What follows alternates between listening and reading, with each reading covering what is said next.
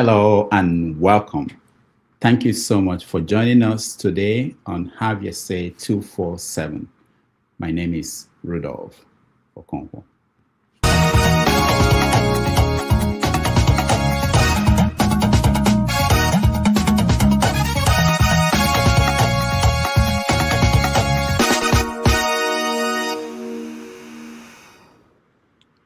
It's Saturday, August the 15th, 2026.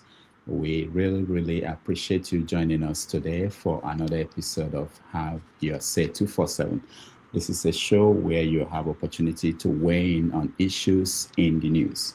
I was off last week. I want to thank Omoye's Corner for being here to cover for me with the help of KJ. Now, today is a very important day in Nigeria. There's election for governor in Osun State. It has been taking place all day. It's already evening time in Nigeria, and results are coming out.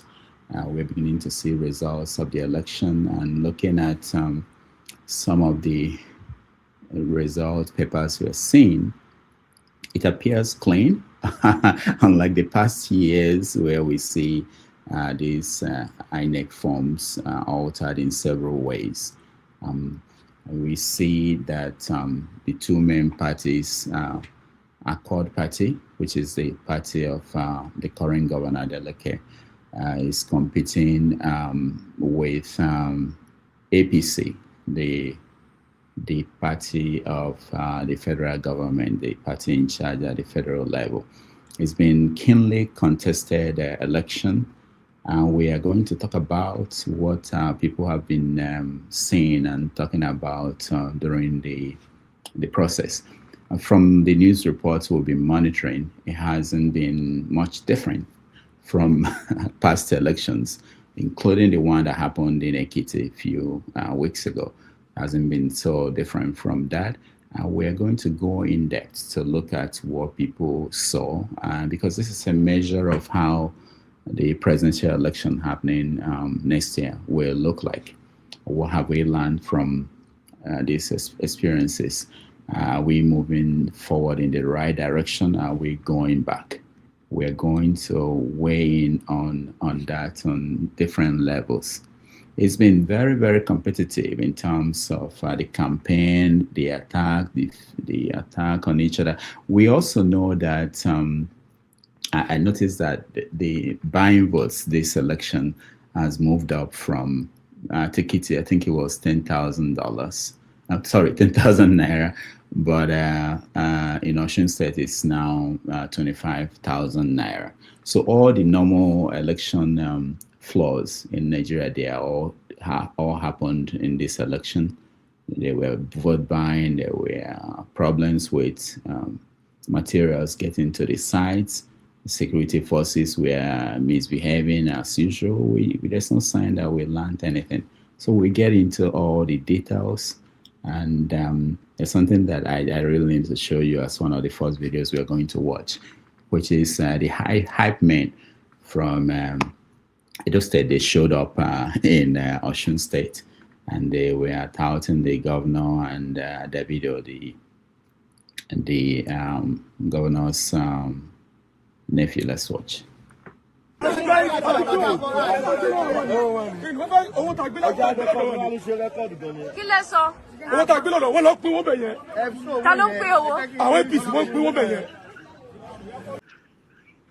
was wrong video. We tell when I say we dey call. When I say na lie. Osun. They don't want to hear word. Osun. They don't want to hear word. Osun. Adeleke will learn in the hard way. Tomorrow.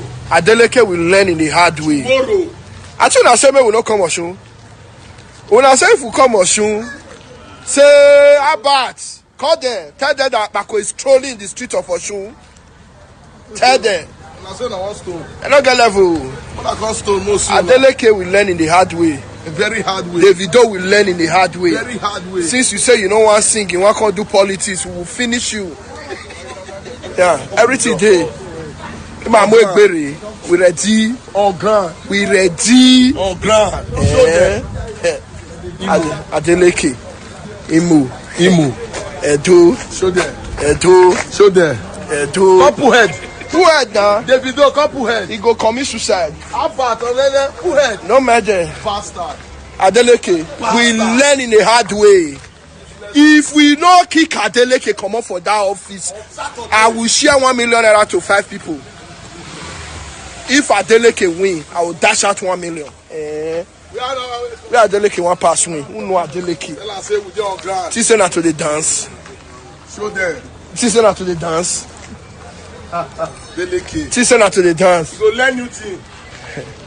In a very hard way. She say na to the dance. Order your dancing on Saturday go end. All don't end tomorrow. End tomorrow. Now tomorrow Bako one you off go that dey join music. Davido dey dance. You go dey dance follow Davido. Yeah, governor wey dey dance. No mind them. They are coming to smoke you out. No, it's a must. That one is a On must. Saturday they are smoking you out. It's a must. Tomorrow, Adeleke is now leaving. your belle go less. He go less. At first, now Adeleke won't pass tomorrow. Adeleke. You know the year where you throw man go meet His Excellency Senator Modi Okpebholo, the Akpako rescue. Omwegbere, ready for una. He's taking over the state. We are going to capture Adeleke tomorrow. We'll capture him. See another they come. See Oga. See Oga. See there. Oh. We'll capture Adeleke. See there. We'll capture him. They are on their way coming with their We'll capture him. Adeleke put body go. We are in the street of Osun to capture Adeleke. Adeleke. No matter. No matter. If Adeleke put body, they go collect. No matter. Oh God, they ready to smoke anything out. They are smoking They Adeleke. ready to smoke anything out. Adeleke. Mona go vote. Mona no fear. Go and vote for APC. Go and vote APC. It's free and fair election. Nobody will vote Adeleke. They have been stealing Osun's money. Davido should go and work hard. Go and work hard. No can they use Osun money. They should show yourself on social media. They use Osun money. They buy new motor. Davido, go and work hard like your mate, the Burna Boy. Go and concentrate on how to carry a Grammy instead of misbehaving in the street of Osun. Tomorrow, Davido, you will learn new thing. Adeleke family will learn new thing. Una head no correct. Una remember the year when I talked to Okpebholo, Senator Modi Okpebholo. Oh, Q boy. Una dey craze. Una no get level. We are in the street of Osun. If you get level, come out. Come out! Akpako is in the street of Osun strolling. Now the craze. Yeah. All right. That was Akpako. Every character in Nigeria, they all, when they had that, they were about 9 governors of APC. They were in Osun State to monitor the election, they said, and intimidate voters, as you are seeing there, with police and military. There was another thing that happened, because when you look at the results, whatever the results we say, it doesn't tell you the whole story of what happened between past few days, yesterday and today. Let's listen to this senator who was actually saying that members of the Accord Party should be killed.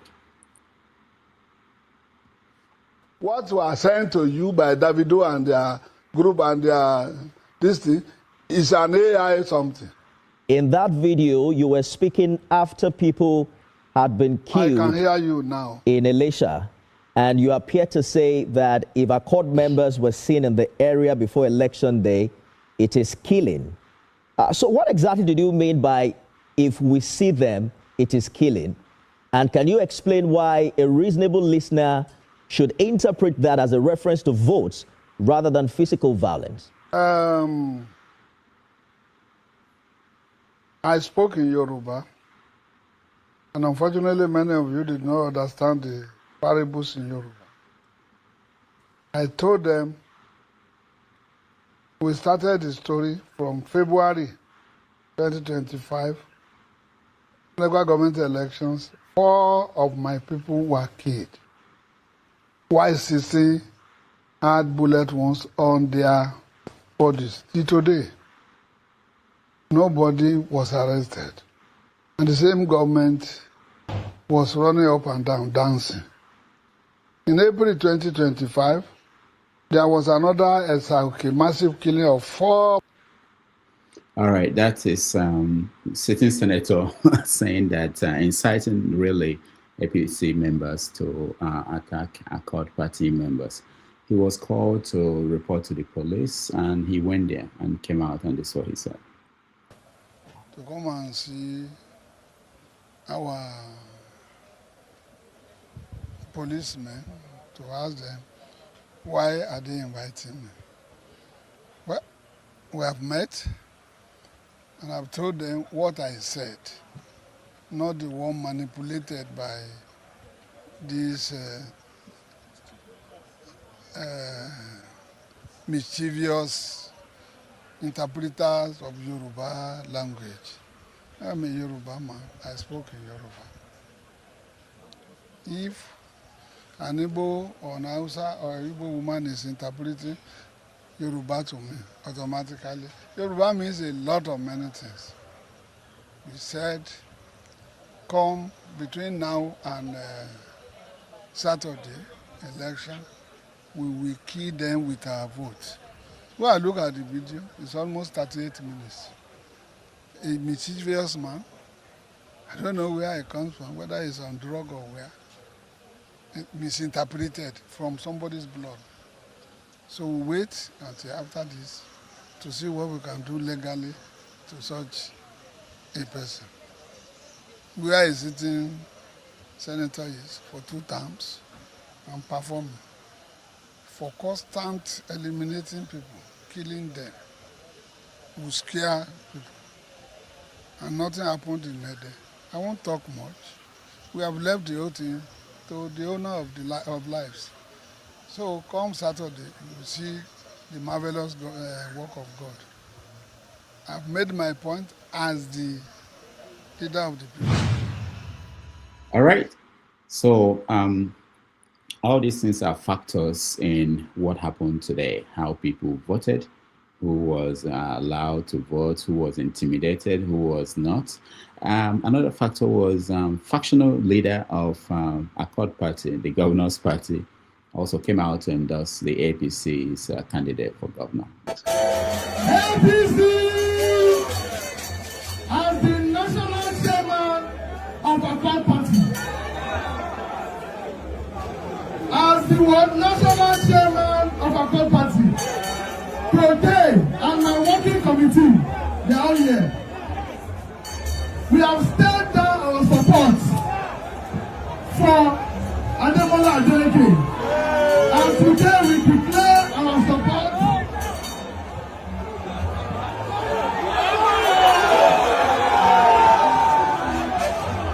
for Ambo. Come on Saturday. All Accord members in Osun State should go to the polling unit and vote for Ambo. Vote for Ambo. All right. So this is the backdrop of what happened today. I also want to point out that Omoyele Sowore was in Osun State for his party's candidate for governor, and he weighed it. Vote today. Let me see your hand. Let me see your hand.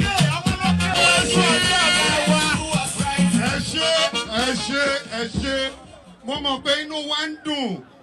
Lójú wọn wá rò bí pé kí là ń ṣe ẹni tí ò bá nírú ẹni. All right. That was there were other political parties who were also running for governor. As you can see in the results that we are seeing all over social media coming out, most of those parties got zero votes, and we are getting more results as we speak. So far, what is baffling to me really is that this process started during the primaries. When they had the primaries, whatever happened during the primaries, they had something to do with the candidates we now have. and whatever happened before the election had impact on what we're seeing on the papers. But moving forward, by the time today is over, or maybe by tomorrow, we start getting results from the local government areas. And basically, we will be talking about the results as if what happened before had nothing to do with what we're looking at. But that's the way, the nature of the beast. The media moves on. Everybody, we all move on to talking about all the other things without stopping to remember that where these things all started is during the primaries, how the campaign was conducted. They all have impact on the final thing that we see as the result that will be announced. All right, so many things. There were intimidations, vote buying. We have videos of women giving out money, people collecting voters' card and giving you money for that. People giving out bread and and rice, and it's now standard in Nigerian political campaign, which is really sad. We leave that. We'll get back to that. That will be one of our major topics as we go along today to discuss what happened in Osun State. But other news, stories in the news. This is a sad story. Former Cambridge University professor Jason Ade found dead. He killed himself. Most of you follow the story of investigation of the man, the youngest black professor at Cambridge University. He was accused of making up stories, copying from other people's work. And in the process, he resigned a few days after he killed himself. So this is something that we should talk about, the issue around mental health of people. He was obviously recognized by the university as someone who is troubled from the time he came in there and all the claims he made. And then the media in the UK, they were unrelenting on his case. And finally, he was drove to the point where he killed himself. So what does that tell us about human life and how we approach some of these things we do in public space? So that will be something to touch on and discuss along the way. All right, so before we end it, I want to just touch on other stories in the news. So during the week, at the beginning of the week, there was this trending video of P2B when he went to speak at Jonathan's, I think there was a symposium that Jonathan organized, and P2B spoke there. And he talked about a few things that were not new, but somehow they went viral and touched a lot of people. Let's listen a little bit to that.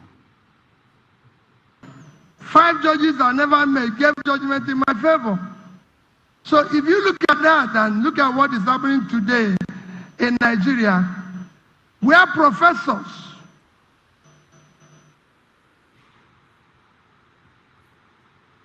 I'm sorry about that. Illiterates to rig election.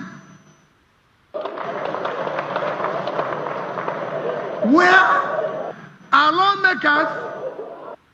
lawmakers have removed forgery as an offense in electoral matter. And senior advocates of Nigeria are defending forgery. Our religious leaders are now praying for criminal politicians for blessing. We have a crisis. And above all, our judges are now thinking, for your mandate we stand.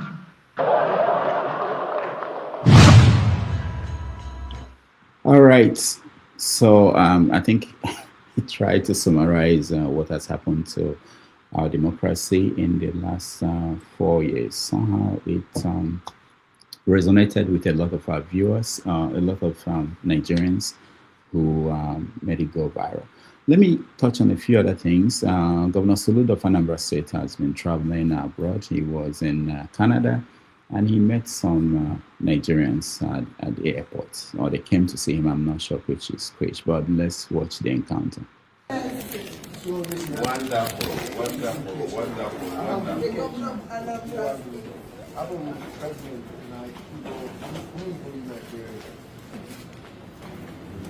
Vietnam. Sorochi Banseko. Sorochi. Banseko. I will find the UI. No.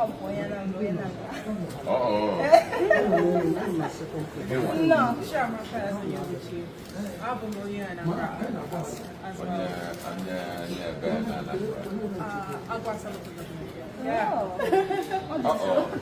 Ames.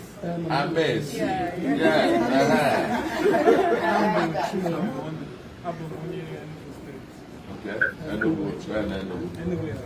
Enugu Ezike, that's Igweze.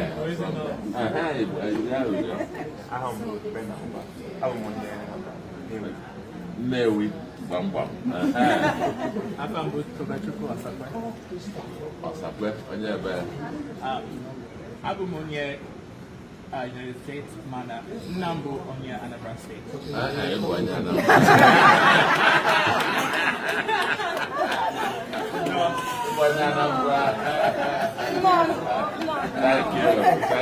Thank you very much. All right. In Kano State, they had one of these events they typically have up north, which was mass weddings. For the first time, I think people paid attention, and they had a lot to say about that. Let's watch some of the people that participated in the mass wedding. And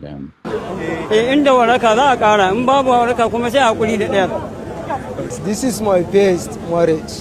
Okay. And I marry. I'm not married widow. I'm married 17 years old. I'm very happy today. Yanzu na da shekara 55.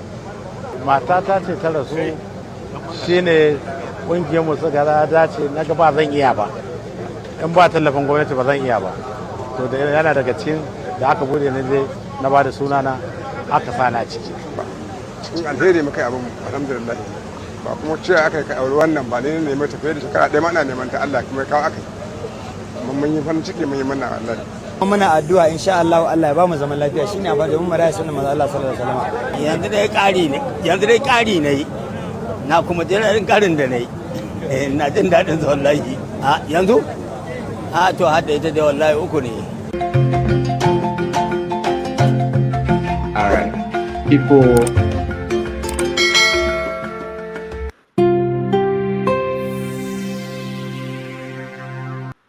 People were wondering the purpose of this mass wedding, what it means for the society. Some people thought that these weddings were for people who couldn't marry. They didn't know there were people who were marrying for the third, fourth time.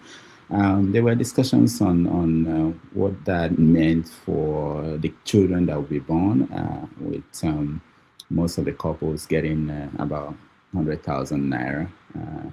And they made sure they gave them bed. And after that, what happens next, you know? So that's something that people debated along the way. Few more things. There was this video that showed up out of somewhere in Nigeria. Let's watch.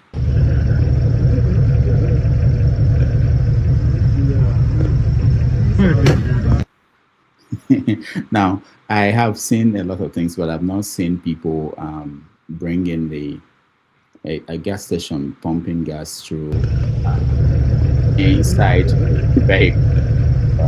Yeah, everything in Nigeria. There was another one. I think I don't have the video queued in to show you.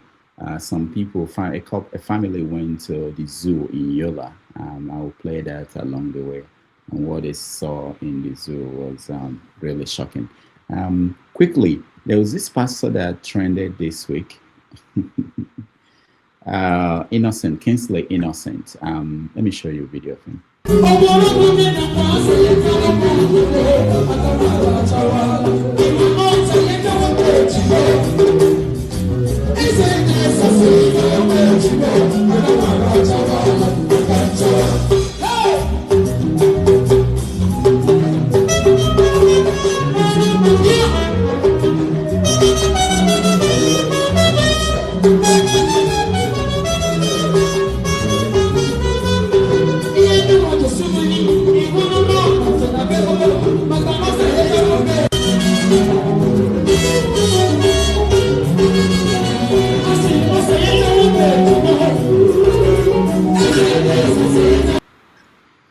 The pastor's followers went to touch him. If you go and touch his leg, you put money on the floor, you get healings.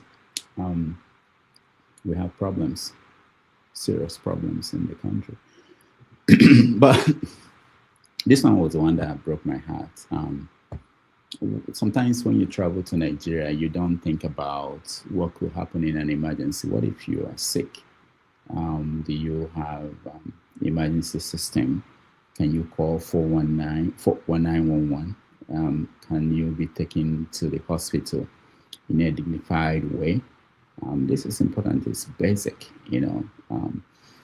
There was a video of someone, I think, during this campaign in Osun State, and the guy got sick, and this is how he was taken to the emergency.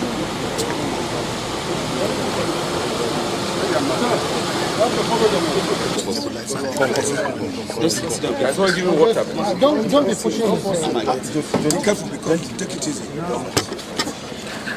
Don't give me any water. Chief, don't do this. My brother should be there as well. Come, we need some. When the council like this, I don't know. See, come. The citizen are bank call. Hey, two people want to. Hey, please hold it, I beg. Maybe by the time the robber see the citizen now move this time. Wait on my brother.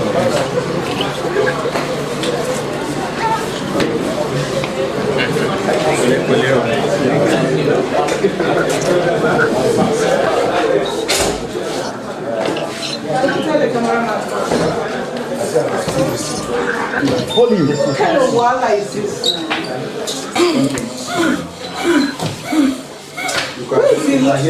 Where is the mat one first? Yeah, sure. Take. Give me one. I heard the whistle sound. Yeah, this one is cool.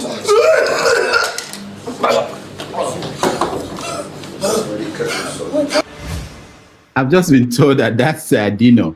Oh, yes. Dino. I had another video sent to me about Dino and what he said about P2B and how he made his money. We will get to that. It's not very important today. I didn't know that was Dino. But that's essentially how people are taken to the hospital in Nigeria. And it bothers me always when I see that a measure of how a country is advancing is what happens to the citizens in an emergency situation. Is there any plan for them in that situation? Now, talking seriously about the international community, what's happening around the world. In Colombia, there was an earthquake this week. That has been, going on. We had, I think it started in what country? Venezuela, Colombia, and today I think there was one in Indonesia. We really don't know what's going on. They said they are not connected, but it's troubling. Let's watch it.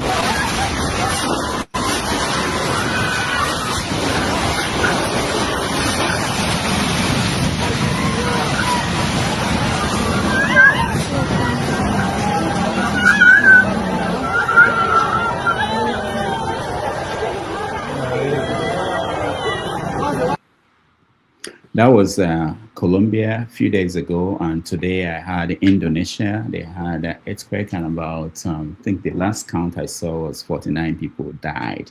Now, all these things shadowed the original story that started when the Catholic bishops went to see Tinubu. You guys remember what happened at that meeting? And Bishop. I was heading for the became. Our spirit told us we should wait here. All right. So that was the story that was that happened. I think a week before, and the government didn't handle it very well. They were desperate for someone to save them from the backlash, because there were various backlash on that, and then they got a very good a good person to do that. which was the sheikh that came out to talk about infidels and Muslim ticket, how he supports that and how infidels must be put in their place and told who owned the country. So that changed the conversation, and we will get into all that as we start the show. Again, thank you so much for joining us. I really appreciate that. You can like this show or share, subscribe if you have not subscribed. We are going to get straight into the conversation of the day. If you want to join us, I'm going to share the link so you can join us and be part of this conversation. Remember, this is your show. Have a say. Have Your Say is a show we designed for you to have an opportunity to weigh in on what's happening around the world. Again, thank you so much for joining us. For those who were here last week, thank you very much. I've had a chance to hear from several of you, and I appreciate all of you. Take care.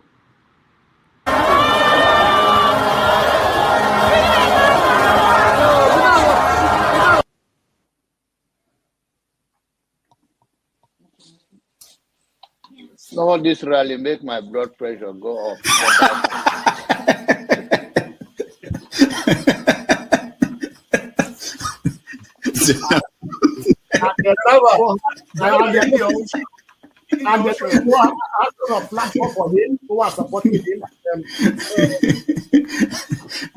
So you should get a filter sometimes, filter your thoughts before you say.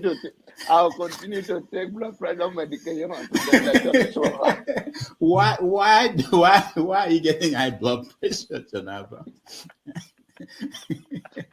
Now, I'm not taking medication for myself. I'm taking it for people like some of you guys that after the January, February something, and then people like Soludo, that is a good spoiler. I thank God for his life. He's working for my. And I am ready to die defending Nigeria in whatever way. When it is God's time for us to go, it is. And you took my time to God. You are ready to defend Nigeria. I gave you my time. No, I'm coming. Alexi, hold on. You already started. What I'm saying, defending Nigerians is this. I gave him my time, and he's using it to defend. No, sorry. I'm sorry. Alexi. I hope that Nigeria wins. I'm never going to wish any president evil so that I can say I told you so. No, I won't wish them evil. I hope. You see, I'm not praying. There's no point. I can't pray for Nigeria to be fine.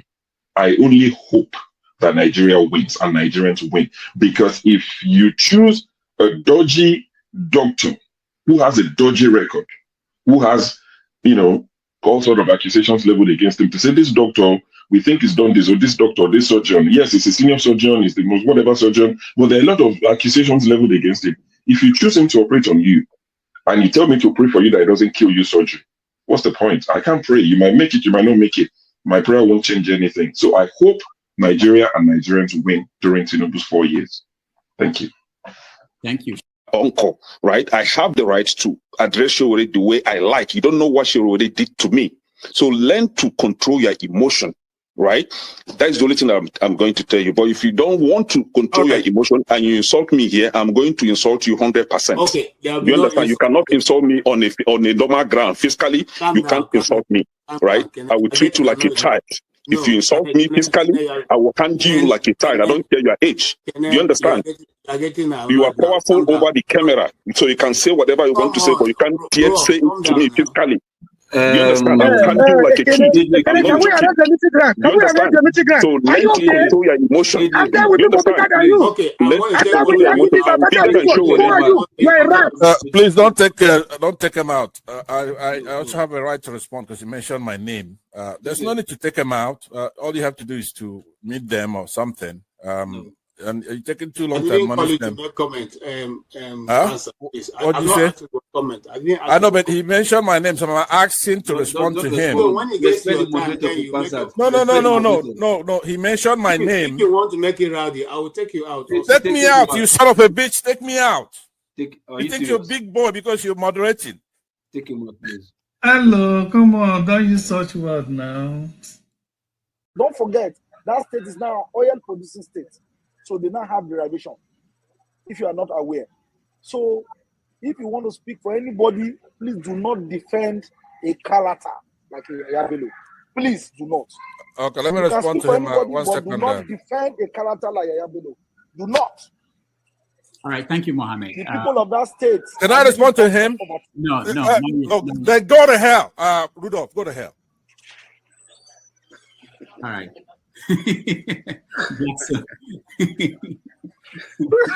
Rudolph, I've never seen this part of him before. Tinubu is a criminal, yes, of course, a categorical grade 1 criminal. The only person more criminal than Tinubu in Nigeria is probably Babangida. But he's a criminal, and is he fit for purpose? Absolutely not. Should Tinubu be the president of Nigeria? Categorical no. Is there a better option than him? That is subjective. So show me who he is.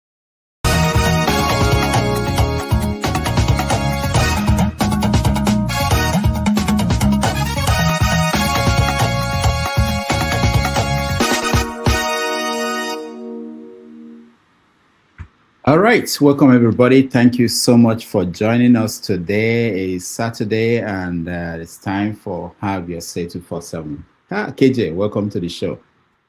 Thank you so much, Dr. Rudolph. It's good to see you. You're smiling you're smiling like you're winning. Thank you so much for being here. Thank you for last week helping Omoye to navigate our people. Thank you. We're always winners on this side of the aisle. So being a flagship here gives us even more confidence that we're winning the race. The flagship, how are you doing?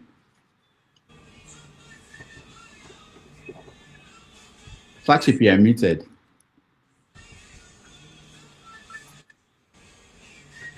Okay, flagship, can you hear us? We can't hear you. We can't hear you. All right, I think he's talking to someone else. Oh, okay. Flagship, if you are having problems connecting, you can join us again. Click off and join back. That may fix it. All right. So, KJ, what's going on? Are you following the results coming out? Oh yes, I'm following it, and it's been, it's been a shame, honestly. For the ones I've seen so far, many of the places are delegates leading, but you never know what the magic these guys have up their sleeves. For the first time, I thought that the police was going to go ahead and arrest the guy who came from Edo State, had paraded himself with the police vehicles. How they've come to change the result of Ekiti State. I mean, which state that is? Osun. But Osun State. But to my greatest surprise, they are rather going to look for somebody who is in his house, who they say camped 27 persons, who have plenty of voters card. And that's where the problem is. They're not in the places where the problems have been. They have never arrested people who have been sharing money all week long, and and now they are trying to find a way to blame the Accord Party. Rudolph, you see, I used to get very annoyed when somebody say you people are behave like animals. Now I don't get annoyed anymore, because I don't know. Some people will come here now and defend what is going on in Osun State. I don't know which other country in the world where election is done the way we do it in Nigeria becomes war. As we talk today, over 300 people have given their life for this same election, just because they are not supporting the party that the people in power are supporting. In fact, look at it. Where else? You've been living in the US. How many times have you heard of election and heard that somebody was killed because of election, even though it is fiercely contested? Where have you heard that people went to go and vote and they were thoroughly beaten and their cars vandalized? That's what you see in Nigeria, and people welcome it. People agree with it. People say it is all is fair, as we discussed last week. All is fair. That's what Tinubu says. And all is fair only in Nigeria. But Nigeria does not constitute the rest of the world. Rather, nowadays, as it's happening, people are seeing what is going on. So to cut a long story short, the Osun results coming in, the few I have seen, Adeleke seem to be on the lead or in the lead. And I hope it remains that way, because the people of Osun have shown relentlessly that they are in support of the present governor. And it will only be unfortunate if there's a different result. You know, I have never advocated for violence, but this one election, I would have said to him, if I was one of his advisors, match everything for everything, because that's the only way. You see, long ago, those of us who have followed the destruction of the North by the Fulani Caliphate for a long time, we've come to know one thing: they don't hear a beg. When they're begging the terrorists, they think that you are weak. All they understand is force for force. You match their force for the force. But the moment, as long as they run away and keep trying to look for a way to make peace, they don't hear it. They think you are weak. So, and that's what is playing out, because the federal might is totally behind what's going on in Osun State. And I won't be surprised if they find a way to remove him, because, like I said, and like we have said on this channel, do everything you can to win at the poll. At the poll, don't even think going to court will give you any mileage. You know, it's not. Thank you. All right, thank you so much, KJ. Mr. James, welcome to the show. KJ talked about United States and elections in the US. I'm not even interested in what's happening here. Let's in the Gambia. How do you compare the election in Nigeria, what we saw today and all the previous elections, and what is going on, what happens in the Gambia where you are? Well, I don't want to compare apples with potatoes. Please, I don't just want to comment on it. Kindly spare me the horror. Thank you so much indeed. Okay, but before, don't go away yet. What are you watching? What are you following? Stories, news. Very dejected. I've been dejected over the situation in Nigeria. Nothing good comes out of that country. I'm badly worried. Where am I going to retire to at the end of the day? Were you planning to retire in Nigeria?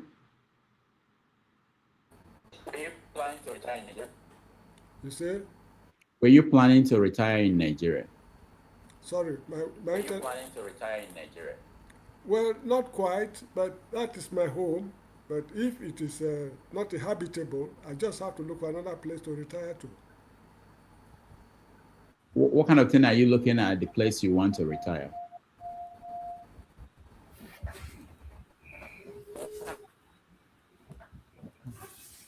Can you hear me? Mr. James. All right. We leave Mr. James, and we're getting a lot of, I think we're getting feed from I'm sorry, him. my line is very weak. My line is very weak. Kindly repeat it again. My line is very weak. I wanted to know, what were you looking for? What will you be the ideal place you want to retire in? Why is the Gambia not good?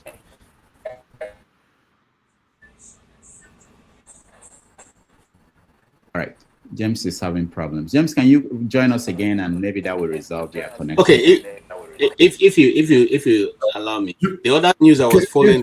KJ, can you hear me? Yeah, I can hear you now. Okay, good. I was just checking my mic to make sure I'm okay.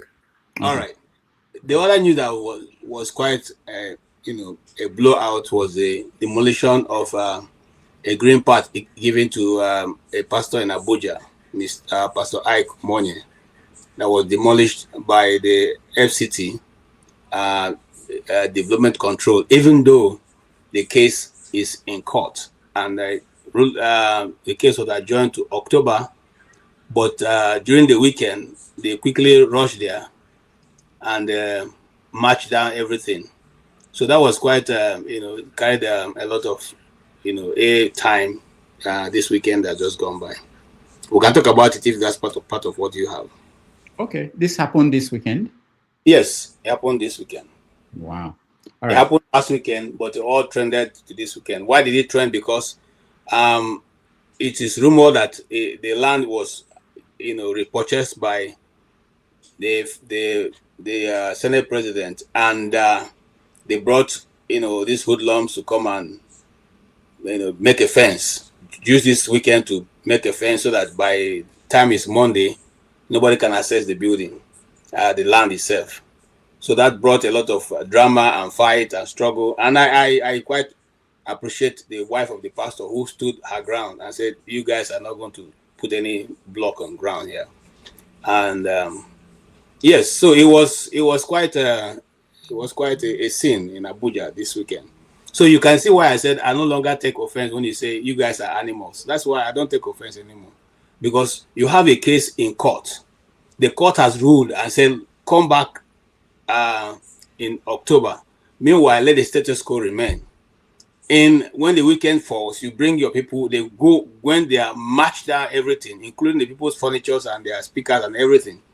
And then you got your people to start digging the ground to put a fence over it, so that by Monday you will have completely taken over and locked the place and bring your hoodlums to take over. Why does this kind of news where does it ever happen again in this kind of time? And this is happening right in the federal capital of Nigeria, where you're supposed to have some form of excellence, okay, some form of rule of law. So if this is happening in Abuja, think of what will happen in the backside of Nigeria, where nobody is those ungoverned spaces, but people are living. Just think of what will happen.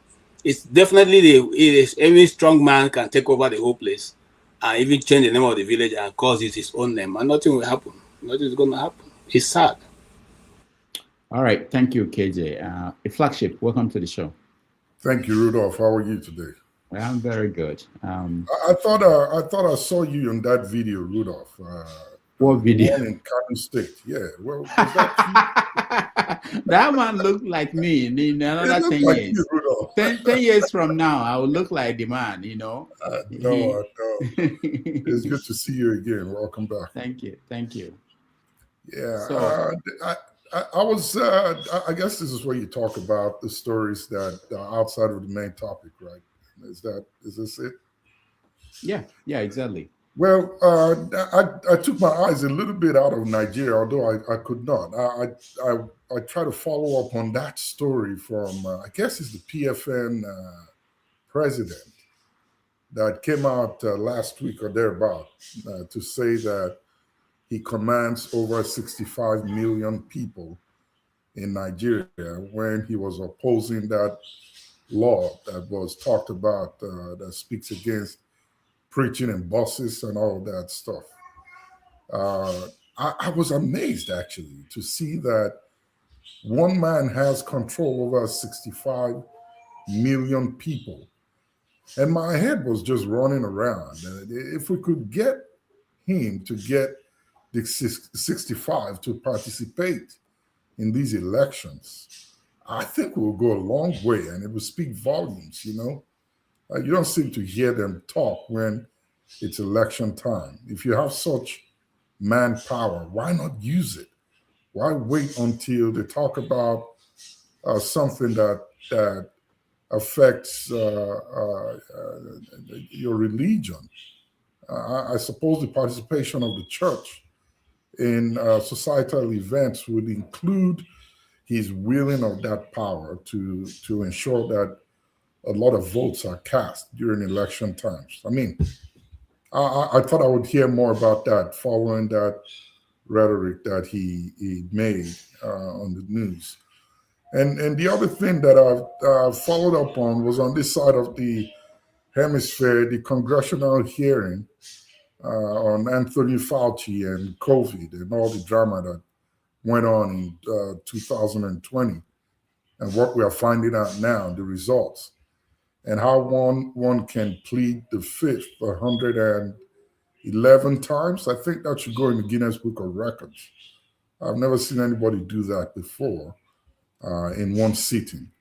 So I thought that was very, very amazing to hear. The other thing that caught my attention was yesterday.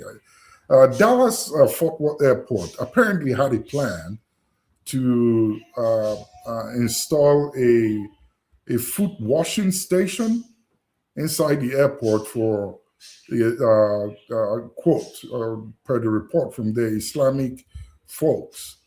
But yesterday they went back on their decision and said they were not going to do it anymore to install a foot washing station inside the airport for airport users who are Muslims.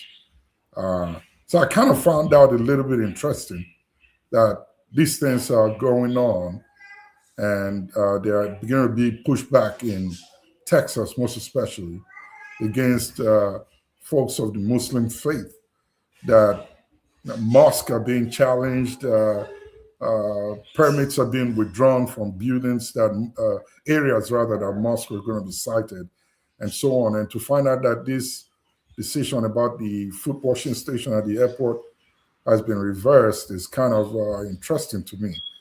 I'm waiting to hear more on that, hopefully by Monday, to see what the outcome would be. So those three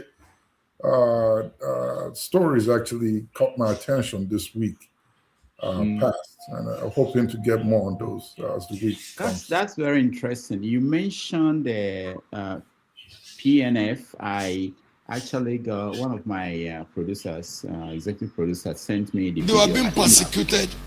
They were told not to preach again. Just like the Senate of Nigeria, Federal Republic, now they are telling them not to preach in bus. Make all the stadium in Nigeria to become a prison. If you want to enforce that law, we are coming. But we break that law. Our master told us to go into the world and preach the gospel to every creature. You sit somewhere there and you're saying we shouldn't preach in buses. We will preach in buses. We will preach everywhere because you are evil, making evil decrease. Evil. We will rather obey God than man. That's what our fathers told them in those days. You better tell them. No Pentecostal must listen to that. And the national president, Pentecostal Fellowship of Nigeria, I lead over 65 million people. Everybody, go into every taxi, go into every bus and preach. Let them arrest us. Let them turn National Stadium Lagos into prison. I will come there. Let them turn National Stadium Abuja into prison. I'll come there. Let them build more prison. They will be the one that will go there and they will rot there. And God will judge them. You don't go after killers. You don't go after those that are beheading. You don't go after rapists. You don't go after kidnappers. You don't go after bandits who are unlawfully carrying arms. You are not going after them. You are going after us who are preaching the gospel of peace that have changed the lives of people. We won't listen to you. You are not God. Who are you? You are there for eternal, and God will wipe all of you out. Those who are promoting that law, God will cut them off. We will rain curses upon you and upon your family except you repent. There is nothing you can do. We are unstoppable. What kind of evil is that? Those that were kidnapped in Borno State, they have not rescued them. And you are oppressing us. And it's targeted against the church. And we are up to it. Bring it on and send us to prison. See how you will imprison 65 million people. I will order them on the streets. We will march. Now they are coming there now trying to change it. It's been in the statute before. You better remove it from the statute. This one, we will break that law with joy. Praise the Lord. Wow. I didn't So you see how powerful that is, Rudolph. I like that. I really do like that energy. But here's where I think it would have been better if he would say we will break the votes with 65 million votes that are cast. We will break INEC office and go. When I say break, I mean we would all go register and get our PVCs to make sure we go there and cast our votes, 65 million of us. You know the level of change that would happen in Nigeria overnight if he would commandeer 65 million people to get out on the street and protest hunger, insecurity, and the rest of them. I think that the government by now would have made a huge U-turn on things and try to walk in the right direction. So I'm kind of perplexed at how we use power in Nigeria when we have so much resources in our hands. When you were speaking about him deploying 65 million, I was thinking about the stories I heard that Showore was the one who elected Buhari as president, and now he can use that power to elect himself. So I'm thinking, how will he, like you have suggested, how will he, command the? I thought you would say something like, I'm going to preach in the buses myself for the next 2 weeks, and let them come and do something to me, and I'm going to go with. There are so many ways to look at that, but we can touch on it. It's quite interesting, especially with the sheikh that came out and talked about I know you guys probably discussed that last weekend, about Muslim tickets and why the infidels will be dealt with. We can also combine it together and touch on that together with what we're discussing. KJ, you look like you wanted to say something. No? Well, that's my conspiracy, so I will have something to say. That's Bishop Waleoke. One of the I must say, one of the distinguished gentlemen of the church, of the heads of the church. He's been there for a long time, and yeah, I like what you said, Rudolph. That's what I expected him to say. You know what? Next week, I'll be preaching from so and so. I'll be there with my top members of my executive or church leaders. We'll be preaching, and let's see who will arrest us. That's how to deal with these people. Just say we will preach, and then the ordinary man who you don't even know where is a member of your church listens to you and leaves Ozuakoli, goes to preach in Umuahia and is arrested.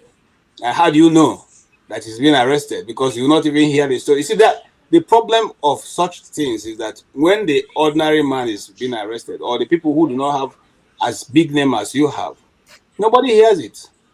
We just discovered a lady who was arrested in Imo State and taken to prison in Wawa prison in Niger State, and she's been there for 5 years, never gone to court, never been charged.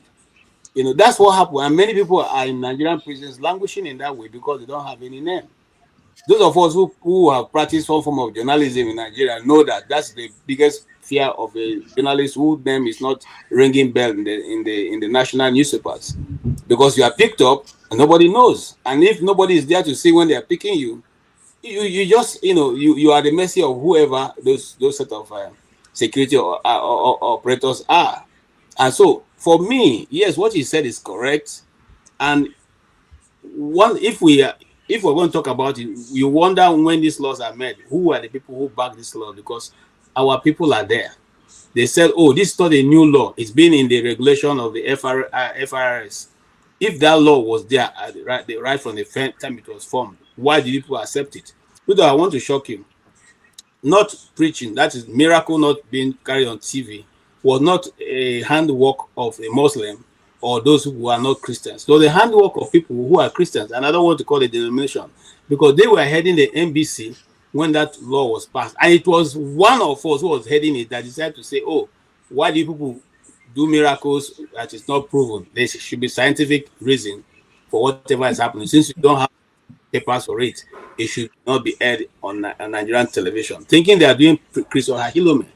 That is it. But you see, other people now, they jump on that and have increased it.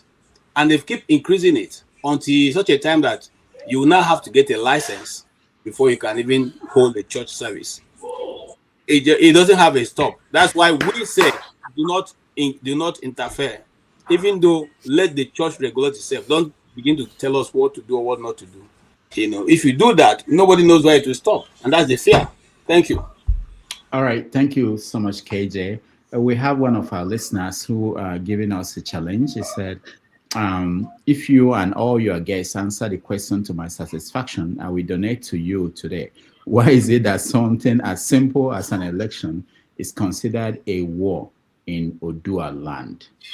My first question to the person is it not a war across the country? Is there any difference? Let me hear from you guys. Is there any difference between what's happening in the west and in the north and in the south? And Mr. James, do you know?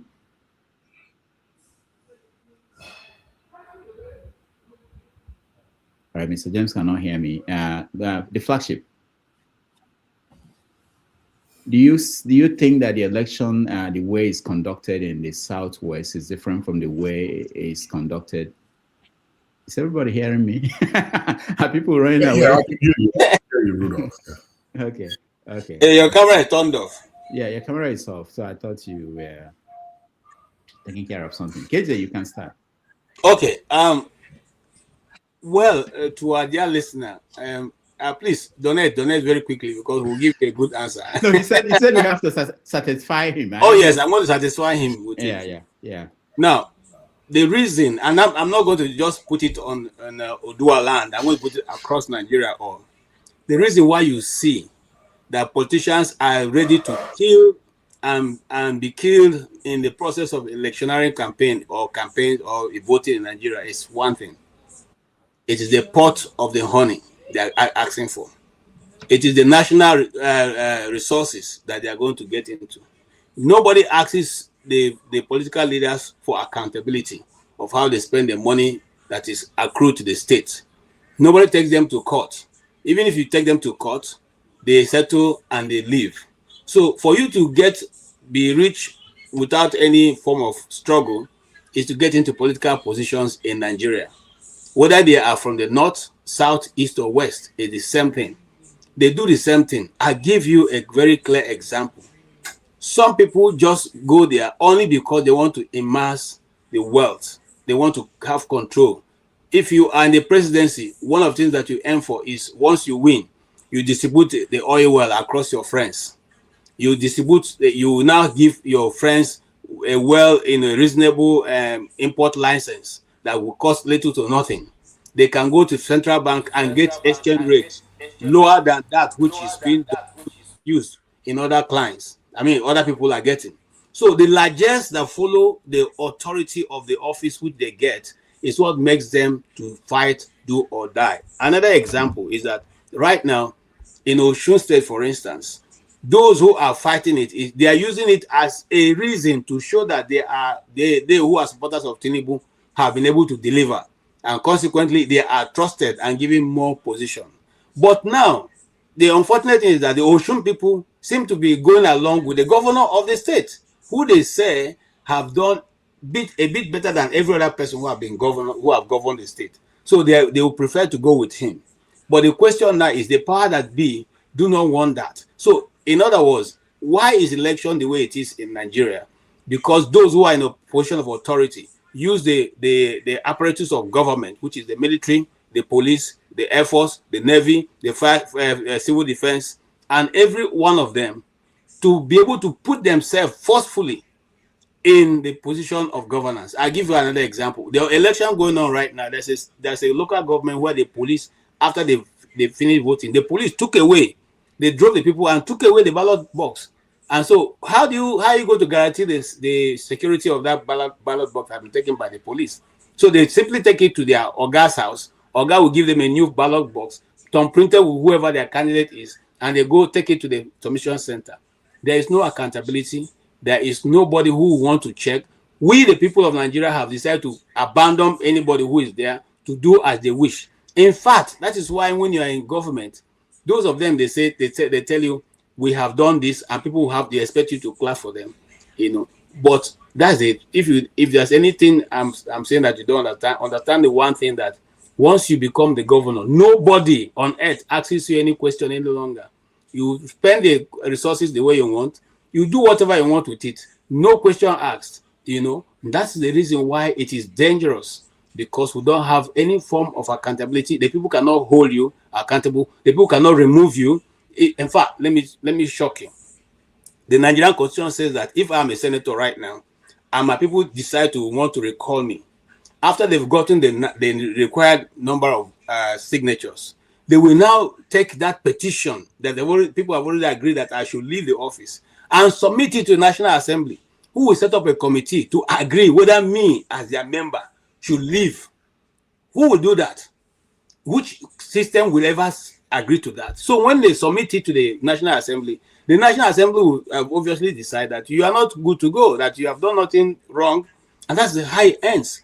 So the whole system is twisted upside down so that these people can constantly and continually be in office, and nobody can do anything about it. The police, this is my last point, Rudolph. The Nigerian police, unlike other clients where the police is meant to protect you, in Nigeria, the police is meant to protect those in power. It's what the people in power say that the police will do. Whether it is in alignment with the constitution or not, that's what they will do. I'll give you another example and I'll finally end here. The Nigerian constitution says that if you are elected and you have any form of forgery in your certificate, you should be what? You should be taken out of office. That's the constitution. It's written in the constitution. But the National Assembly, whose first service is to the constitution, now says no. If you are elected, once you are elected and that result is not found, you are now free. You can sit in the office and do what you like. That is where we are. That is the Nigerian situation. So when we come here, some of us say the constitution needs to be talked about. We need to rework it. We need to look at it again. People who come here and say all kinds of things, that's the reason, nothing else. That constitution will not give good governance to anybody who operates in the way it is operated. Thank you so much. Thank you, KJ. Let me just remind you that some of the politicians are not just there to get money. They were sent by God. Let me show you. Noticed for the first time we are remembered, and I asked the guys out this because sometimes I say, listen, our people should not be sentimental, and that's why they sought me, and I enjoy the insult because tomorrow they will find out that God sent me at a time like this to tell them the truth. The president has good intention to integrate the people of Southeast. And I have to be very honest with you. If I'm not a minister from Southeast, we won't be able to get the projects we have gotten. And so it's an intentional by Mr. President. Go and right the wrongs of the Southeast. When Christ was moving, he never called anybody that didn't have something to it. God said to Moses, what do you have in your hands? We should always have something in our hands that will become subject of prayer. Pray to my people to obtain them the good news. This is the time. We've been integrated. There's no time savvy chips are made that we are not getting one under President Bola Tinubu. Look at Enugu Onisha. For years, people spend hours to travel for a journey of 30-45 minutes. Today, now road 50% is being constructed like the coastal road. He said Enugu Onisha Road, and that I thought he was going to say that it's been finished, but it's still being constructed. The same thing with Lagos Ibadan and Lagos Benin. You would think that they've finished this. It's still not complete. Every government that came to Nigeria, they all construct the same Enugu Onisha. Northwest. Is it west south? What is that name of that road? There's East-West Road. East-West Road. And that's North-East. That's the one they're coming from. Yes, from Lagos to Lagos Ibadan. And then Lagos Benin. Lagos Benin to Calabar. Nobody has ever calculated how much they spent over the years. It's not even. Sorry, KJ, go ahead. After you, I'll say something. Go ahead. Well, one other thing I found out this week, Rudolph, is that I heard that in Morocco, they named a super highway after Donald Trump. Did you hear about that? Oh, yeah, I had something like that. Or they were planning. Yeah. So apparently, this is the interesting part for me. It's not about even the naming. The super highway is about a little over 1,000 kilometers long. And the cost for that road was a little below $1 billion US. And we have a super highway in Burkina Faso that Traore is constructing right now and is taxing its citizens to pay for it. And the cost we are being told as of this moment is in no way compared to the one in Nigeria that runs from Lagos to Calabar. That is about 750 kilometers thereabout, and it's costing $11 billion. So compare that. You're talking about the price just now. Nobody knows how much these roads we've not been able to factor in the actual cost. $11 billion to go from Lagos to Calabar at 750 kilometers versus $900 and something million for over 1,000 kilometers. So something is not right somewhere. So thank you, KJ. Umahi also talked about God sending him, which is why I played that video. And how do you question that? You know, if God sent Umahi and Umahi, who said God sent him? Who told him that God sent him? It's the devil that sent him. It's not God. It's the devil that sent him. He quoted the Bible, quoted Moses. No. David. No, listen. When the devil came to Christ, he didn't come to tell him. He quoted the Bible. He said to Christ, "What the Bible says." That's what he said. So we don't believe such people who come, especially the way that he's short and wearing that is a funny dress. We don't believe such people. The Southeast is not bereft of people who are spiritually intelligent. So does he think he can go say that to people in Ebony, not to the Southeast? Let me say something. You see, these are the people who have kept the Southeast the way it is, because their leaders, once they have small porridge in their mouths, they run their mouth like okra soup. Okay, when I heard that, I was so annoyed. No, God didn't send. Are you the first minister from the Southeast? Are you the first? What has Tinubu done? Because of this, I went to look for what Tinubu have done for the Southeast that makes this man think that we now should be falling all over Tinubu. What has he done? As I just said, the Enugu Port Harcourt road is still undone. Even his place, that is Ebonyi Ikotekpene road, it's not done. How long are these places? And numerous others. Onitsha road is still there, left for many years since I've been in secondary school. That road have been going on. They've been trying to construct every now and then. What about the Enugu Port Harcourt? It's been there. The renovation have taken more than 35 years. Every year that they are telling us, since Obasanjo, this same Enugu Port Harcourt road was what made me to pick quarrel with Iwanyanwu, because the time that Obasanjo went to the east, and the eastern elders gathered and said to him, "Please help us with the road." He said, "Ask your son Iwanyanwu. He's the one who took the contract. Ask him what happened there." So you see, we have always had people like this who come and they present themselves as the messiah for the Southeast, but it's all for their pockets. Okay, you are there in the Southeast. You know what the Southeast need. We don't have any. You are a minister for works. The Southeast don't have any port. Not even the South don't have any port. We don't have any standard gauge, but you're minister of works. We don't have any. In fact, even to say to your government, since you are working for the Southern Eastern people, Hope Uzodinma have asked that the oil companies in Imo State come back to Imo State to build their headquarters there, so our young people will have work. Why have you not helped him to facilitate that, since you are the boy of the president who knows what should be done for the East? I don't believe. So look, I know we have very silly people representing the Southeast, but this guy is the worst of all of them. He's the worst. I must say that. I'm sorry. That's this same person we're talking about, God, who just a young girl just died in his house, and he's doing everything possible to cover it. You're telling me about God? He's doing everything possible. If it was David Omahi's daughter that this happened to in somebody's house, would they have forgotten about it that way? Will he be trying to cover it? If it was him, his child, okay, and he's saying those who talk about it is going to, why has he not gone to court with those people who have been talking about it? Okay, so that's how Mary Kabila will go from this world. Nobody will talk about it. The parents can't talk about it. The media cannot talk about it. It has quietly gone off the radar. And you come and tell me about God. Oh she. Nonsense. KJ, the man is a deacon. I don't know why you're reducing him to the ground like that. No, it don't be today now. We don't see Dickens. I told you I went to do a story in Liberia shortly after the war.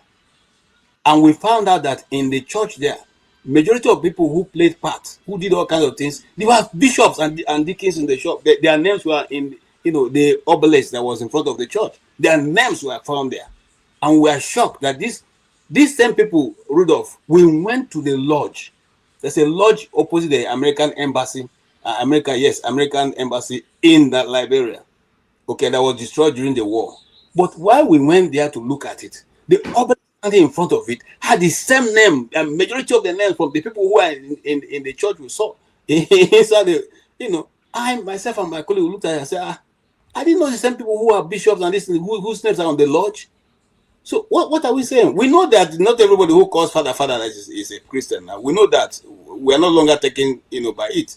Somebody like him cannot tell me that he's a Christian. If he's a Christian and certain things he's doing, or even let us even say he doesn't have the way without to deal with national issue. What about the simple one of a young girl died in your house? You are the one telling us the story. Till today, you are telling us the story of what the boyfriend said.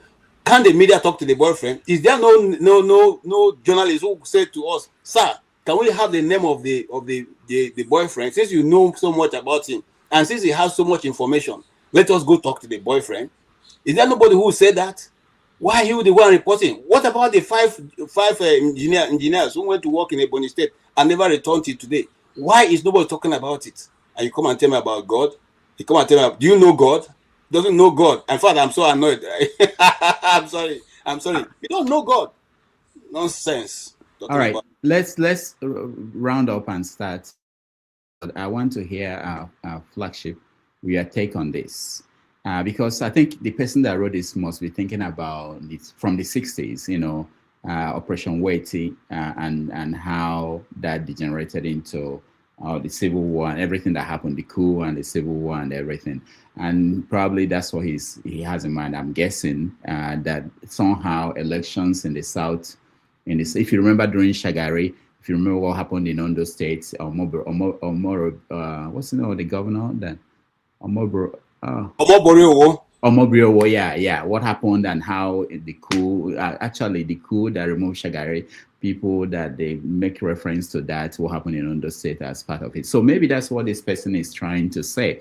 Why is election? It's election. The first question is election. He's assuming that the assumption he made here is that elections in the Southwest are considered they're taken as a war compared to other parts of the country. I don't know if that is true, but I want to know what you think. The flagship. No, we can't hear you, flagship. Can you hear me? Yeah, okay. Politics is the only profession, and allow me to use that word, the only profession that you can walk in with tattered clothes and come out with designers a few years later. So whatever it takes, they do it to get themselves there. Now, if the way it's done in the West is different from the way it's done in the East, I don't think so, because when I look in the South as well, it's the same attitude and approach to it. People can kill, people can maim, they can do anything. It's war between the both parties or all parties that are concerned. So whatever it takes to get them there, they are ready to do it. And this has baffled my imagination to think that you would pay 100 million naira, for example, to get the nomination, get a ticket to be nominated for office or to run for office, when you know that your salary at the end of the day, put the 4 years together, is maybe a little less than 10 million naira if you complete 4 years in office. So it's war wherever you look at it and whatever region is being played. They have to find a way to get there because it's strictly for personal gain. Everyone looks at the national cake and wants to get a piece of it. So whatever they need to do to get there and get a slice of it, they will do, regardless of the region. So I don't think it differs. Okay, thank you so much. I'm welcoming to the show. Stay humble. Welcome to the show. Chris, welcome to the show.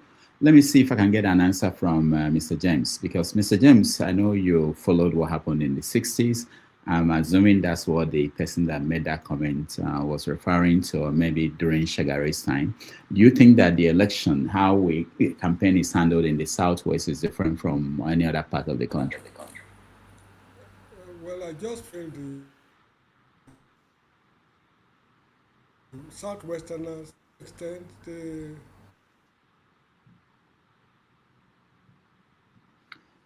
All right, Mr. James, your connection is not good today at all.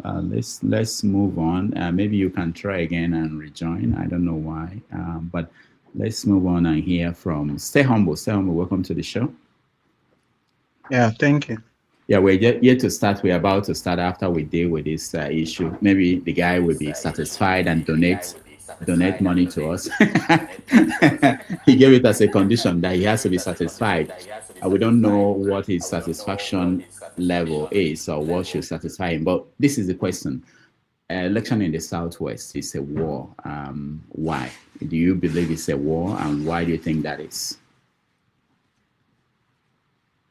Okay. Well, war is a strong word. You know, unfortunately, it's a word that is often used in Nigeria's political space and lexicon. It's very sad that we often deploy that word, war, do or die, you know, and even other phrases that should not be used.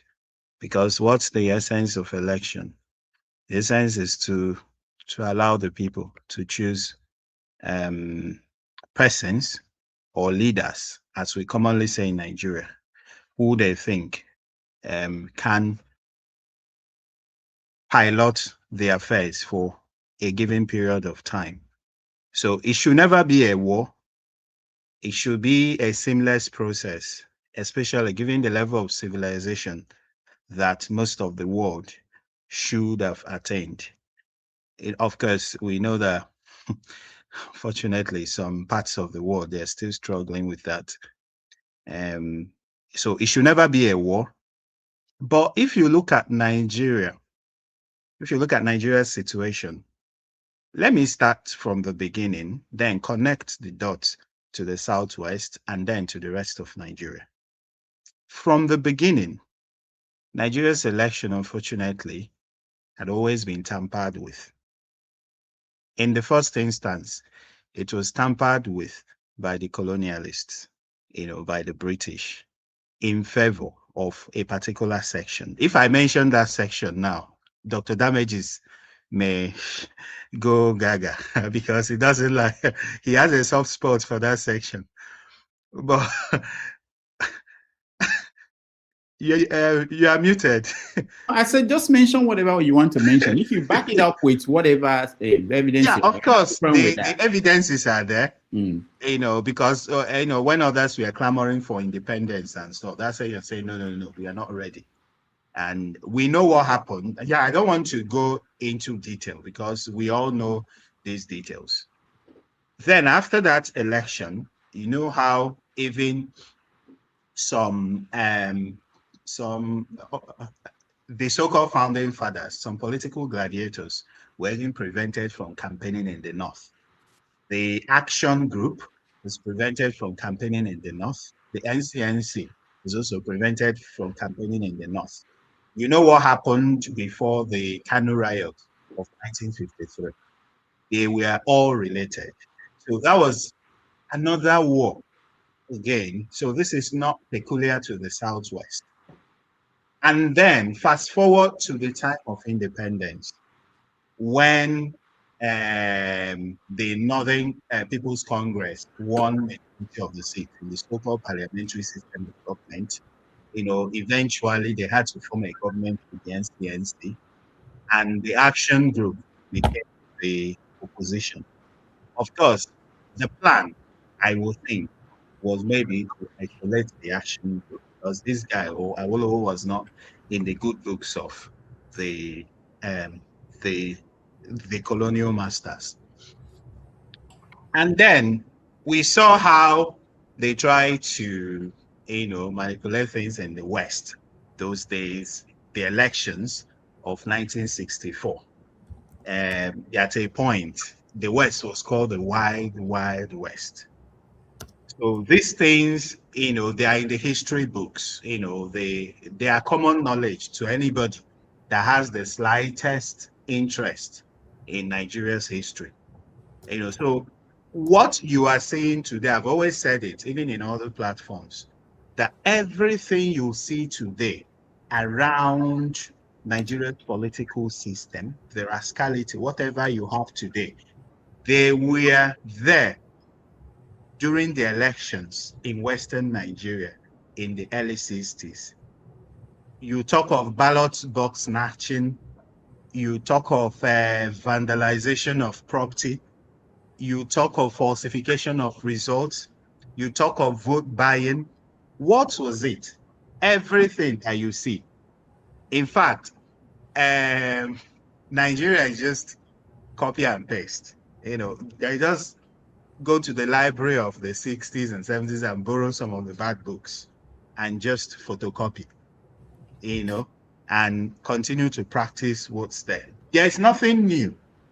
And that's why sometimes I tell people that, look, let us not waste our time talking about electoral reform.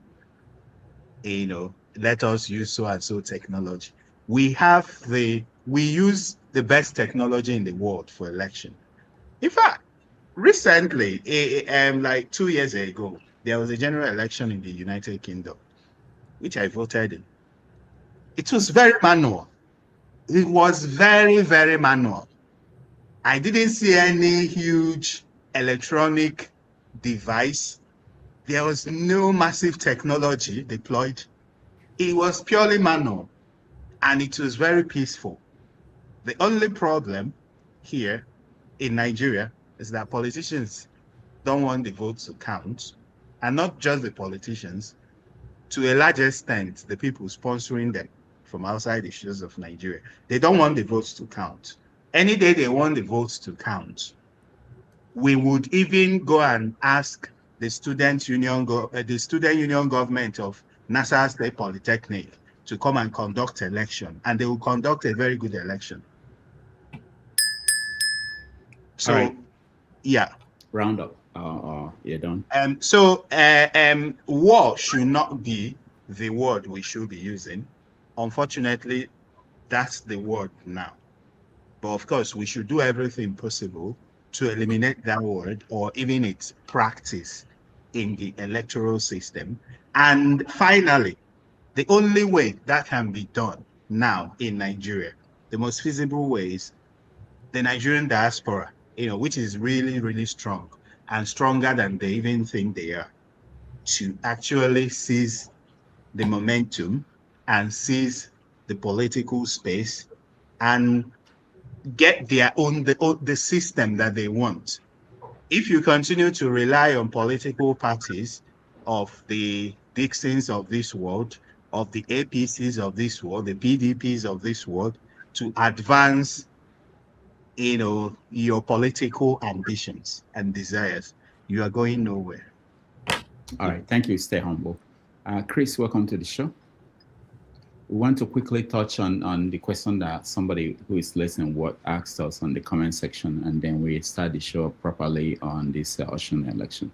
Chris, what is your take on that question? Well, I don't get the question, so I just want to. You didn't get the question. Okay, yes. Let me put it up again on the screen. The person that asked the question is HP something, and he wanted to know why is election in the Southwest considered a war or treated as a war. This is how he put it. If you and all your guests answer this question to my satisfaction, we donate to you today. Why is it that something as simple as an election is considered a war in Odua land? Okay. Well, some people have described politics as a war by other means in the first instance. So it's a war of ideas in some places, like in developed world. But they have actually started this, usually people look at politics as if it is just something that faint-hearted people do or things like that. No, they actually, if we look from the history of how power, are taken or given, it's always through brutal force, So my understanding, especially in the West, is that they do not want, there are two factions of the Southwest. Those that actually want to be at the center, or what I will call the Muslim Yorubas, that like to play some kind of alliance with the North. And then the main Yorubas that want to be have what or how will I put it? It just, you know, they like to have their internal affairs. They want to be in control of their internal affairs without any interference. Now, when you look at from the history, it was the idea of trying to get these junior partners of the Yorubas by the Northerners that led to the what they called Operation Waitie, you know, simply because the Prime Minister decided to circumvent the Constitution and then try to promote that version of the Yorubas, the Muslim Yorubas, to be their partner in order to continue to rule in Nigeria. Now, it seems that that partner was sealed by the election of that partnership was sealed by the election of the Buharis and so on. So now the main Yorubas are trying to fight back, but because if you look at their history, they always like to promote the Muslims as, you know, but you will think that the Yorubas are majority Muslims, but that's not correct. But if you look at what is in their politics, they always like to promote Muslims, as is always the case in the Muslim political system, that anytime they are in power, they always like to promote Muslims and not the general public. So that reaction always brings tensions in the Southwest. That's my take on it. All right, thank you so much. Somebody wrote on the comment section, how much is he donating that we're sweating to answer the question? So it has nothing to do with what he's donating. We just want to do something different, and I think it's actually good to have people who are watching us send us questions and we try to answer them. Let me hear from Masca before we now move to our proper beginning of the show. Masca, welcome to the show. Good evening, Mr. Rudolph. Yeah, how are you? Good evening, KJ, Flagship, Humble, and the ethnocentric Chris. Well, what am I? You know, I always like to be guided. Oh, okay. There was a question on the table by one of our viewers trying to hear from us on what we think about election in the Southwest. He feels, based on his question, that is considered a war in the Southwest. So the first question is that true? Is it different from other parts of the country? And yeah, that's the premise. Okay. In my opinion, I think election, and I guess he's asking this question because of the Osun election. Yes, and probably I think people died in Osun. Now I don't know the number of people that died throughout this process. So he thinks that it's considered a war in the Southwest. I don't know. Okay, my position is that I think he's reading it wrongly.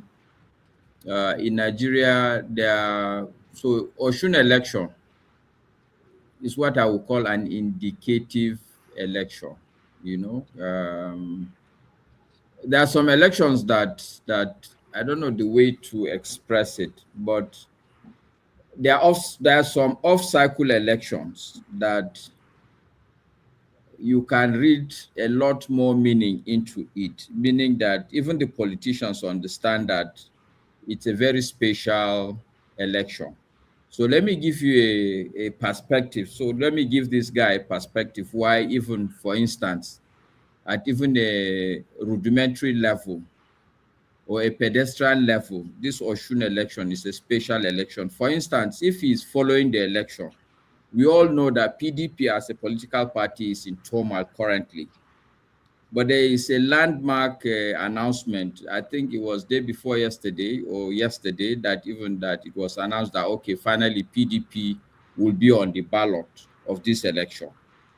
And a lot of the other states now, the PDP players are now, if you see the alignment and realignment that is happening in almost all the other states, simply because there is clarity now on the fact that, okay, this is the faction of the PDP. I think it's this Tanimu faction now that has been recognized for the Osun election. So that in itself, people have read meanings into it. So it's in the same vein that all the political parties would want to take advantage of some of these off-cycle elections to make it look as if it's larger than life. And I think this off-cycle election is happening in the Southeast, and it's not because this is what normally happens in the Southeast. This is my own take, but obviously, the problem with us as people, we always try. Okay, no, the word is not try. We follow the path of intellectual least resistance. Whatever our emotions tell us, that's what we want to follow. That's what we want to believe. So if I'm a Hausa man, I want to demonize the Southwest for no apparent reason. Or I'm a Hausa man, I want to demonize anything that is Southeast without having to put my thinking cap and ask myself, why is this thing really like that? So my conclusion is that I think some of these conclusions is asking this question because of the Osun election. The peculiarity of this Osun election is not a geographical or a tribal peculiarity. It's a cycle peculiarity because it's an off-cycle election, very close to the upcoming lifting of campaign. So a lot of things are going into this election. I hear somebody like Chris going rampant, saying that that the Muslim Yoruba, and you see, these are the kind of places where we fall into our own emotional trappings. The real dividing line in terms of the people who wanted to go with the center and people who wanted to remain, the real player is Ladoja Akintola. Ladoja Akintola is a Christian. He was the one who was partnering with NPC. So from where would somebody get and concoct this theory that the Muslim Yoruba are the people who are trying to partner with the center, when the main player who was the source of that operation, Wete, was a Christian and was partnering with NPC? We really need to be careful as a people. Thank you, Mr. Rudolph. All right, thank you so much. Let me remind people that tomorrow on 90 Minutes Africa, we are going to have Dr. Fidelix Mbaro, who is a cardiologist and a novelist. He will join us from Ohio to talk about how to maintain a culturally balanced and fulfilling life in the diaspora. So he is a very wonderful man, professor of medicine, but he's also a novelist. So he's done a lot of work, and we want to talk to him about how he balances, especially for his children and the next generation, how we can learn to do that.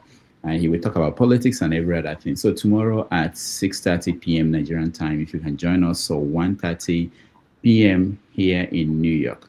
Now, on the 23rd, Sunday, the 23rd of this month, we are going to have Frederick Nwabufo, who is a senior special assistant to the president, and I mean Tinubu, on public engagement. He will be our guest here.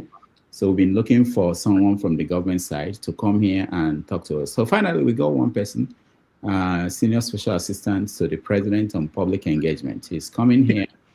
Why are you laughing? Frederick Nwabufo.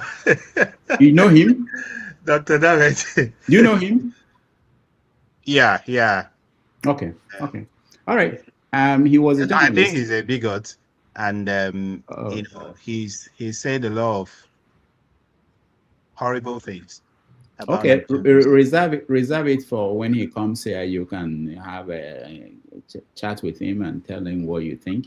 Well, he's going to be with us August 23rd to speak for the government. You know, the question we have is simply, what have they achieved and why should people vote for them? And we get you to interact with him. So that will be on the 23rd. All right, so now we are going to go to the main issue. We are getting results from Osun State, from several news agencies reporting that it's close. Nobody is declaring winners yet, but it's close in terms of the results we are seeing. We don't know how that will end at the end of the day, but it wasn't a blowout that either side they were looking for. So we will come back and have a conversation on that. Thank you again for joining us.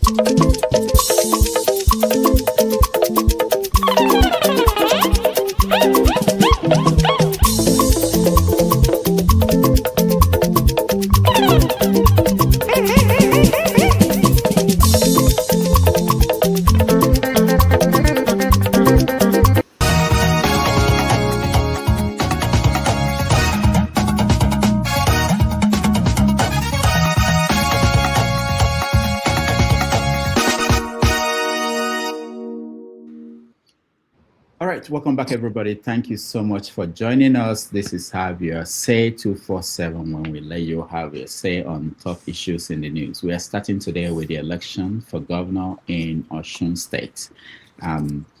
Like I said, the results are coming in. All the news agencies and monitors, people that monitor the election, they are reporting on what they saw. All the reports I've seen didn't show that there is a significant improvement in this election from past elections. If you go back to the primaries, the opposition, opportunities for opposition to campaign freely, and go up to the point of the election itself, intimidation, vote buying, everything that we know about Nigerian elections all happened. So let me show you this.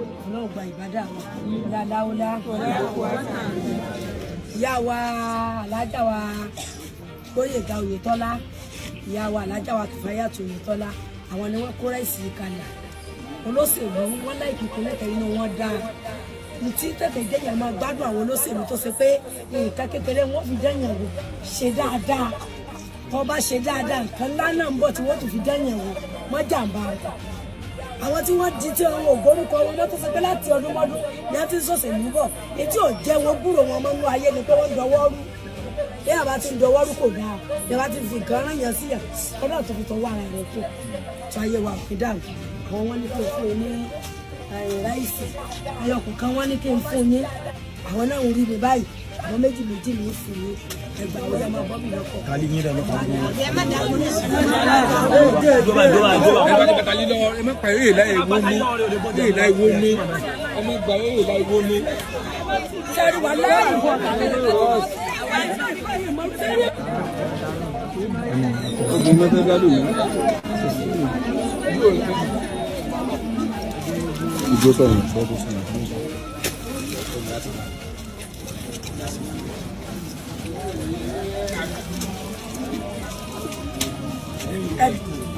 àdìbò fún mùlẹ̀wùdí náà yẹ bá mi ṣe orí wọn náà jẹ́ ọmọ rẹ̀ òrèrè àyèjì láìpẹ́sẹ̀ tó bá ti gba owó lọ́wọ́ wa tó gba oúnjẹ tí ó tẹ̀ka fún àwọn ọmọ rẹ̀ òrèrè sórí orí ọdún.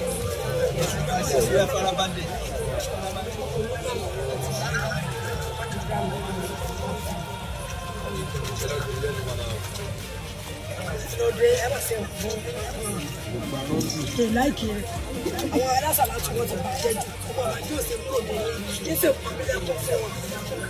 Láìkì rẹ̀ wọ́n mọ̀ sí wọn nígbà tó ṣe wípé ní wọn ò jẹ́ láti jọ wọn ti lé ní ayé lẹ́yìn pé ní mo pé nǹkan mo ti. All right. Also, there were cases of intimidation of voters, including this one from a sitting senator of the Federal Republic of Nigeria. ẹ máa wo ibi tí kálukú bá tẹ̀. lórí oko. títí bóyá nìkan sọ pé ẹ wo ibi tí kálukú bá tẹ̀. ẹ tó bá ti tẹ nǹkan tí ó yẹ kó tẹ̀ nǹkan ṣe kì í sọ fún mi. lórí oko gbàwó wà lórí ẹ̀ wà lórí ẹ̀ yìí ẹ̀yẹ́ mọ́ wà lórí ẹ̀.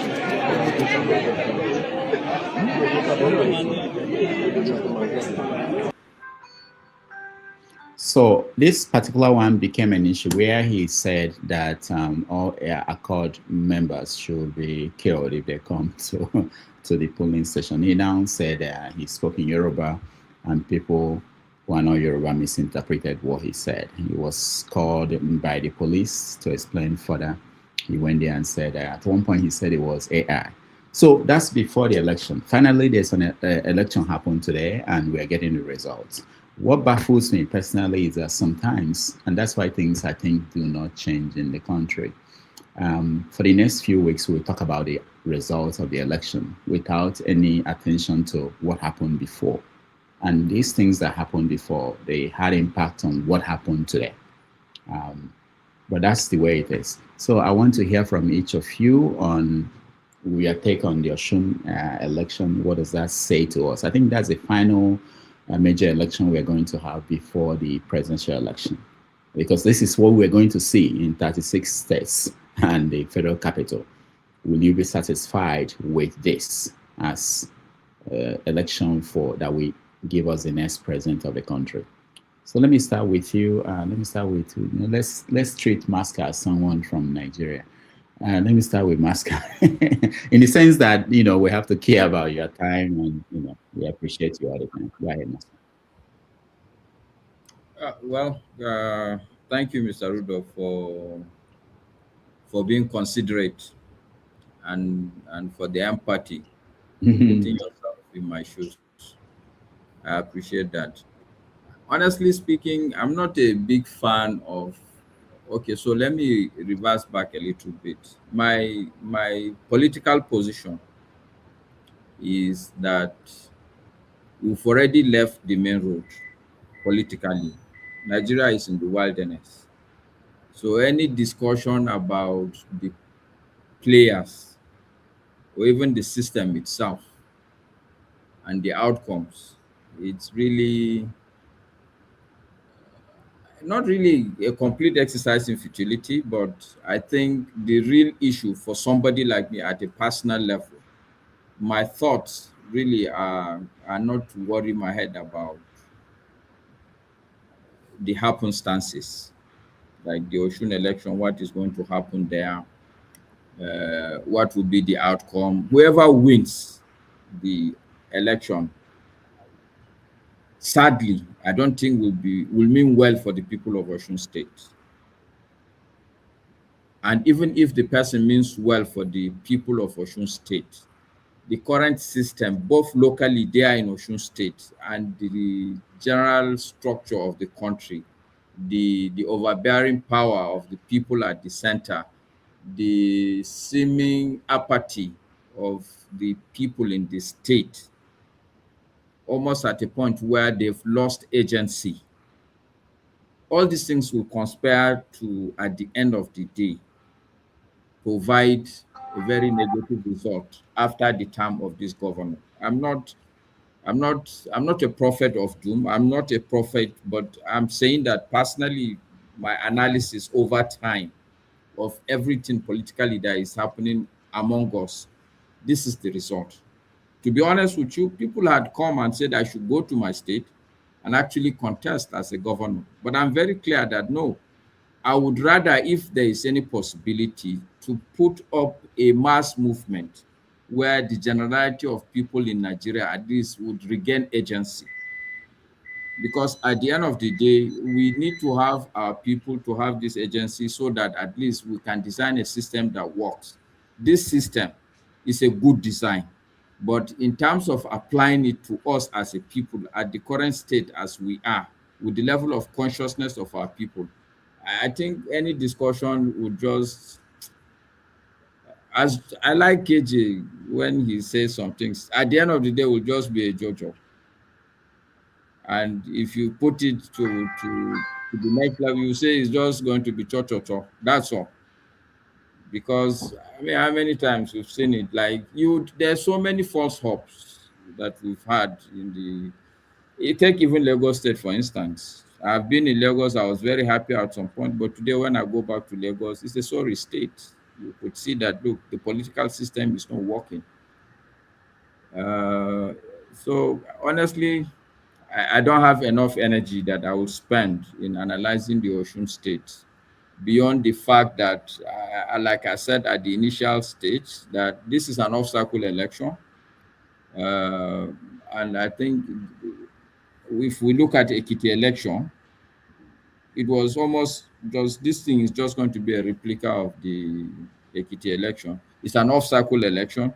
People are trying to put down a marker so that, hoping that this would help them scare their opponents during the main elections. And it's sad that we as a people were where we are, that even somebody like me is not going to be too convinced, too keen. Sadly so. But I think we should just spend more time analyzing the whole system as a whole, creating mass movement, how we can elevate the awareness of our people, I think that's the starting point from it. But thank you anyway for the offer. Thank you so much. Let me just push back a little bit, just so to know what you think. I saw a video on Sahara Reporters of a 19-year-old, I think, voting for the first time, and the outcome for him was that he lost hope in terms of thinking that elections will lead us to somewhere. So if we have a lot of people who, based on the experience, their encounter with this election, feel the same way, it means that subsequent elections, they might not participate. And I'm saying, if we wait for mass movement or mass revolution to change things, elections will continue. It's like people who say don't participate in election, they will still have elections and continue to vote people in.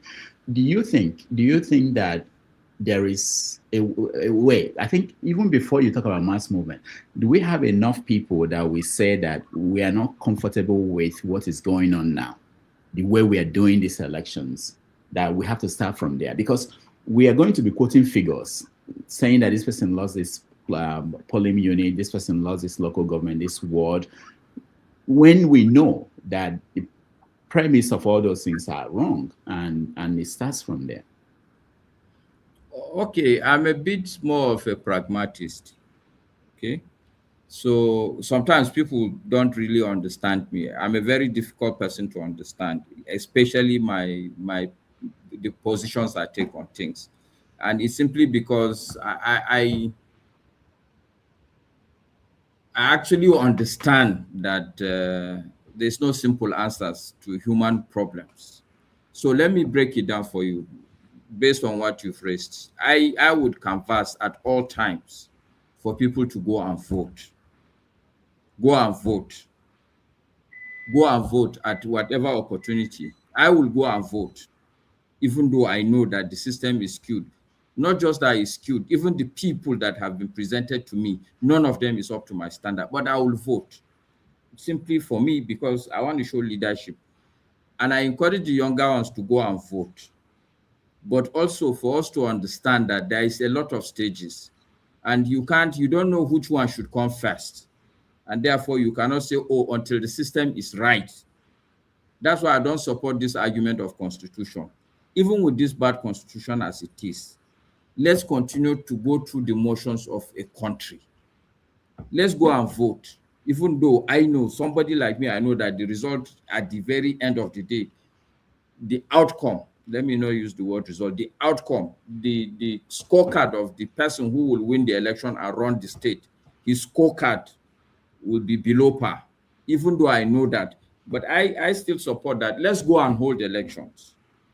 And as we are holding elections, I'm the type of person that will tell us, okay, these are the steps we should take to even at least create validity for the numbers of the election, even though the people who will win are useless people. But let's create the validity, let's create the process itself, so that by the time we now go back and sort out the internal politics of parties that would present us with good candidates, at least we know that the election process has been sorted and our people are inclined to always go and vote. I hope you get the drift, my place where I'm going. So that I'm saying that the scorecard at the end is not something I would jump on, but I still will canvass for people to go and vote. But the beauty also of my position is that even as you go and vote, you should know that this you're voting, you will want it to count, but that your vote has counted doesn't mean that your governor will perform. Let's have that understanding also, so that we know that you're dealing with just one part of the problem. Tomorrow you still have to deal with another problem.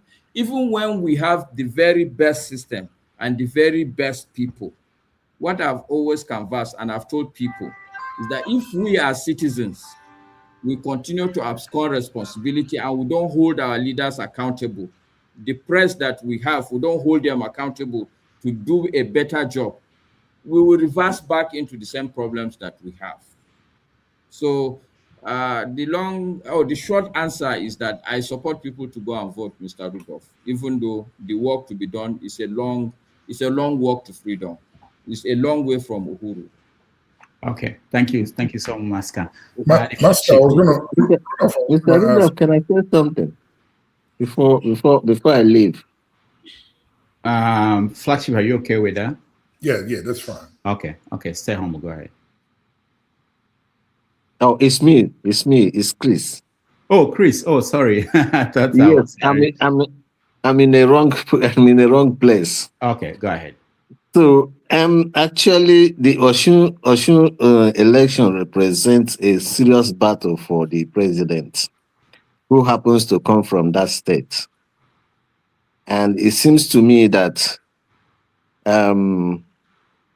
the Adeleke's family, who are the the family who are the most popular family, or how will I put it? Yes, family in the state, are not actually are being challenged by the Tinubu's faction, you know, and this has gone well, as expected, along the religious line. Even though people like Masca will continue to pretend that it's not happening, but everybody knows that progressively, the Southwesterners the prominent leaders are now becoming Muslims. You know, it's not by choice, but it's a design. You know, so whatever happens in this election, my take is that the Tinubu will want to make sure that he holds that state, because that will it will go a long way in his re-election bid. But it's also important to see how even the man who is opposing him is also opposing him as a governor, is now endorsing him as a president. You know, this shows that there's no principle in the Nigerian politics. It is a politics of infrastructure, stomach infrastructure. And that is why it has become war. You know, so when people say, why do Southwest this thing become war? This is part of it. You know, so that's my take. Eventually, he might win, but. All right. Thank you, Chris. Thank you. I will be going out because my battery is down, and all right. I'll be watching on the from the other side. All right. Chris, go and charge your battery. Well, there's no this thing in Nigeria. Oh, you're in Nigeria. No wonder. Thank you. All right, Chris. Thank you so much. I will go much. and do it now. Okay. The flagship. All these UK returnees, they're complaining. Masca is not complaining. The flagship, go ahead. Well, Rudolph, with reference to the Osun election, I'm surprised at three different groups of people. The first being the senator that issued that threat, and the second is the police department, and the third is the people. And the one that really baffled me most, the reaction that baffled me most, is that of the people. That after such a threat was issued, they clapped, chanted, and cheered for it. And then when I think about the incumbent party, or the governor, Adeleke, on SIT, now I think he did, correct me if I'm wrong, somebody, did he not endorse Tinubu as his candidate of choice for presidential before this election? Yes, I think he did. So I'm a little bit confused at that move. I'm not sure what he was aiming at, endorsing the APC as his party of choice. The Accord Party is a small party, and from what I've heard, it really doesn't have that much structure in Osun State. So this election would be a big battle for them to sort of win against the APC. That's their big challenger or biggest challenger. I'm lost for words, but I'm thinking at this point that it seems like whatever is being done to get the people to see the brighter part of governance in Nigeria, it's like the effort is not strong enough. and the people will do or sway in whatever direction that they push them to. And I think you mentioned at the beginning of the show that the price or cost price for vote buying has just increased from 10,000 to 25,000, perhaps because of inflation. I'm not too sure. And then you ended your statement before you opened the question up for discussion by saying that's just the way it is in Nigeria when it comes to election. These are very, very concerning and sorry situations that the nation finds itself. And that this Osun election being the last before the major election coming up in January to dictate the tone of what will happen, and having seen the rhetorics, the threats, the oppression and so on from every quarters, it really kind of almost puts a sad tone to what the outcome of the 2027 election would look like.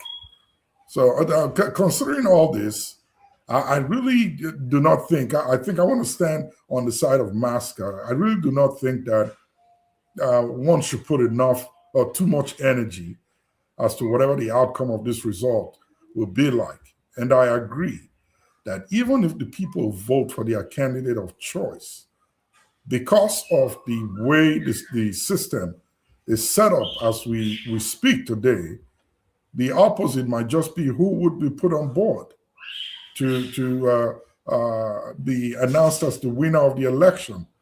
So that the people go to vote, they stay there to ensure that their votes are counted, they protect their votes, they transmit the vote in their presence from the polling stations or collation center to where it will be finally collated by INEC. What happens at that point where the people are no longer there to protect the vote and ensure that what was collected or counted at the polling stations is actually what's going to be announced at the INEC center is the biggest challenge. So it's beggars belief right now, whatever the result is that will be announced in the next few hours, maybe in a day. I just hope that the people's mandate, whatever it is, turn out to be what they actually project as the winner, or who they actually project as the winner of the election. All right, thank you so much, the flagship. More results are coming out. People are reporting that about 70-something% of the results at the ward polling units have been uploaded. People are going through them. Well, hopefully we will get a good picture before the show ends. Show, welcome to the show. I will hear from KJ, stay humble, and then Show will give us updates. He is the one that follows Twitter or X. I'm a Facebook person. Okay, KJ, go ahead. Yes, sir. Thank you so much. I just want to say, no matter how you look at it, the result of today will determine what will happen in the next election. Because if the power that be succeed in what they are trying to do, it will ginger them more to be able to do the same thing when the election comes in January 11. Sometime January 2027. My challenge is this, you see, it's like a bully who is attacking, and you leave them, and they continuously to gain strength and braggadociousness to even do much more. Now, here is what is going on. Tinubu and his team have told themselves that Osun is for the take, and the power that be played here is the power of their delegates and the man. I've forgotten what that his name is. So they want to establish superiority or supremacy, and so they are going all out to do whatever they can do to achieve that result. The people of Osun generally, I think they like this governor, and I agree with what Masca said. It's not because I'm not agreeing that he should be returned to power because he's doing well or he's going to do better than the other person or anybody at all is interested in the people's welfare. But I think this governor has a bit of a chance because he's not coming from abject poverty. And so it's a bit easy for him to take it a little bit gentle with the pulse of the people. But at the end of the day, what I am asking for is that the right thing should be done. Let there be free and fair election, and let the winner be declared. Let it not be through thuggery. Let it not be through coercing. Let it not be through using the apparatus of the government to deal with your opposition. It's not going to help us. It's not teaching us anything new. But of course, I know you cannot change a person's character in one day. So a person who already believes in doing things wayo GPT, that's not how that person is going to change because of one election. And a person who does not care what you think is not going to also change the person's desire to continue to do evil. And that's what I see in this case. This individual have told himself, well, they already say I'm a Jagaban, so I continue to do Jagaban in all my ways. Somebody has to call it off. And I think the delegates are ready to call that bluff off.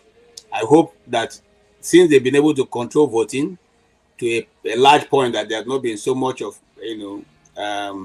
rigging so far, let them also control the results. And that's where the problem is. You can control everything goes well, and then eventually the collecting officers are now the ones who control the final result.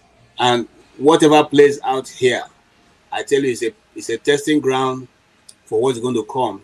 So the OB people and every other person who is interested in bringing about stability and good governance in Nigeria should watch what is happening now. You see, there's one method they are using which people have not been able to find how to deal with.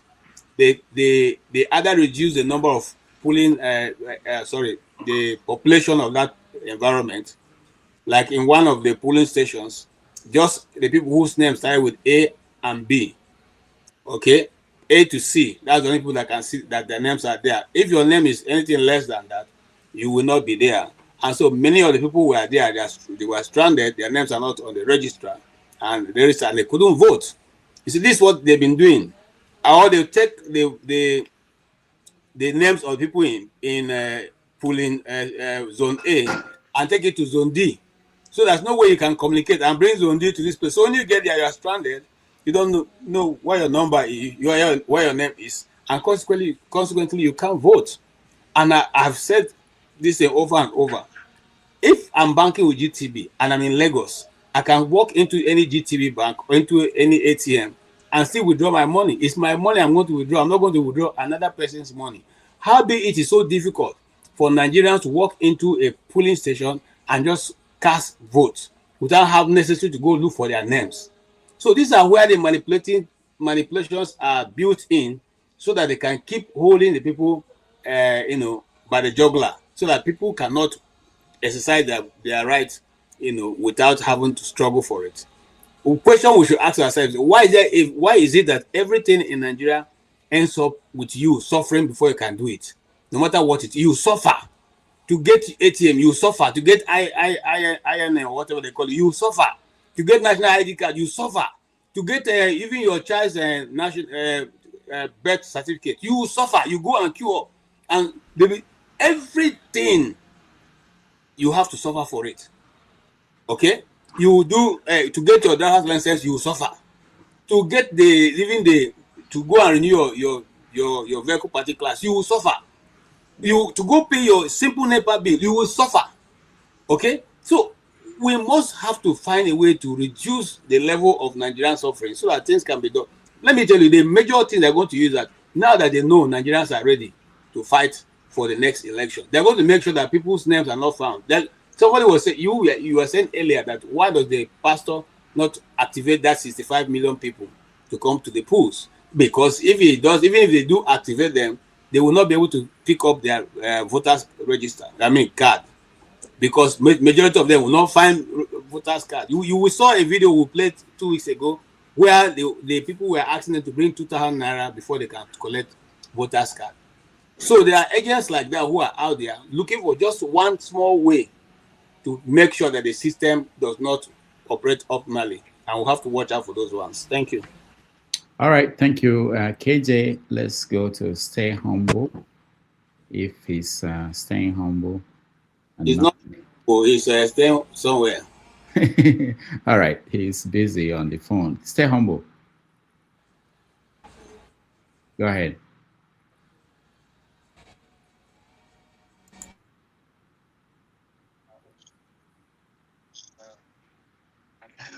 Can you hear me?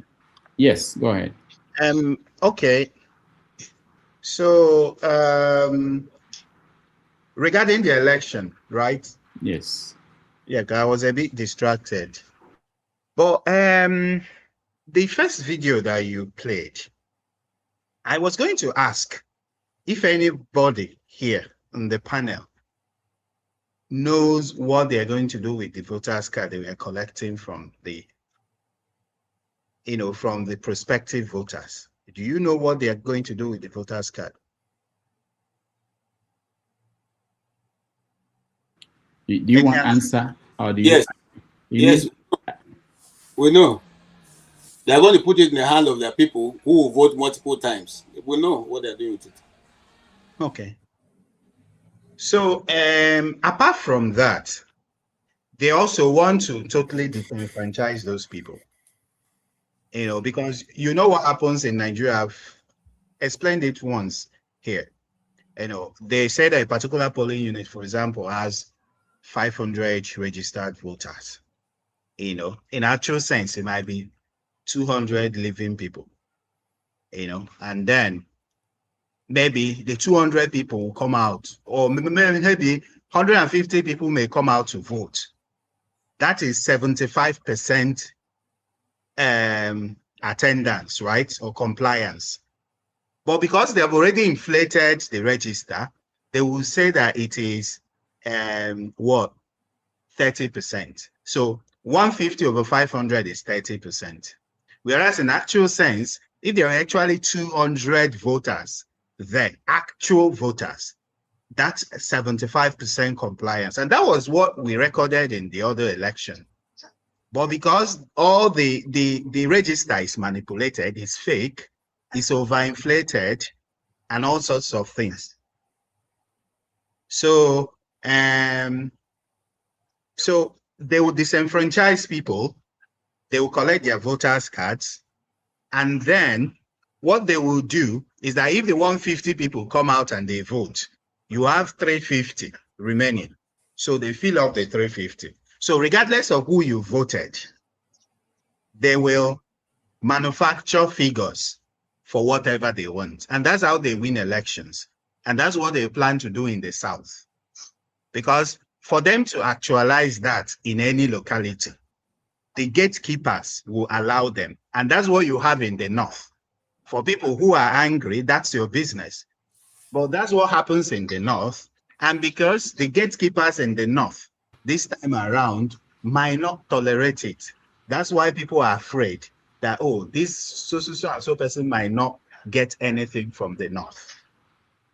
So back to Osun State, somebody made a comment, very unreasonable comment, I must say, that the reason that Adeleke will win the election and the Tinubu will allow him win so as to portray himself as a Democrat. I don't know how some people just think like it, because when actually Nigeria becomes a proper nation, if ever possible, or maybe whatever nations emerge from Nigeria, and we even have a proper educational system, a good number of people that actually make all these comments will be in primary school, at the primary school level. That's their level, really. Because how could someone who is big enough to come to this stage make such a comment? So another thing that I want to point out is this. Please, Dr. Damages, when next you invite the, let's say, presidential hopefuls, governorship candidates to this forum, because I know you would want to do that, which is very commendable. It's good. Invite them to this platform and interrogate them. But what I don't want you to do is to toe the old path. What is that old path? the old path of asking, when your father was in Ijebu primary school, did he wear white socks or black socks? When he was wearing, how did he wear it? Please, let's be commonsensical this time around. There's so many vital questions to ask these people when they come in. If you don't know what to, if we don't know what to ask, anyway, what you might do, because there are so many facets, there are so many areas of life. We have healthcare, we have youth development, you have women development, you have sports, you have education, you have, these are the things that you should ask these people coming in across board, whether presidential, governorship, what have you. When you interrogate someone, about the plans for education, interrogate them as if they would be the minister for education or as if they will be the commissioner for education. What you might also do is that you might have panelists. You might assign people. Maybe someone will take healthcare, for example. Another person may take education. Another person do research on it and ask these people essential questions, not the kind of questions the sheuns of this world and what have you, they ask, waste time 80% of the time, just beating about the bush. Let us start doing the right thing. Let us start interrogating people properly. And if you choose me if you want me to volunteer to interrogate these people properly, and I will be very happy to do that. If I have the opportunity today, for example, to interview Mr. Tinubu, I probably might not even ask him about his certificates or anything. I probably might begin by asking him, do you know the number of hospital beds in Nigeria? They should know that. But you will not be surprised that 99% of politicians don't know, and they don't ever want to know. But these are the questions we'll begin to ask. Primary healthcare, primary education. There are a million questions you could ask those people. And when we start asking, then they might not be expected to know everything, but it will inspire them to actually go do their research and come up with, credible plans. So that was what I wanted to drop today. It was an inspiration I had this afternoon, and that's the reason I came up. Thank you so much. Stay humble. Anytime we get Tinubu, I will call on you to help me work on that. And actually, with Nwabufo coming up in 2 weeks on the 23rd, if you guys treat him well, maybe we'll tell Tinubu to come and talk to us. So we are halfway there. We will not interrogate special their assistant. Boys. We will not interrogate their boy. We have no business with their boys. No, why? They are the ones speaking for the government. If you are waiting for Tinubu, then you are not serious about talking to the people in power. You have to talk to them. After Nwabufo, maybe we get Bayo and then Buala and then Tinubu will come. No. If Mr. Tinubu will not come, that's okay. Let's not focus on one person, and let's not make it look like it's just one candidate or two candidates. There are many candidates contesting.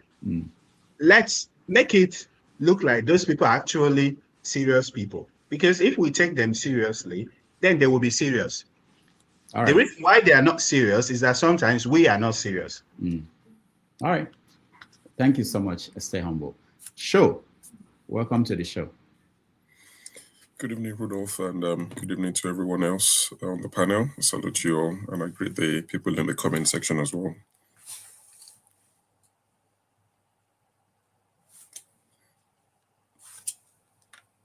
Can you hear me? Yeah, we can hear you. Go ahead.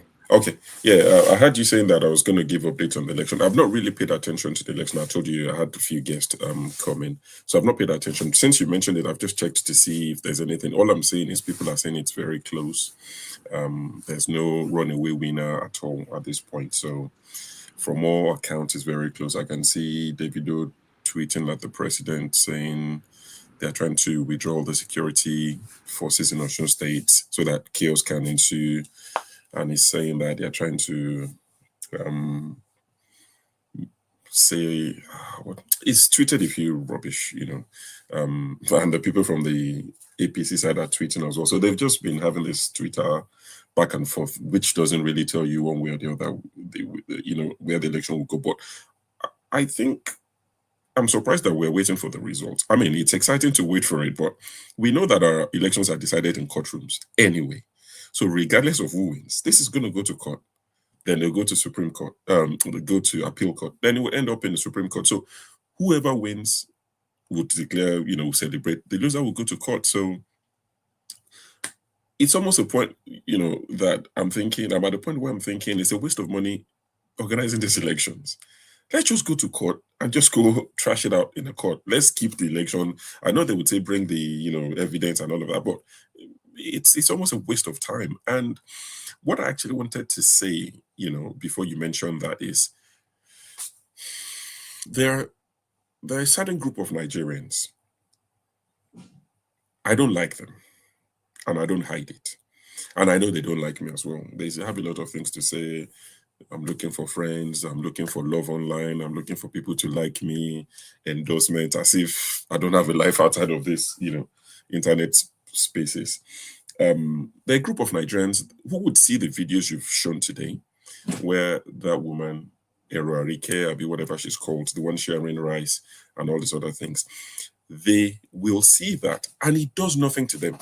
It doesn't annoy them, doesn't anger them, doesn't bother them. They would hear news of people that have been unalived in the process of this election, and they will tell you, oh, it's a process. Nigeria will get there someday. It's almost like their conscience is dead. And this is not me attacking APC, because it's not just them who do it. But you see elections, and before elections, you can almost guarantee that people will be killed. Rice will be shared. That woman was saying, if you collect our rice and you go and vote for somebody else, your children would amount to nothing in life.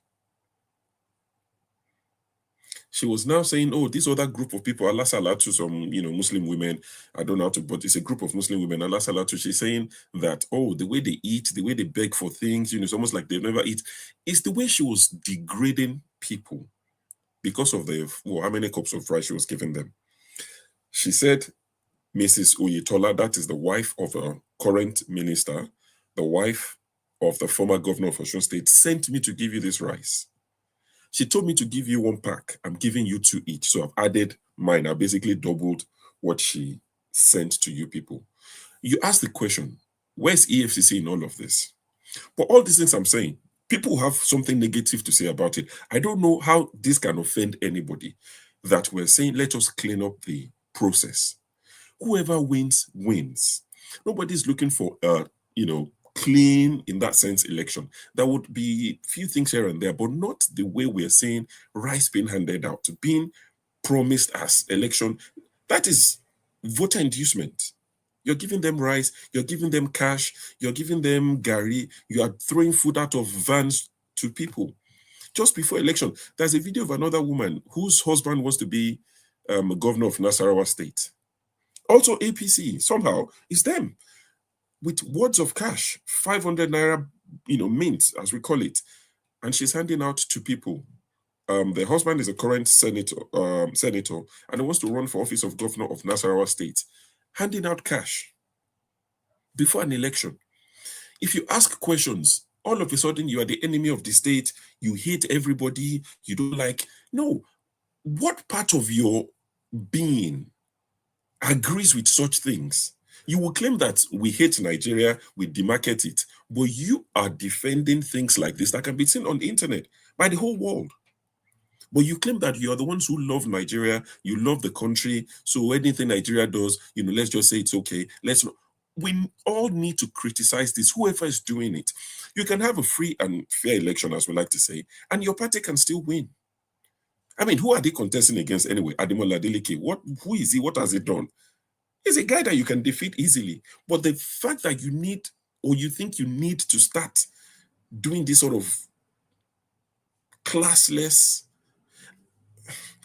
I guess this is where when they say poverty has been weaponized. They've weaponized poverty to the point that you give somebody 5 cups of rice and they would say they will vote for you. You can tell them to their face that if you collect my rice and don't vote for me, your children will amount to nothing. And they agreed to such. We need to elevate it. Because I know people would easily say, oh, America took 400 years. Are you telling us to take 400 years? We need to speed things up. I'm not saying we need to be American standard tomorrow, but if left to you guys, some of these guys, we will be in the same position in 200 years. Because as far as they're concerned, as long as it's not a sport, it's not sports that you play. Somebody who is bribing to win a political office, that tells you they have no good intentions for the people. So how can you watch these things and you say it is okay?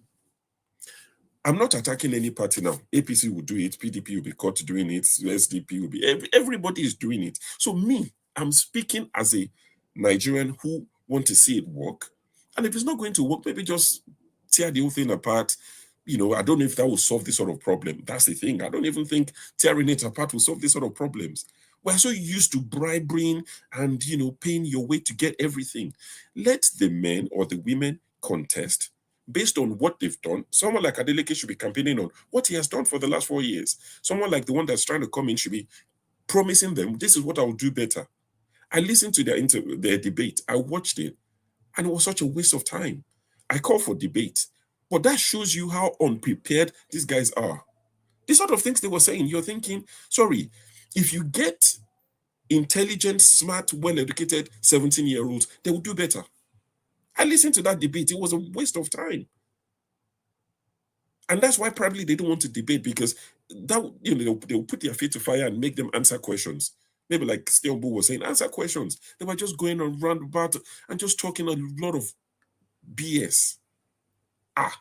God, I beg you, to those of you supporting this, maybe someday, or maybe when you guys are in your places of cocoon, maybe you see the truth, because I can't imagine you see these things and you genuinely go to bed thinking, yes, that's it, that's the way it should be done. Maybe when you're not outside, you know, you wash your dirty linen in private, you surely cannot love Nigeria and endorse what we see. I don't think so. You cannot. Rice. To give people rice, to vote for you. Rice. No, we need to do better. Honestly, collectively, we need to do better. Something has to give.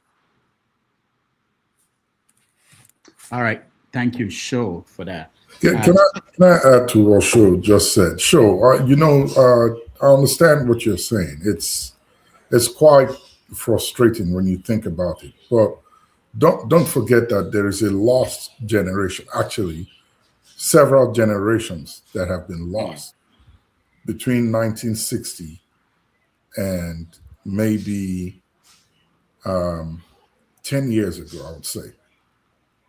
And it's these folks that are lost that you see that are propagating this nonsense that we're talking about, which you have highlighted here, where rice is what will determine the next 4 years of your existence in your country, that you will stand in line to collect. Bad education is another part that is resulting in this. There's a whole lot of, if we have to salvage in any way, shape, or form, whatever remnants there is amongst this 4 or 5 generations that are lost, it would take a whole lot of reorientation, and it starts from the mind. And that's not an easy task. Unfortunately, in Nigeria, it's not something that is highly propagated and celebrated, where the minds of the people will have to be regenerated or renewed. Until that happens, we will continue to see that in the next, unfortunately, 40, maybe 50 years from now, people are still going to be standing in line to get that bag of rice, until the kids that we have now, who are the 10-year-olds that are beginning to see the world differently and have access to information that have been held back from the lost generations that are still in existence now, it may very well be these kids that will turn things around. But for those that are here right now, the next 40, 50 years, will still be in line collecting bags of rice in exchange for votes. It's unfortunate, but it's the reality. There's a lot of work that needs to be done to get the minds of the people renewed and salvage whatever can be salvaged so that we have some little proofs to show to the kids that are coming up today of how things need to be done, like it's done in other climes or parts of the world where we are. Yeah, thank you. I'll just say one last thing on that. While we try to do this, because it's a collective effort, like I said, you're going to do your part, I'll do mine, and I'm hoping that millions of other Nigerians will do that. Just know that we have a small battle on our hands before we get to the people. We are contesting against other ideas and opinions, because someone's just said in the chat now that I'm looking for a sanctimonious election, and that can only be found in heaven. So what is sanctimonious election that I'm looking for? An election where people are not killed, where people can go out, cast their vote for who they want, and go home. That's all I'm asking for. Where elections is not where you impoverish the people to the point where you can give them peanuts to vote for you. That's all I ask for. But that has been termed as sanctimonious and can only be found in heaven. And this is from somebody who's well-educated, who's well-traveled, exposed, I like to assume. But this message is also being pushed. So just to let you know that when we meet the people and try to talk to them, just know that there are other forces you're contending against, or that will be contending against. Because for someone to say that, what have I asked for? The election where people go out and don't fear that they can be maimed, killed, harassed, that's sanctimonious in someone's book. God help all of us. All right, thank you, Sho. Let's go to Jefferson. Jefferson, welcome to the show. Thanks for having me. Can you hear me? Yeah, we can hear you. Okay, fine. Thanks for having me. Yeah, so we're talking about the election in Osun State. I was thinking about 1999. If you draw a graph, the trajectory of elections in Nigeria, how will it look like in your eyes? Do you think we are making progress, or we are going down the drain, and what do you expect will happen in 2027? So that's a contest. Also, you can weigh in on that video. People have mentioned his role in this election. His uncle is one running. And what do you make of that? Go ahead. Sure, you are. Thank you. All right, thank you very much for the contest. We all agree from 1999, of course, that was Nigeria's democracy. Trying to make it right. Of course, they had something prior to during the premier time, but it was a new form of democracy. Now, if you look at it, a lot of things were not done right, but there was still some form of ethics of engagement at the time. So PDP was the first party. They did what they thought was accurate. They tried their best, they won elections, and even during the time of Yar'Adua, when he assumed office, he knew that the process was faulty. He acknowledged that the process was faulty. But yet he's tried to give Nigeria the best. So, looking at all these contests,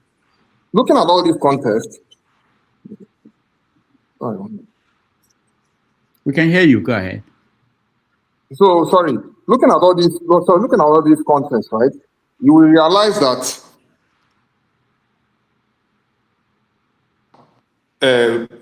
of course, Jonathan's time they did election. We all know what happened. Basically, APC came with the guys.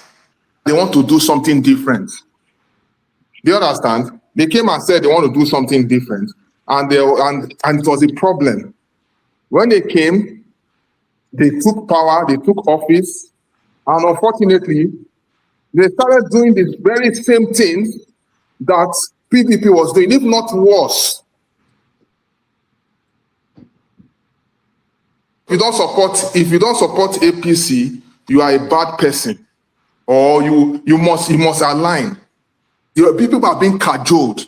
So that's the area we're in right now. I don't really have anything to say about this election. If people don't want to say it as it is, I will say it as it is. I will say it, me, Jefferson will say it as it is. You see, this administration, they are a disgrace. They are a curse to this country. I will say it. I'm saying it openly without fear of favor. And the reason I'm saying that is because what they are doing is not right, and they know what they are doing is not right. They are not asking for too much. Just do a free and fair election. If Jonathan did not allow the process to be free at the time, he will still be in power today. And maybe APC will not even think of even rising in office. They all called him out of his name. They say he was a weak man. They say he doesn't have he's not as powerful. They wanted a powerful leader. We had a powerful leader for 8 years. What did he give us? You know, he didn't give us anything. And what is happening in Osun is a shame, because people think that because people are humble and want a fair process, other people think they can talk their way and beat people up. How will it have been if every Nigerian was holding a gun and knife we're holding, so that when they come, they will fight themselves? What is it going to be? What is going to be the result of it? Do you understand where we are going here? Because that is because as it is, the APC as a party is actually provoking Nigerians. And if they don't do what is right to correct and salvage the situation, I'm telling you, even that 2027 they are looking for, it might not be as smooth as they think it is. I am telling you the truth. It's not going to be as smooth as this. In fact, I will even tell you for free, danger is ahead. If Nigeria knows what's good for them, they better get it right. That is my own opinion, my own personal opinion. The leaders know what they're supposed to do. They are not doing it. They are not giving people basic governance. People are not asking for too much, you know. But because of the hardness of the heart, we are all seeing the result of what we are seeing today. So for Davido, he's speaking because he's a celebrity and he wants the best for the nation. But at the end of the day, he's only doing what he can. Even though I know that the Adeleke too family, they still were supporting Jagaban at the time. So they're all in it together. One is that what I want to say in a nutshell is that the process, you see, this process, the electoral process is a disgrace. And of course, I'm not surprised about it because people were literally throwing bread during the Ekiti election. So I'm not actually surprised about this process, what the outcome of it. It just shows you that when people are in provision, they don't have a voice. They can just give us anything they like. But it doesn't last forever, because one day, the people that they are throwing bread to will rise against these very people who think they have it all. And empires have come and gone, and nobody knows tomorrow. This is why I will stop at this. This is where I will stop my submission. Thank you. All right, thank you, Jefferson, for that contribution. Let's go to Ose. Ose, welcome to the show. Dr. Damages, thank you. KJ, I see you. I think impoverishment of the people is an intentional mechanism by this government. And that has started since Buhari. So Jefferson is not far from the truth. I've always said that allowing Tinubu to get into that office is the biggest mistake the Nigerian people have made. And they will suffer for it. Because, like I always say, the history of the person, the personality, the trajectory does not lie. And Tinubu has constantly shown Nigerians that power is not given a la carte. It's either you grab it, you take it, and you run away with it. It's not that in Lagos. Since this guy came to Lagos, the Lagos political history has never remained the same. It has become one unnecessary death after another, people disappearing, and thuggery. These are known facts. But Nigerians try to, Nigerians are still, they're very funny people. We are very funny people, hilarious, comical, historical people. For multiple reasons, we deny the obvious fact. We see something and we are denying it. That's who we are. So I'm not here to talk about Adeleke or Davido. He's just trying to keep his family in power. It's about elitism. It's about nepotism. And average Davido does not care. Charity is not citizenship. Anybody can do charity. I do charity. I do that too. I do philanthropy too. Anybody can do that. What is the index of Adeleke today in Osun State? If you want to go by development index of a governor of a state, Can we say that Adeleke has crossed all the boxes or checked all the necessary boxes? Probably not. Probably even far worse. So what can we say in this context? I'm not just talking about Akpabio. Akpabio is a known criminal. Again, going back to Tinubu, who has intentionally been able to circle himself with people like him. But my concern here today is people of Osun and Nigerian people who have been so intentionally disenfranchised, impoverished, and also dehumanized. As I speak to you today, an average child in Nigeria does not even have electricity for 24 hours in the 5G spectrum. That is the meaning. That is the meaning. So what's happening in Osun today is a foregrounding base for what we should expect in the next election and the upcoming ones, because it's going to be a do or die affair, like it's always been with the APC, because it's a take it all mentality.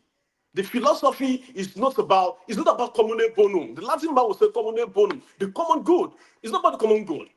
It's about keeping themselves in power, actively suppressing the people and stepping on them. I don't care about Adeleke. I don't care about Francis. I'm looking at the penury that we are creating. We are creating monsters.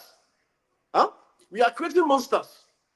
I bet you that nothing is going to happen to the person that says go and eliminate them, kill them. Nothing will happen to him. Because let's not forget, the last election, MC Olubunmi made the same comment. He made the same comment. Later I came out and said, I was talking to Ifoma. Nothing happened. The police came out and said he was joking. Nothing will happen to him. So what we are seeing today in Osun State and what is unfolding, what is unraveling in Osun State is the precursor for what's going to happen in the presidential election. And Nigerians need to understand that the political class, irrespective of your affiliation, your proximity, your propinquity, or your alignment, the political class is not there to propel or promulgate your wish or your well-being. It's about themselves alone. So what we are dealing with is a continuation of colonialism by our own kind. And that is the worst form of colonialism in the world. When you are being suppressed and oppressed by your own kind is the worst of all. So I'm not really happy with the unfolding of events today in Osun. It's abhorrent, it's despicable, it's luciferious, preposterous. You cannot tell me that in a country that produces qualified scholars every year cannot conduct an election conducively. We have to eliminate people. We have to kill people. We don't even have any sense of morality. We see that on TV. And this is coming from a supposed scholar, a supposed chair of the immigration. Francis, who is the senator in the House, has no decorum. He has no decorum. Says that publicly.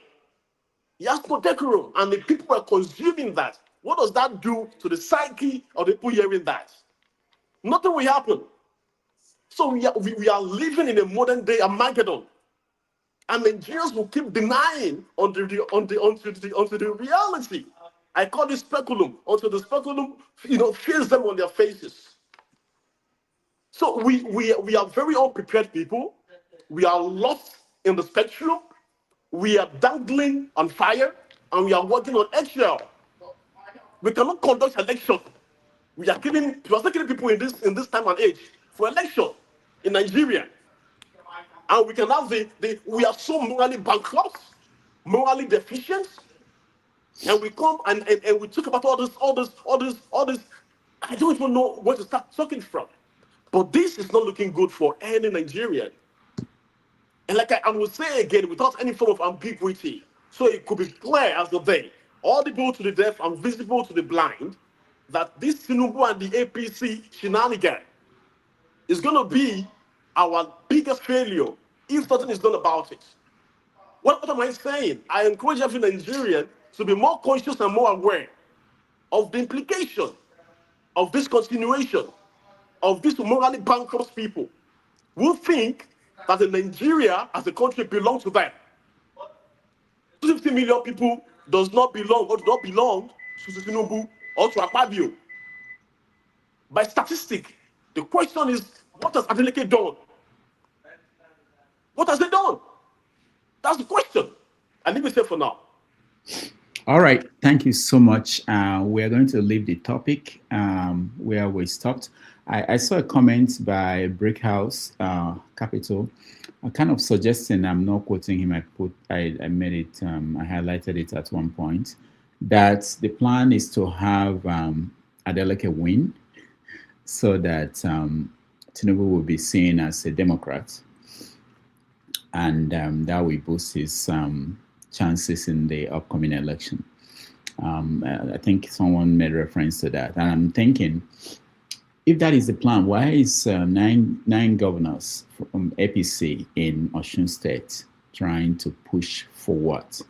The other story in the news that I want us to also connect to all these things, there's this group of 100, G100, who are pushing for the opposition parties to come together and present one candidate. Do you think that is a possibility at this point in the game? Is that acknowledgement that they cannot individually defeat President Tinubu in the upcoming election? So we'll touch on that when we come back, and we will do the rant. And I want you to think about what you are going to rant about. There are so many issues in the news, including the fact that Nigeria's Security Council, people in charge of the security, like the National Security Advisor, they came to America. They met with the American counterparts, and they talked about security in Nigeria. That is, someone raised an important question. Where is ADC and NDC in Osun in terms of the results we've been seeing? I see ADC in that in some of the results I've been seeing, but I don't see a lot of NDC. As for Shore's party, I don't see most of their number of votes they are getting in the ward and in the polling units. But we will touch on all those before we go and do the rants. But let's take another few minutes of break, and we'll be right back.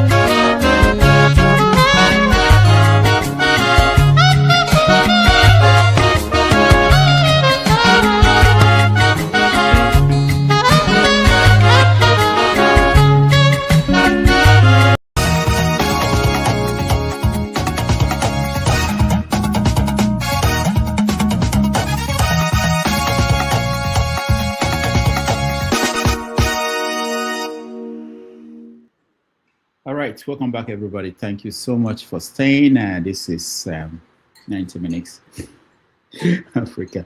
I wanted to say that in tomorrow's 90 Minutes Africa, I want to, for those that are joining us, we are going to have as our guest Dr.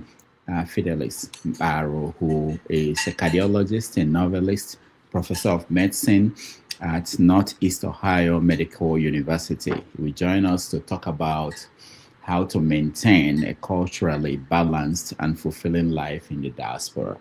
So if you can join us tomorrow at 6:30 p.m. Nigerian time or 1:30 p.m. In New York, you'll get a chance to hear him and have a conversation with him about the challenges that we face when we live outside our home country. And he will also talk about politics issues in the news, as we do every Sunday. I mentioned also that in 2 weeks, on the 23rd, we have finally somebody from the Tinubu's government joining us here to tell us why what Tinubu has accomplished and why he should get a second time in office. So we're going to have Frederick Mwabufo, who is a senior special assistant to the president on public engagement. He will be our guest on August the 23rd. Someone on the comment section already said that he won't show up, but I'm in touch with him and he's excited to come and tell us what has been going on. And hopefully after him, maybe Tinubu will join us. We have plans, let me just say this, we have plans to talk to presidential candidates. During the last election, we approached all of them. We had a few of them join us. We are going to do the same thing this year.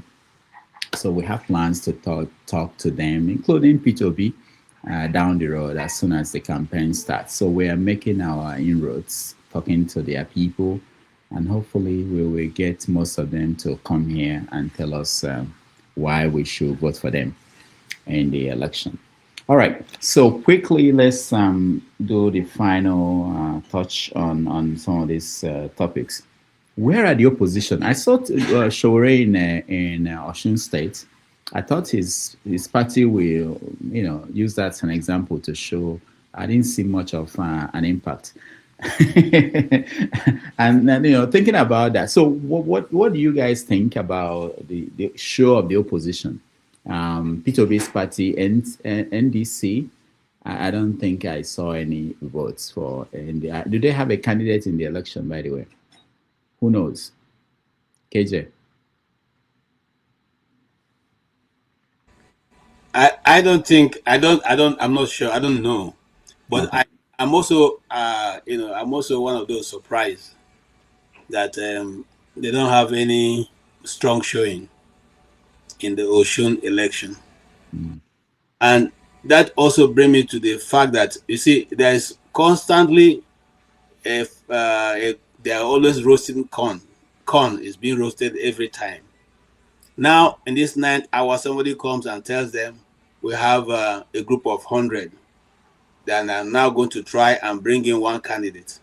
That's surely a recipe for confusion. I say that more because, you see, Atiku's ambition is not going to allow him to allow anybody who is credible to emerge from that arrangement. I don't want a situation where they will now even further make it confusing that P2B accepted or didn't accept, or they will now begin to preach another. He's just ambitious, doesn't want anybody to do this thing. I don't think, and anybody, even those who, if you wake the dead, they will tell that Atiku cannot win this election. Atiku will not, read my word, read my lips, win this election. So the more we try to bring this confusion into the opposition, which is what has probably have happened in Osun State, even though it's just like going to contest against Alex Oti in Abia State, my state. What are you going to do? What are you going to tell people? You don't have any anything to campaign about, So going to say you want to be the APC realized that I said this on this platform. What happened to the man, the Benjamin? Why did he run away?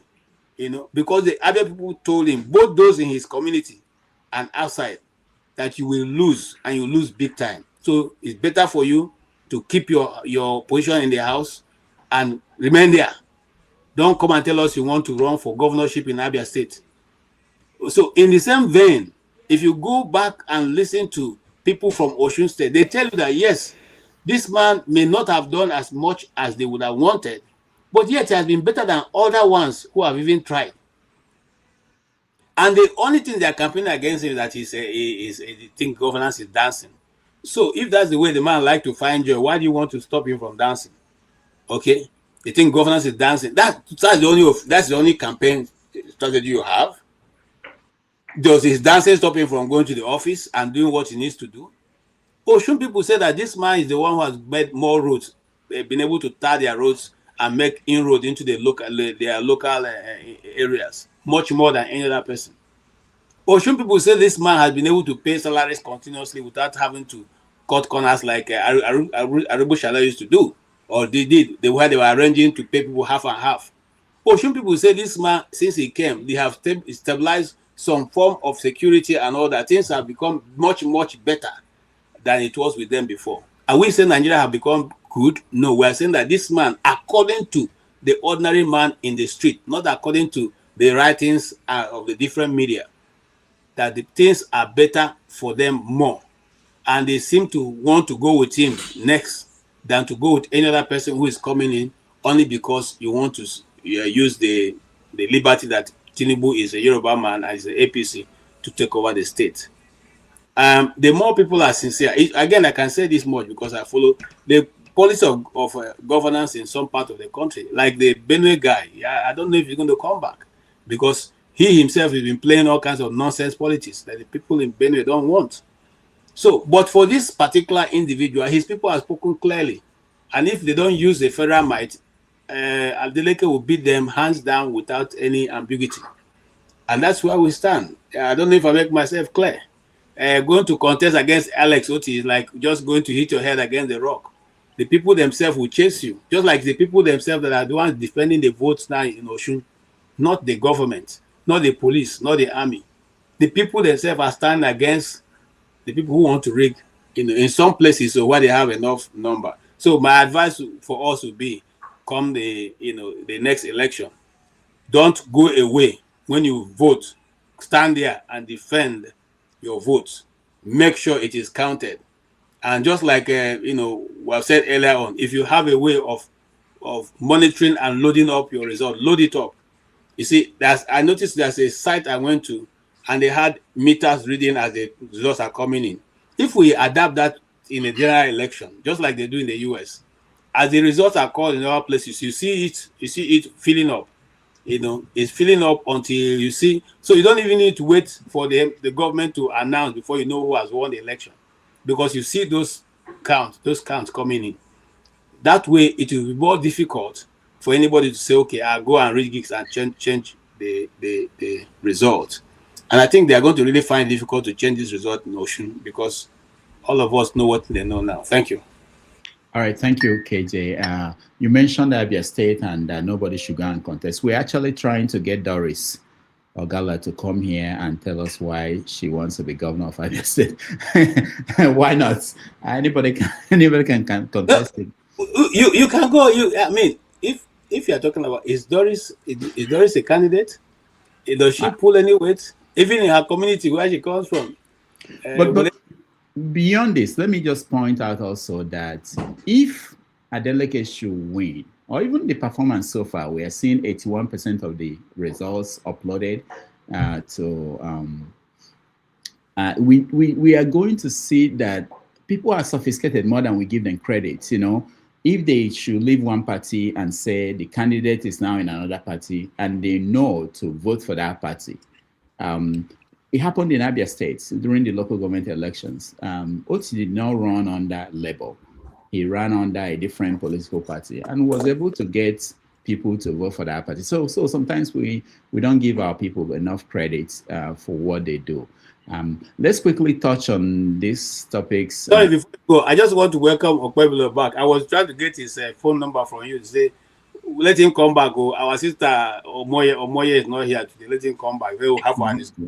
But since has come back now. Thank you, Okwebile. I see you. Your strong man was captured in Osun. The police are with him now. Tell them to go back to. No, wait. Is it was he arrested? I think they said police was targeting some people who came from Edo State. I don't know if it's among them. Oh, okay. All right. Man of Prestige, welcome to the show. Yeah, thank you, Dr. Damage. Greetings, everybody. It's nice to be on the platform. Yeah, happy to see you. Soccer is over now, so you need to be coming back. I'm going to talk, then I'm going to do my rant. I already have my rant. You have your rant. I think we'll go there next after. Ovia, welcome to the show. On his mandate, I stand. Yeah. All right. Tinubu's mandate, Bola Ahmed Tinubu's mandate, I stand. Okay, quickly, just to round up on political news, I just want to hear flagship. This is something I think is important. The opposition, not just in Osun State, we didn't see much of them in Osun State because basically it's APC running against Accord, with the Accord candidate being the governor in power. The rest of the opposition parties, we don't see much of them. But there's a bigger picture, which is that the G100, I don't know who they are trying to make all the opposition parties to come together and present one candidate. So it's still a possibility, as we approach the campaign, which will start sometime this month and go through January. What do you make of that in the flagship? Well, Rudolph, I'm as perplexed as you are looking at Osun State and the oppositions, why they are not there. Because all I seem to hear is AP and APC that's involved in this election. The rest of them, you really don't hear much about. I'm thinking to myself that perhaps maybe Osun State is not one of their strongest states where they have a strong footing in. Perhaps that's why they are not on the ballot, or they are not registering as much votes as expected, which is very concerning to me, because if this is how it's going to play out in this state, how is 2027 going to look like if they do not have any strong presence in Osun State?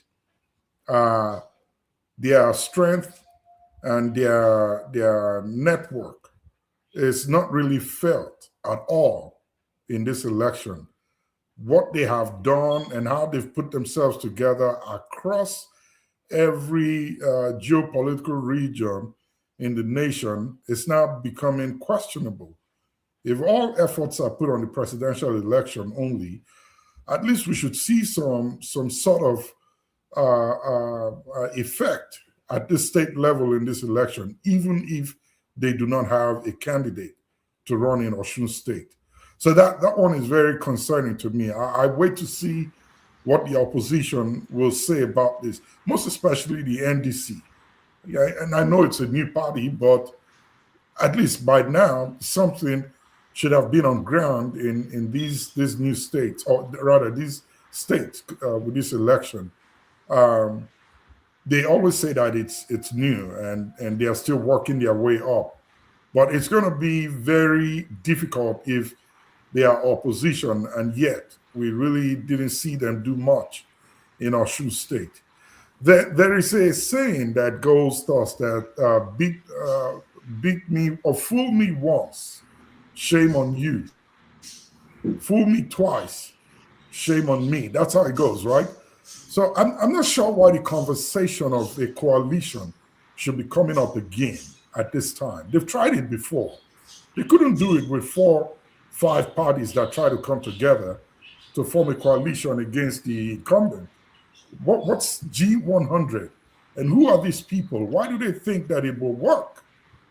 I don't see how and why this should be a conversation to be had at this point. It's 4-5 months away from the election. It's too late to begin to think about things of this nature. I see it as just a plot to throw in a spanner in the wheel of whatever each party has got going on. And the focus, I know, would be the NDC, Peter Obi, to try to sway him or to get him to get confused or something that happened that will put them out of the way. It could very well be a plot from the APC as well. So I don't see why G100 should be talked about, thought of, or even considered. I urge Peter Obi as the most formidable candidate in whatever the opposition is called, to forge ahead with what they've got going on. And considering the G100 is a big, big distraction at this time, I don't see how it will work, in my opinion. Okay. All right. Thank you. Thank you so much. And if you will, can I just put in my rant? So I'll just do it all in one and Okay. not waste time, please. What I have is pretty much not a rant, but it's a plea. And this plea is to Bishop Wale Oke, or Wale Oke. You command 65 million plus people. That's a force to be reckoned with by anyone, most especially at this time that we're having an election, or going to be having an election in Nigeria. I plead with you, Bishop Oke, to do the needful, to begin to consider how you put a team together to start to educate those 65 million plus people on voter education, election education, so as to get their minds to be focused on the needful come 2027. It is not enough to say that you can mobilize them to get back on the street and get on the buses to preach. That is good. It shows how powerful you are. But I would urge you to say, please mobilize your 65 million people to begin to think in the direction of independence when it comes to voting, so we can cut down on this vote buying nonsense and get things done in the right way, and perhaps put Nigeria in the right position that it needs to be, regardless of whoever they consider their candidates. It's a big force and power that you have in your possession. So I would urge you to use it right, Bishop Oke, to begin to start voter education, election education amongst all 65 million across your churches. This is not about party, it's not about candidates, but it's just about doing the right thing. And I think you have the opportunity to turn things around for Nigeria. That's my rant, Rudolph. Thank you so much for today. I appreciate you. Thank you, the flagship. I just wanted to make sure you know that you are one of the 65 million people that he has under his. You hope you know. Well, believe it or not, I'm not, Rudolph, because I'm not there right now. And even if I am, let's do the 64,970,099 plus. Let him talk to them and get this thing right. He's got a strong tool in his hand, and I think he should use it in this election in the right way. All right. Thank you so much. Thank you, flagship. Let's go to, I'll come to VA and Man of Prestige, but let me hear from Jefferson. He seems to be unsettled, moving around. So Jefferson, let's hear from you so that we can go to people. Okay. Sorry about that. Yes, you're right. I'm actually very unsettled. I'm doing a lot, you know, okay. Especially when you're dealing with very youngsters. Let me put it that way. Mm-hmm. So my rant is this. I still have expectation. You know, I still have expectations, you know. There's a saying in the holy books that people they hope on their horses and chariots. And that is a very, very big saying. Why am I saying this? You know, people think because they have the government coffers, they have the guns, the knives, the apparatus, they think they're unstoppable. But again, too, it also depends on the willingness of the people to say, with or without your apparatus, we can take you down. So it's both ways. If the people want to make a change to say, okay, look, let us do something different. We cannot continue this. People will, whether it is rice or whatever the inducement, they will fight to the last. After all, Nepal did it. They started, it was from I think whether it's a secondary school or so, it was just a mere statement. And from there, the revolution started. And look at the way most of those leaders were dealt with. The same thing can happen to these our leaders here, because they are doing too much at this point. You know, nobody wishes for violence or all these things. Because if you watch very closely, there are also teams of Nigerians who have been even going to the National Assembly to talk some sense into the legislative so that they can do the right thing in the executive. But for some unknown reasons, we all know everything is all like a galore. And this cannot continue. You know, the diasporans were facing the heat. If you know how much of impoverished Nigerians are being bombarded with phone calls and messages just because they cannot even survive, you won't believe it. It's a big problem. And yet, the same Nigeria, we have all manner of resources. Think about it. All manner of things, but yet we cannot even position ourselves. Even other Asian countries are already being futuristic about what they want to achieve, and businesses are coming to their territories. Our own is like we have not even figured out ourselves. So in the Nigerian context, we just have to understand that we have this governance cannot continue. It has to be taken down. In my own opinion, it's not sustainable. It's not the right approach, and nobody's above the law. I just feel Nigerians need to fight. Everybody needs to put all hands on deck to see what we can do things differently. But if we sit down and fold our hand, no problem. We'll do another 4 years, another 4 years, another 4 years. But like I said earlier, and I will say again, I don't see that happening, because the danger that ahead, even people have been saying it, the danger ahead is not what our mouth can say. Even look at this administration, look at this regime, for crying out loud. We could not even survive within 2 years. Because we survive without hearing gunmen or kidnappings and all of that. And of course, our leader is very, very heartless. He didn't even care about what is happening around. He doesn't care. He's only thinking about ambition and ego. That kind of leader cannot continue for the next 4 years. I'm sorry. If they don't have compassion about what the plight of Nigerians are, then he doesn't deserve to be there.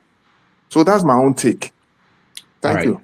Thank you, Jefferson. Let's go to Man of Prestige. Man of Prestige, you can talk about what we've been discussing and then your rant, so we can move on to the next. Thank you. Thank you, Dr. Rudolph. That's what I was going to ask you. I'm not going to make too much comment, but I'm going to rant. But let me start with what's going on in Osun State. I mean, Osun State is part of Nigeria. So whatever is happening in this election right now, we don't really know what's the outcome. But from what I gathered, a delegate is in the lead, but it's still very close to call. So far, so good from what I see. I know there has been some violence and everything, but it's about time, we grew up from that violent, people being killed. From what I got, at least about 40 or 50 people killed. Most people die in election. I mean, we have come so far. We should have been out of this by now. It's not going to take 500 years or wherever for us to get out of this, primitive way of doing things, killing people. It doesn't want it. Human being doesn't want it. But so far, things seem to be okay, from what I'm, maybe Osun State has led, the template about how the 2027 is going to be. You have to defend your vote. This was something that was promoted earlier, about 2 or 3 months ago, which is called parallel voting. You make sure your vote count, and take the result from the polling station and take it to the collection center. Make sure everything, everything is parallel to what you saw earlier.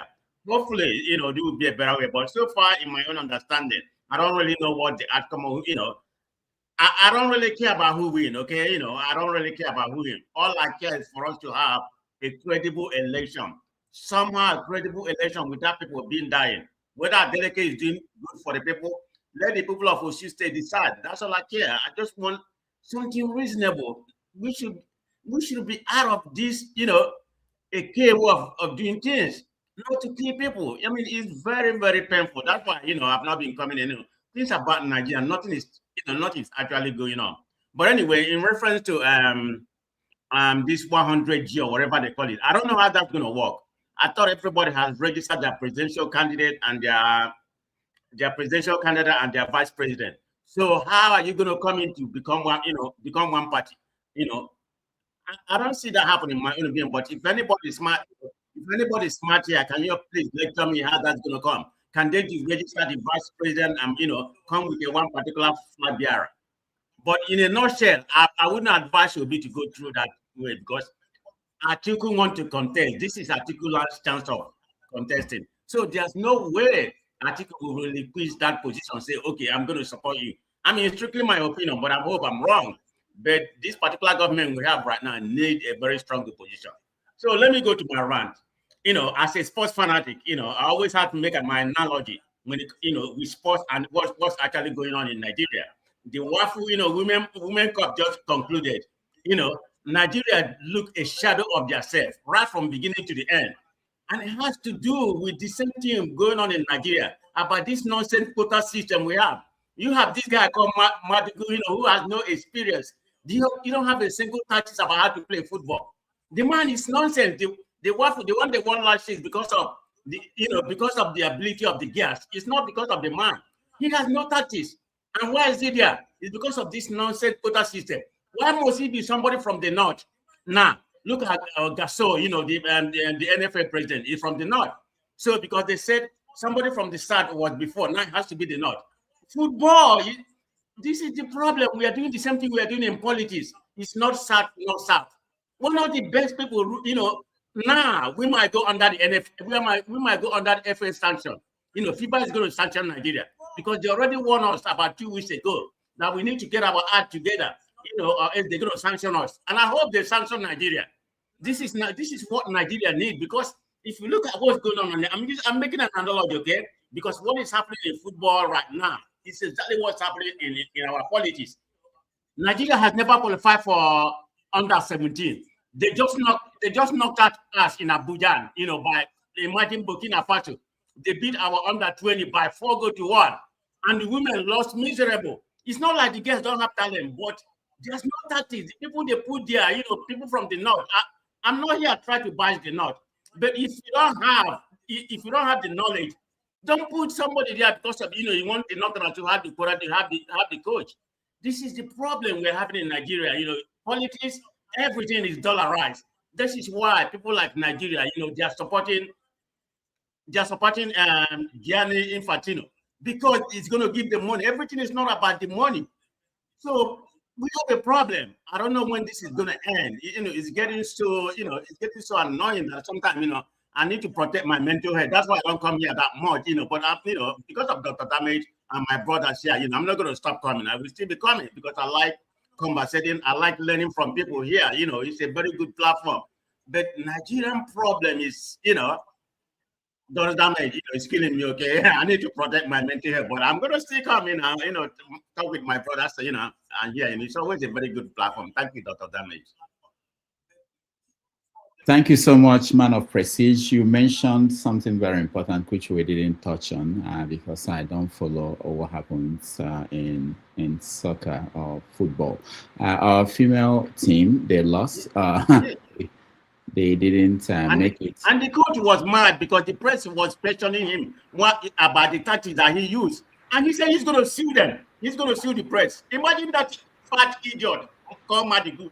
He said he's going to sue the press because they question you about the tactics. You don't have any knowledge about football. He mad that he's going to sue the press. This is the kind of Nigeria we are. But anyway, I'm sorry to intervene. Sorry. No, it's okay. It's okay. I don't know the details, but what I know is that there was this story in the news that the female team apologized to Nigerians. Let me show you guys. We apologize to the president and all Nigerians. We take full responsibility for our performance at the WAFCON. We review our preparation, technical planning, logistics, and overall operations. So at least they came out to apologize to Nigerians that they didn't do well. I saw one game, not that I watched it, I saw the score. They defeated the team 6-0 or something. I thought they were doing well. No, they beat the lowest ranked team, Egypt. Egypt don't know how to play soccer. Egypt, they beat Egypt 6-2. But okay. Egypt is the lowest ranked team. So don't use that as an example about a good team. Nigeria was disenjoyed when it comes to that soccer. It's not that they don't have the talent. We had the best talent. But when you did it, Dr. Damage, we do know before the match, there was no preparation. They didn't prepare. They didn't have any matches, before the game. You know what NFL said? Because they don't want to use the money. They said nobody in the world want to play us. Imagine that. Do we have a leprosy or are we the best team? That's what they said. They said, why not arranging a friendly game for them to be a synergy among the players? Because it doesn't matter what kind of players you have. You can have the best players in the world. If there's no tactics from the coach, If you don't play and prepare, just no single preparation. Even one of the matches that was scheduled to be played before the game, they cancel it. And if they come and tell us that nobody wants to play Nigeria, I mean, did they think we are stupid? Because they want to siphon the money. They want to keep the money. They, other team play about 7 or 8 matches, other part of the world. But Nigeria didn't play a single one. I think they only played Senegal. This is where we are. This is all the same thing in politics. That's where Nigeria is not going nowhere. But hey, I love my country. I will keep on, I have no apology about what's going on in Nigeria. I will come here. I will cause them. I'm not going to come here and sugarcoat what's going on. Nigeria is not heading in the right direction. And you are the dodgy president, a criminal there, and you expect a better thing to come out of that country. You have Tinubu there. May God help Nigeria, okay, Dr. Dami. Thank you. All right, thank you, Prestige. Let's go to Ovie. Ovie, welcome to the show.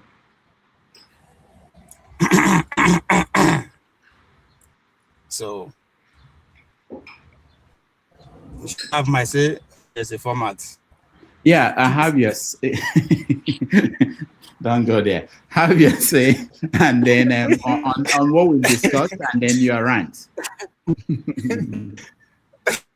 So we discussed, we talked about politics, the election in Osun State today, and you can weigh in on that. The opposition, what they are planning, and what they accomplished during this election that happened today, and go then to your rant. Yeah, first, I think Man of Press is trying to get explanation for what G100 is about. From my own deck, G100 is the brainchild of the Green Party. For one reason, just to expose the opposition to the public that if they cannot work together, I mean, just like what happened in 2013, between the show race, the young of them and Illuminate and try together, but they come together as that position fall apart.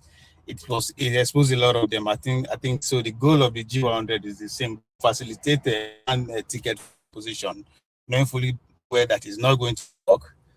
So, but it will get further exposed to Nigeria. They don't mean well for the country and all that. So one or two of those kind that will fall of it. And that's what G100 is about. The election is testing ground, final testing ground before the 2027 election. So my fingers will keep my is minimal to wait for the result. Because for me, it's not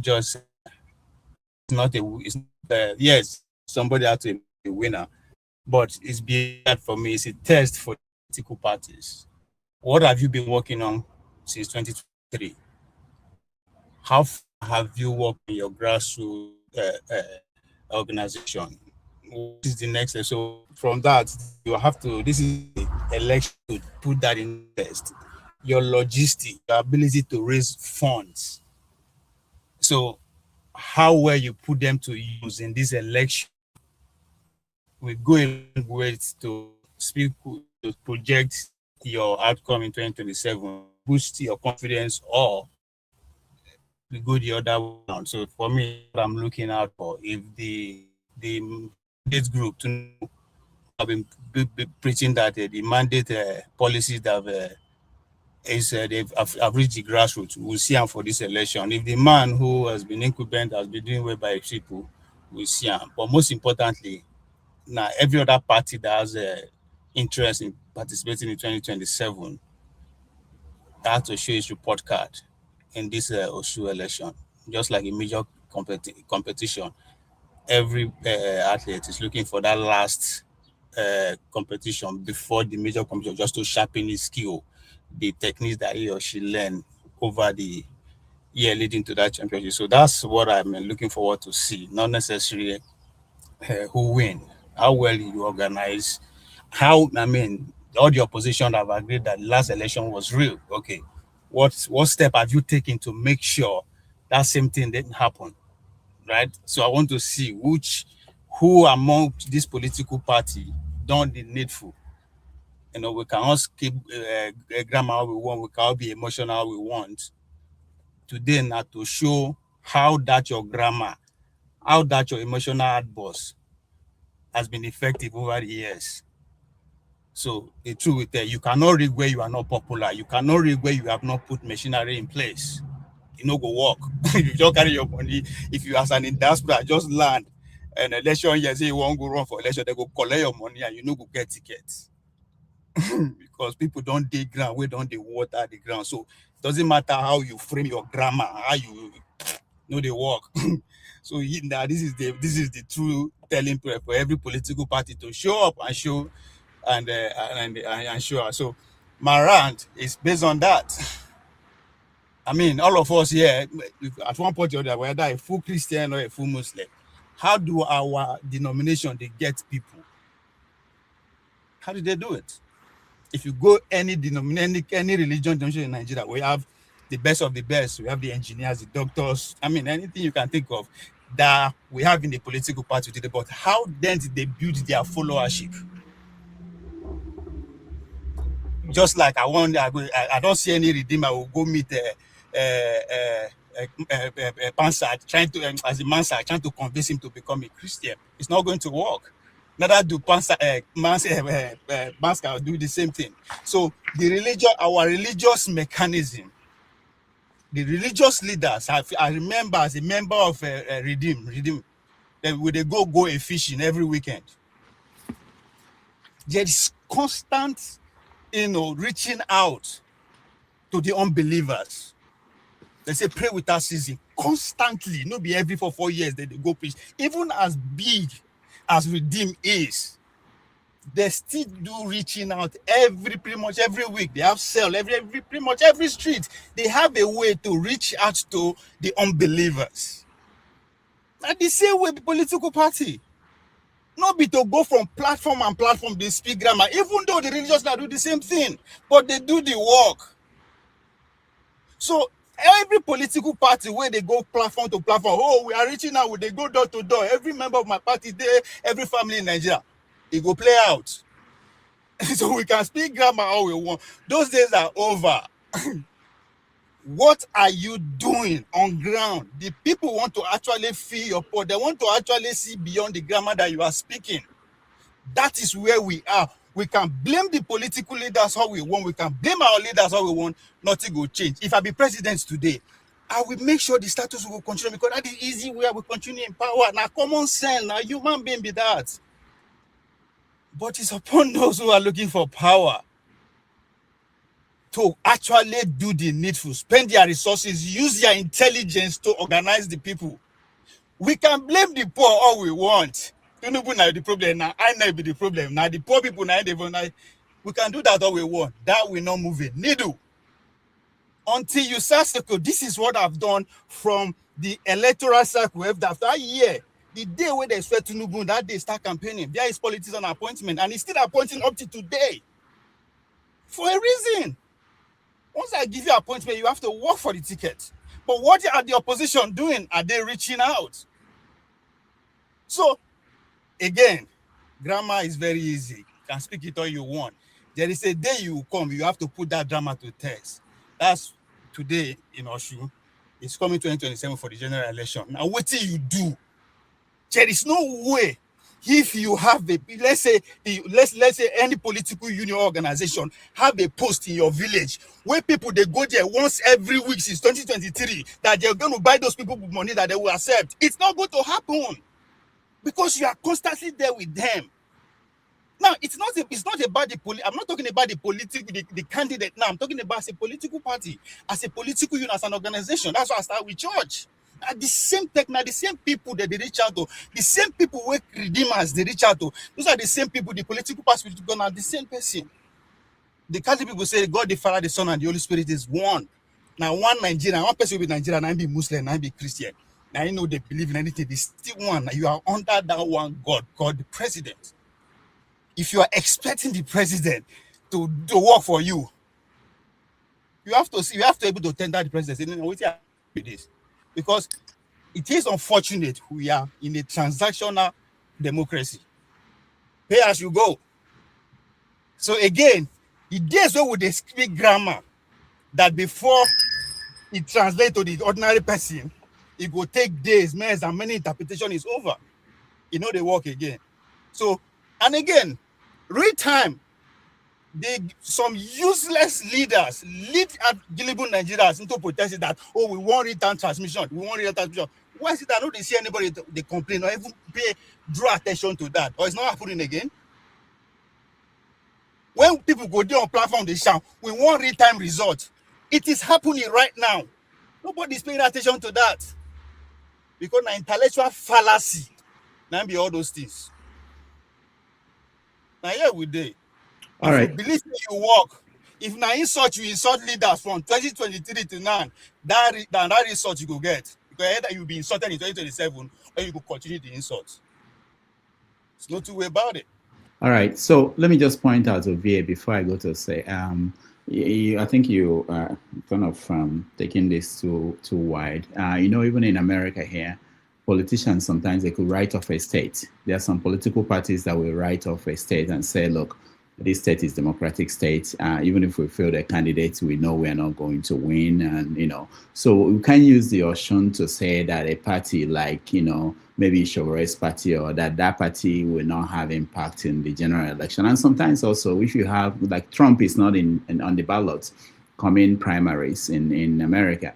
And Republicans are worried that without Trump on the ballot, that most people might not come out. So there are many other factors that determine the outcome. So we may not have to read too much into this particular election in Osun to say that the opposition didn't do their work, or maybe they didn't have the candidates. I'm hearing from some people that a party like NDC didn't have a governorship candidate in this election. I didn't know that, but I know that ADC they have, and I don't know how much campaign they put into that. So there are other factors that are responsible. So we can't say because of the performance of the parties. Maybe you go to Ondo State and Shore's party will win the governorship election in Ondo whenever they do that. We don't know, but I'm just saying that we have to put it in the proper context. All right, Ose, you're next. Thank you. I have a few comments and then a question for OVA. Okpebolo, you see, you made a really valuable point. However, there's a huge fallacy. And fallacy in philosophy, we define it as an error in reasoning. You see, my brother, there's an American psychologist called Abraham Maslow. And Maslow gave the hierarchy of human needs, okay?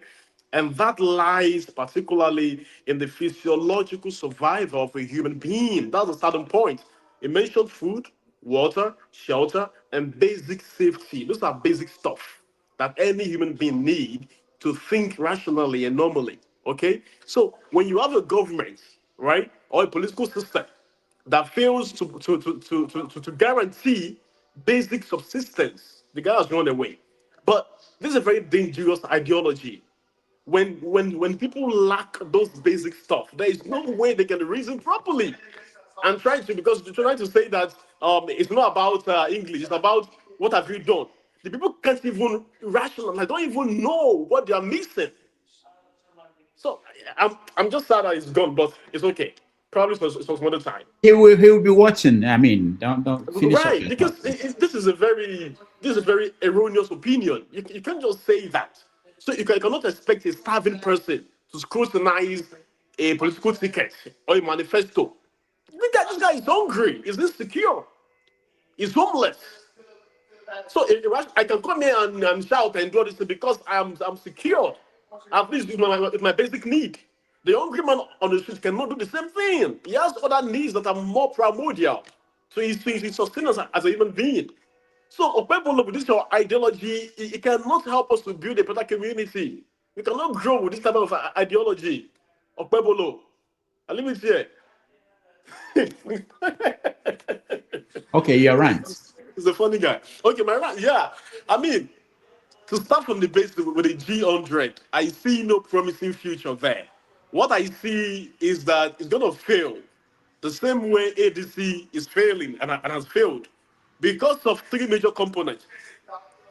Abubakar, KJ spoke a lot on Atiku. Atiku will never let go. Atiku is an egomaniac. His ego is huge. He will never let go of his political arrogance. Peter Obi, of course, is a political capital by himself. He's a huge guy. Kwankwaso is the political hegemony. So I have fears about the ideology. I think it has failed on arrival, and I have no expectations on this G100. But my rant today is gonna be about the future of the Nigerian child in this dispensation. That's my concern. That's my concern. I've been privileged to travel around 3 different continents of the world, and I've seen the way people do their communities. I fear for what 50 years from now will look like for an average Nigerian child. Because not every one of them will have the access to resources that the Westerners will provide. And even racism in the world has never been this huge before in human history. And the Westerners might start closing their doors. They're already doing it. So I'm afraid. I'm afraid for the future of an average Nigerian African child, West African child. What is he going to look like? That is my rant. And I believe that if we do not today start taking the bull by the horn and say we are going to fight this elite, this oligarchs, there's going to be a problem. There's going to be a problem. And those kids will look back at our grave and our tomb and spit on us that we've done nothing for them. These are my fears. Okpebholo, you are back. Your ideologies are erroneous, fallacious, and not good enough. Thank you. Now, let me respond to you. But the guy, you that want to fight the oligarch, if you are going to war, what's the first thing you do? You recruit armies, Abi? No, on a more serious note, you are going to war, you have to recruit army, Abi? Why are you guys scared to go and recruit the poor? That's the problem. Nobody says you not fight the elite, but you cannot fight them by speaking grammar. You have to fight them by going down to the dead and work with the dead. Help them clean gutter. When they mourn, help them mourn. When they cry, help them celebrate. For years, those are your foot soldiers, because people will have to die. You know this. I know this. When you actually want to fight these guys who are in power, blood will flow. You know it. And all those your children go fight them. No, you're not going to use your kids. Who are you going to use? Recruit those poor. You are scared of them, but they program, you think this will change. It's not going to happen, my brother. Even here in America, coming to Rudolph, your example that you started about America is wrong, because America are dual political party now too. You either be one or none. But in Nigerian cases today, it's not like that.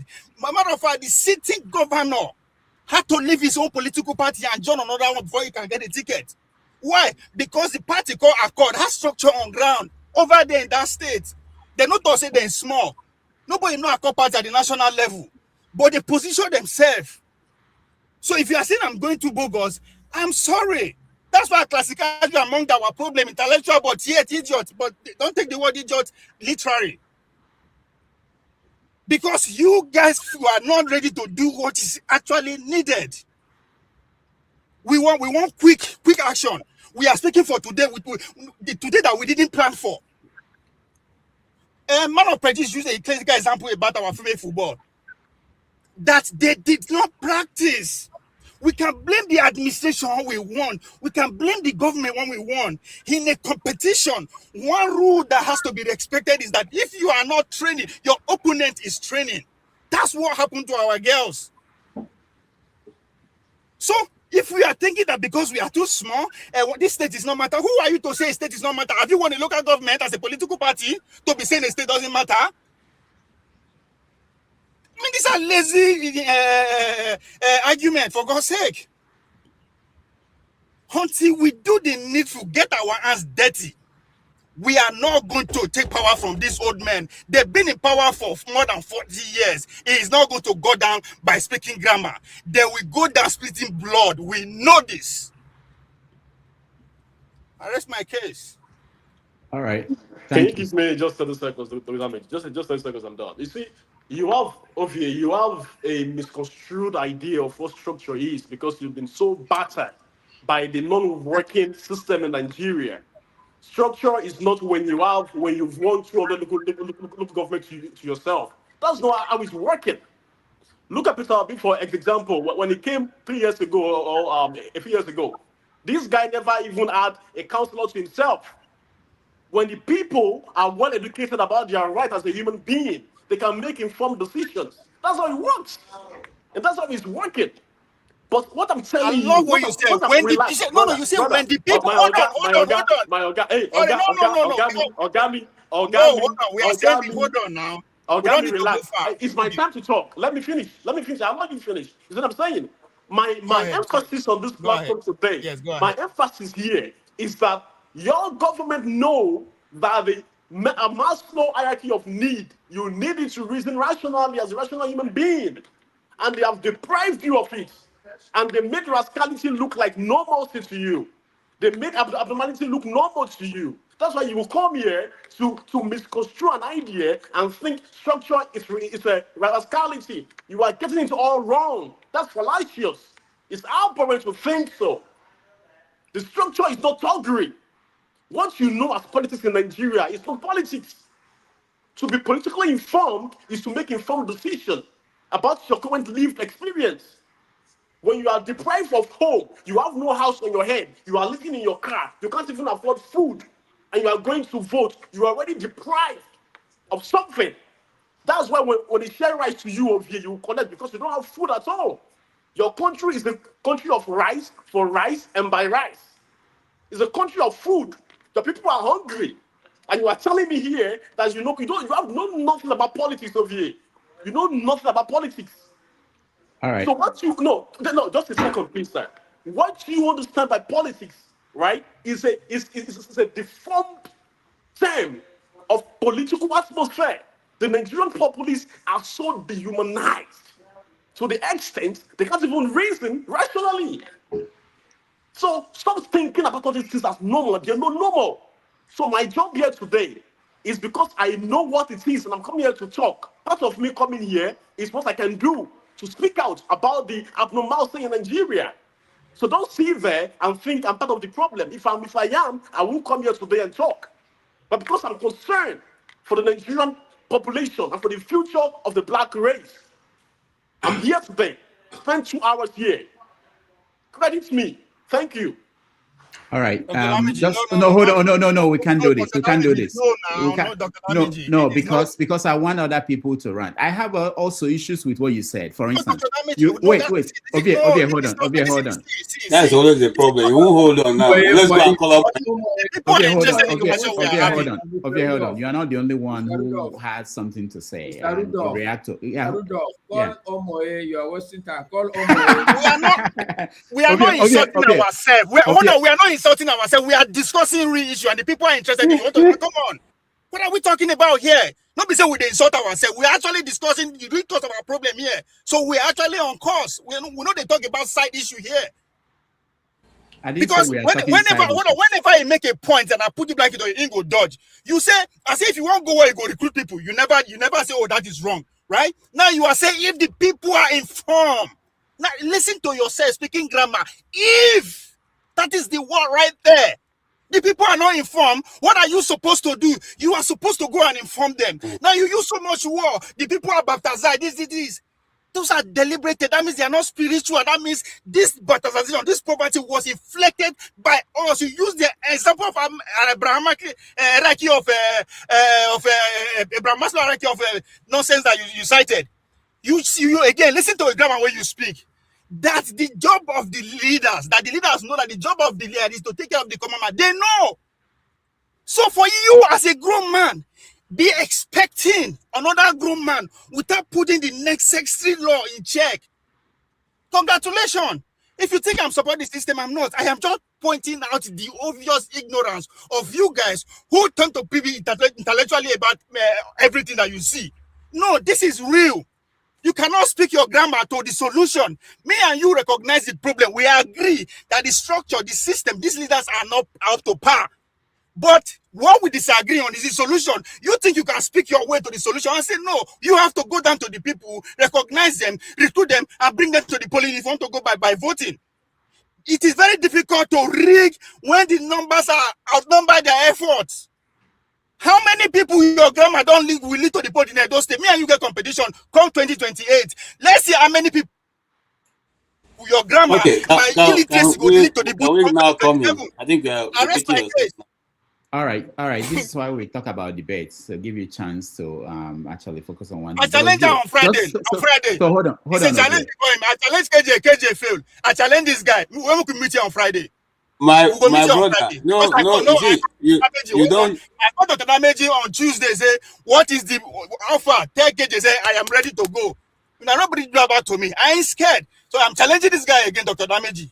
In your presence on Friday, I am here. You don't shave a man's head in his absence. Hold on, KJ. KJ, hold on. I'll come to you. Ovie, there's a way you speak and you think that by shouting or that there are no opposing views. You mentioned parties in America. There are more than 50 political parties in America. You know that. And yes, they've won different posts, like, there was a governor from Reform Party. So it's not just, you just don't generalize, and you do that a lot, and you jump into conclusions based on one small,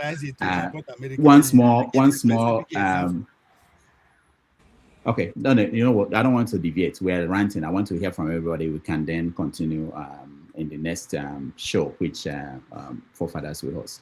Let me go to Maska, and then KJ will round up for us. Maska, go ahead. All right, Mr. Rudolph, I don't rant. Old men should not be ranting. But, okay, so I will use my time to do two things. The first is to continue to thank you, to appreciate you, and pray to God that may you and your loved ones continue to grow from strength to strength, and may He grant you all your heart desires. Because you're doing God's work, and you're doing it in a good way also. So I thank you for that. The balance of my time I would take to support Ovi, because he's making a valid point, which is the point I was trying to make. What Osewekan is saying is correct, but he's talking abstract. He's not talking about the Nigeria of today, of now. In the Nigeria of today, whether you like it or not, structure is a valid word in politics. And the reason why structure is so important is for the same reason Osewekan is talking. Because these people, this is what we've been saying, these people are not going to bother.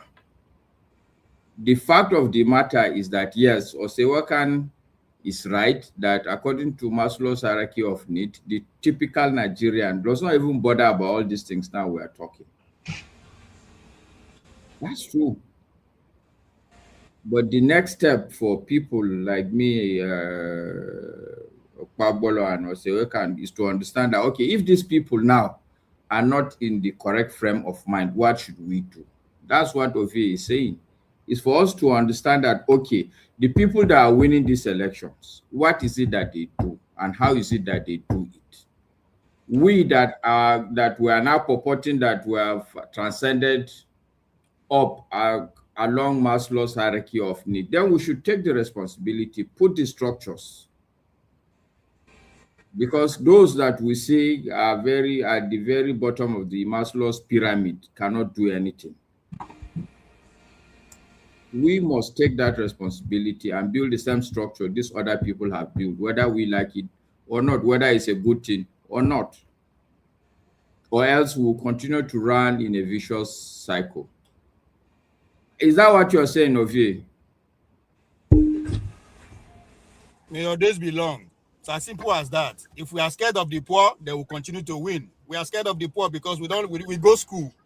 And the schools, they separate us between if you don't go school, you are not up to par. That's our problem. And they are the majority. The Olodo president are the majority.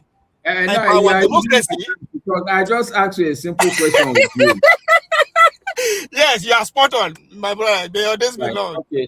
Thank you, Mr. Rudolph. I drop the, well, I hand over the mic now. All right, thank you. Let's The go. good man, KJ. Go back to KJ. KJ, go ahead. Thank you so much. Thank you, Maska, and also Uncle. Thank you so much, Osi. And I agree with you. I agree with totally. And listen, I want to say this. The scripture tells us there was a time in Israel when God removed the people of Israel from Egypt and took them into the promised land, into the wilderness while they were on their way to the promised land. He had to teach them the culture of being a human being again. Because at this point, they were doing everything possible. Some of them were even defecating right around their house. God had to tell them, no, see, if you want to defecate, go outside of the camp, dig the ground, finish your business, cover it, because the Lord God may be walking around. I don't want you to see those things. You have to teach them how to relate with their neighbors' wife, their neighbors' goods, everything. Because the people have lost this thing. Why did they lose it? They lost it because they've been so long in slavery, and they've now lost the ability to even think properly as human beings and as what is right and what is wrong. That's exactly where we are today. The Nigerian people, out of poverty, has beaten us to the point where the people no longer are able to even see the good they are trying to do for them. Because a hungry man, the only thing that is good news to him is food.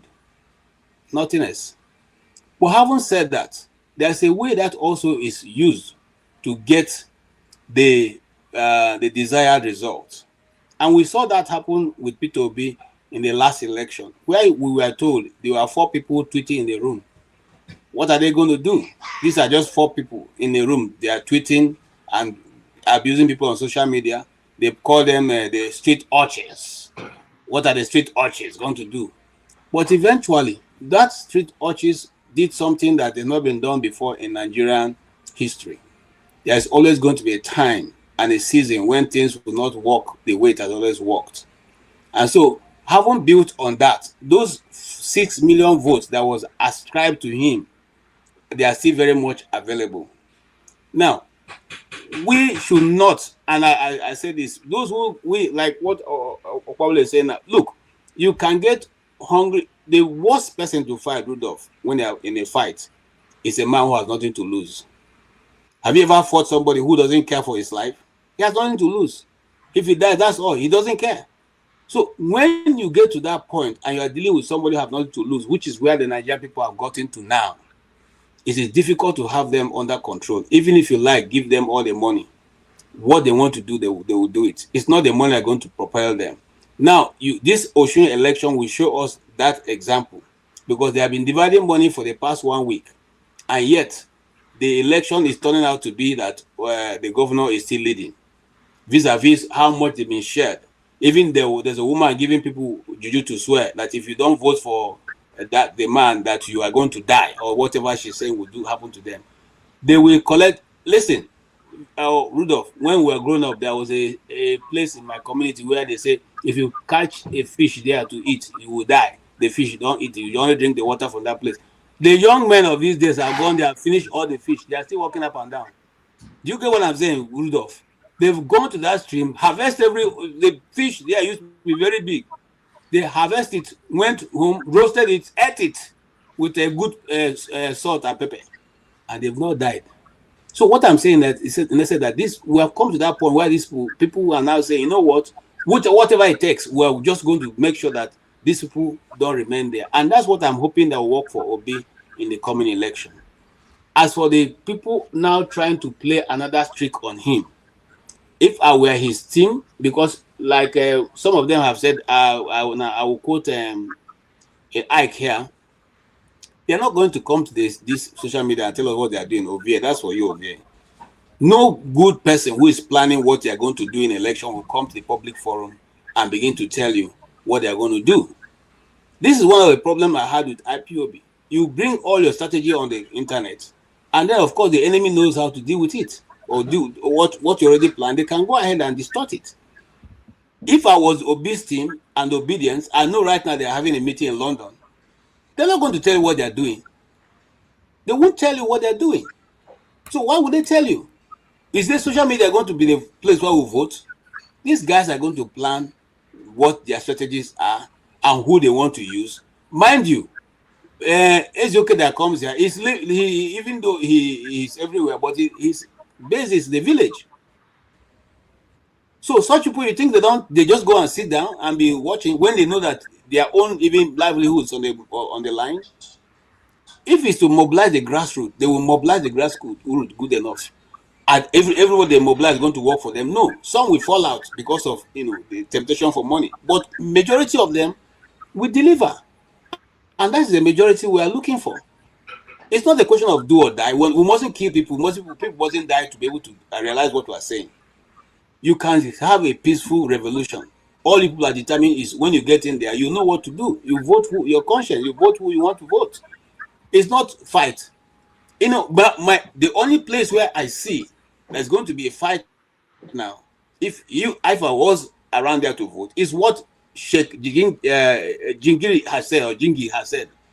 Okay, that is where the game is going to become very, very dirty right now, because you don't tell us that the reason why you have the Muslim ticket is because you want to tell us that you are in charge and you are dominating. No, nobody will take that. So as long as we don't begin to make it a place of do or die, and it's just contest, then we will be fine.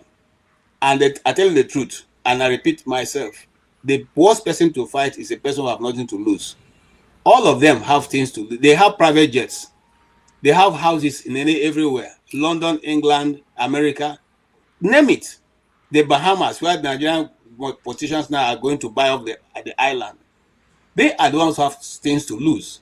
So when it eventually come at the end, and these poor masses, well, I don't want to use the word masses, God forbid, these poor citizens line up to vote, they will vote them out. They vote them out because that's the only chance we have for this nation to survive as one nation. If we fail in 2027, I'm sorry to say, that opportunity will be lost forever. That is my opinion. Thank you so much. All right. Thank you, KJ.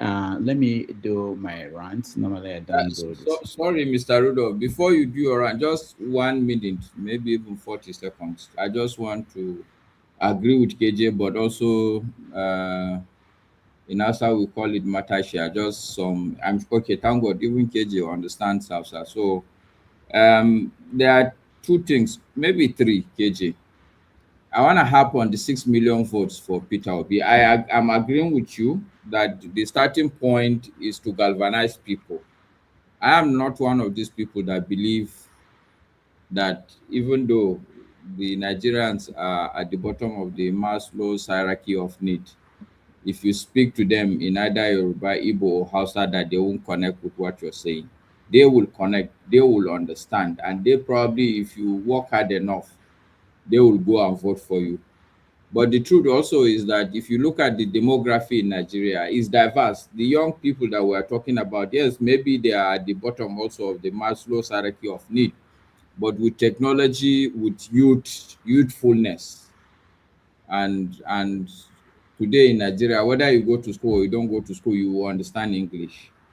You will know how to press phone. You will be on the social media. So that in itself has made the demography of Nigeria different from the one we are arguing about. So that given that, I still believe that if you go back to the 6 million obese vote you're talking about, KJ, I think all that Ove is saying, and I'm totally agree with him. Why don't you step back for a minute and say that, okay, this 6 million votes, who says it's even 6 million votes that Obi got? Who says it's 6 million? Why is it not 8 million? And do you know why we don't know? We don't know because there's really no structure that would have ascertained these votes. Probably the guy got 10 million votes, but they allocated only 6 million for him. So no matter how much you do your own, what do you call it now, mobilization, if you don't have the structures on ground to ensure that you pin down the votes you get, I think your work is still remaining. And just like you said, when the Israelites, I don't think God came himself. I'm a Muslim, but I know that I think it's Moses first and then Joshua that finally took them out. I don't know, maybe I'm wrong, but at the end of the day, I'm sure there should be a Moses and a Joshua for the Nigerian people also. That's all that Ovie is saying. Thank you, Mr. Rudolph. All right, thank you, Maska. Let me just say this, and I've said it before. In general, I think what we lack in Nigeria is this pursuit of best practice. We tend to think that we can find a backdoor way to accomplish what we want, but it doesn't happen. Nature has laws. You have to obey the laws of nature. I'll show you guys 2 quick videos. This is a slide, water slide, somewhere in Kwara State. But tell me why it got to my friend and I turn and they brought out a paint bucket to pour water on the slide. Like, how does that even work? How? They literally had to use a bucket to manually pour water on the slide so that we could slide down. And because there wasn't enough water, we kept getting stuck. At some point, the slide was even hot. I had to stand up because why am I sitting on another slide? And the funniest part is, I didn't even know whether I was supposed to walk forward or walk backwards or just leave the slide completely. I mean, when I say it is one thing to see a place online, and another thing to actually experience it in person. They said it was 5,000 online. We paid 1,000 to enter, which wasn't even the problem.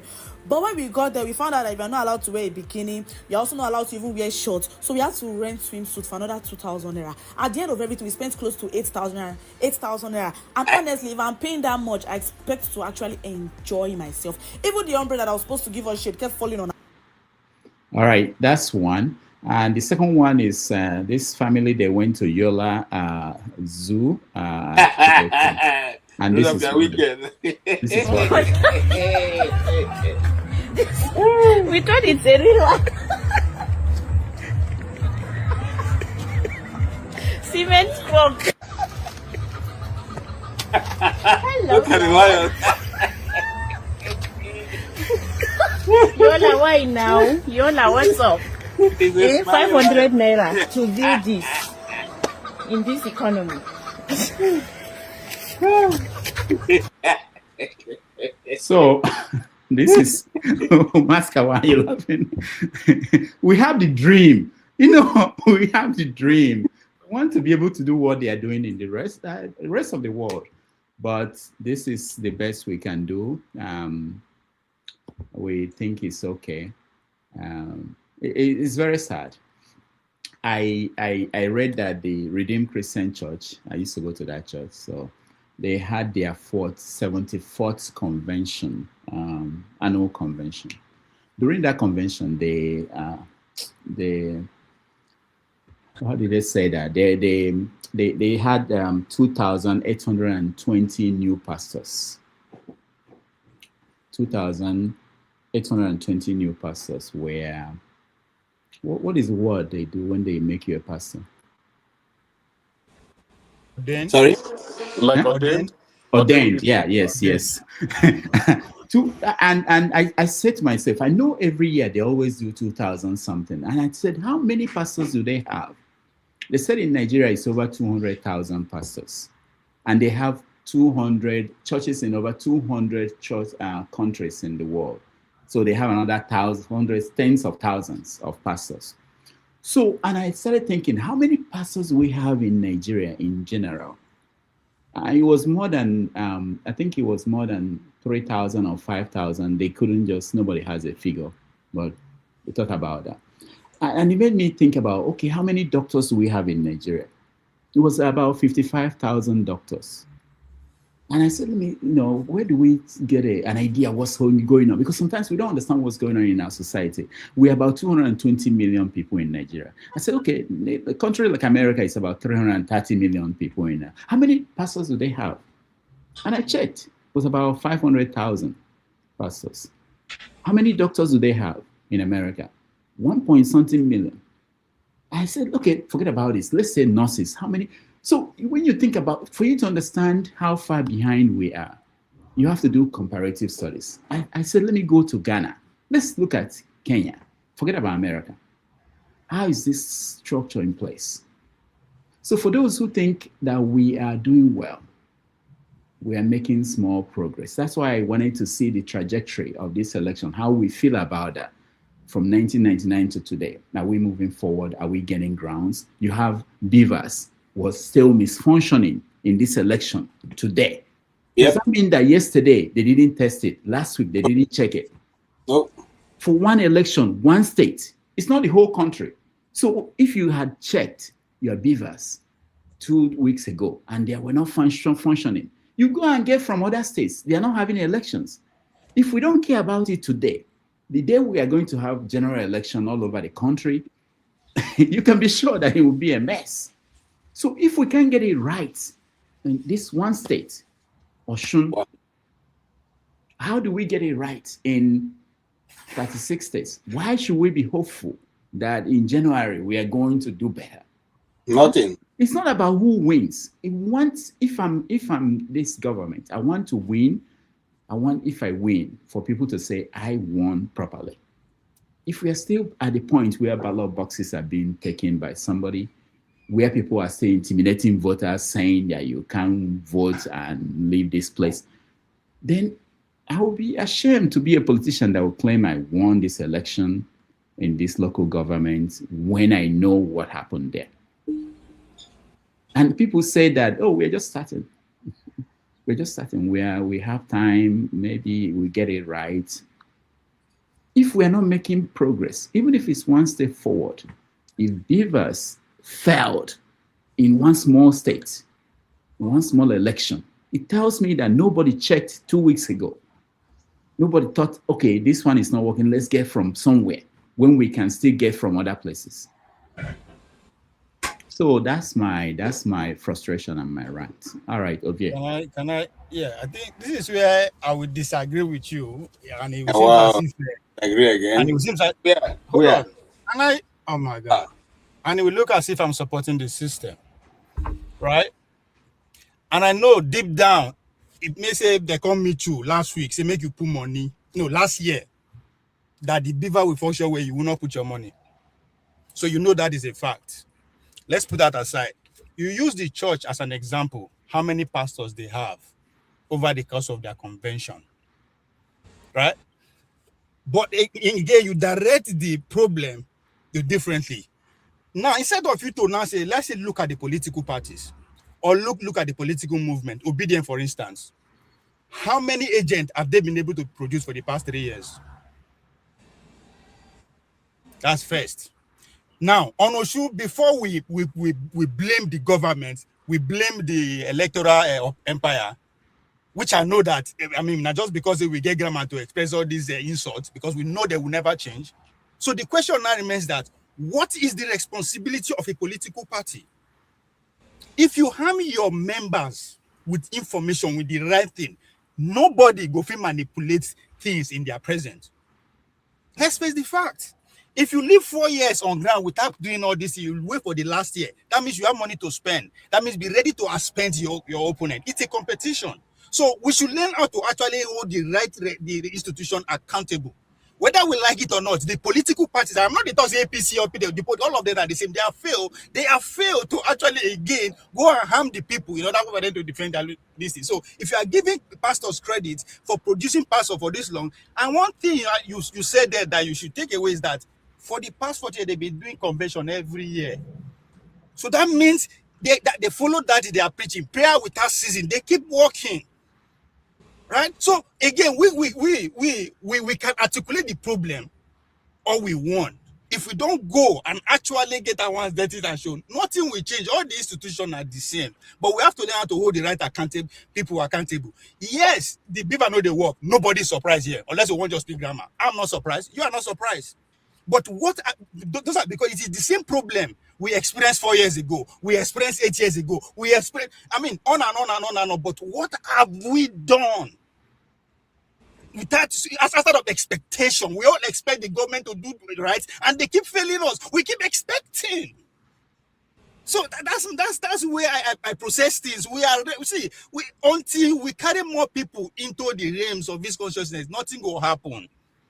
It's nothing will change. Bring more people. That will make things difficult for people who are rigging the system. It will make it difficult.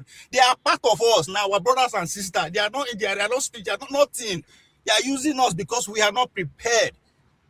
So we should learn to hold the political party accountable. That's why they always call Showore out. He's been leading the political party for the past 10 years. How many agents he get across the nation? If you are government degree, will I see people that they put there to no. So that's why I use church and our religious leader. We know how they recruit people. It's the same strategy. Go out the fish, go and preach every day consistently. But we don't do that. Political party, political analysts will come every year, insult people. We insult people throughout the year. Then on the last year, we begin to say yes. And we are insulting the innocents because we bombarded them with so much information at the damn minute. We expect them to follow us, not actually pay attention to their immediate needs. And I'll keep saying it. Because we are responsible. It is our duty to actually use what we learn, our experience and our small money, to mobilize those people, to organize them. We are not doing that. We're just expecting. They should do this, they should do this. What would they expect? And we think expectation will bring any change. Change comes not by people, by organized people. You have to organize. You have to be deliberate. The Tinubu administration focus on rigging the election from day one. And nobody will disagree with me. They focus on rigging, not. And the only way they can rig it successful is to impoverish as many as they can. So our poverty, we know how it flourish. We know. We guide it with intellectual gymnastics, as if now everything that happened by mistake. It's not happening by mistake. We can trace it. But just because we can trace it, that doesn't mean we can solve the problem like head on. We have to go and bring more people. That's what it means. Bring more people. Overwhelm the system and see if it no go fall. All right, thank you. Be like teachers, be like your religious leaders. Be like your religious leader. Follow the church's example. We should not condemn them. We are setting the grace. Like that structures everywhere. All right, thank you, Obi. KJ, go ahead. Yes, I just want to say, I think what I understand from what Rudolph is saying is that the church has constantly been able to establish this number of people, and that number of people can equally be used to change the trajectory of politics. Not necessarily because okay, let me leave that. Let me say this, Ovie, listen, and for me also, if I was contesting an election and my strategy will not be made public to you, except you are one of the inner caucus of the people, because people have revealed their political moves, and that move was used to checkmate them. Like I said earlier, there are many people, many things that are playing on the sideline. Just like when you go for a conference, that's what you call the side meetings, which is not necessarily advertised. It's only by invitation that you are there. So that's what I expect Obi and any other person who is seriously contesting in Nigeria to do. You don't bring your whatever you're going to say and come and tell us. What you should be doing is going to forums like this and listen to ideas people are throwing out there and pick what will work for you and go and use it. We are not saying that the political system or the power will be thrown out there for anybody, but we are saying that with careful planning, even with all your national assets, the people can still be able to get the result they desire. And I said earlier by saying the biggest person you don't want to fight is if you are fighting somebody who have nothing to lose. I give an example. When we are in primary school, you get somebody, some of those boys who come to school, their shirts already torn, and you come with your white shirt, clean white shirt with tie, and you are going to fight him. What do you think? At the end, you want to be like him. So you are the one who be fighting to say, I don't want to dirty my clothes. He doesn't care if you fall inside gutter. That's what is going on here.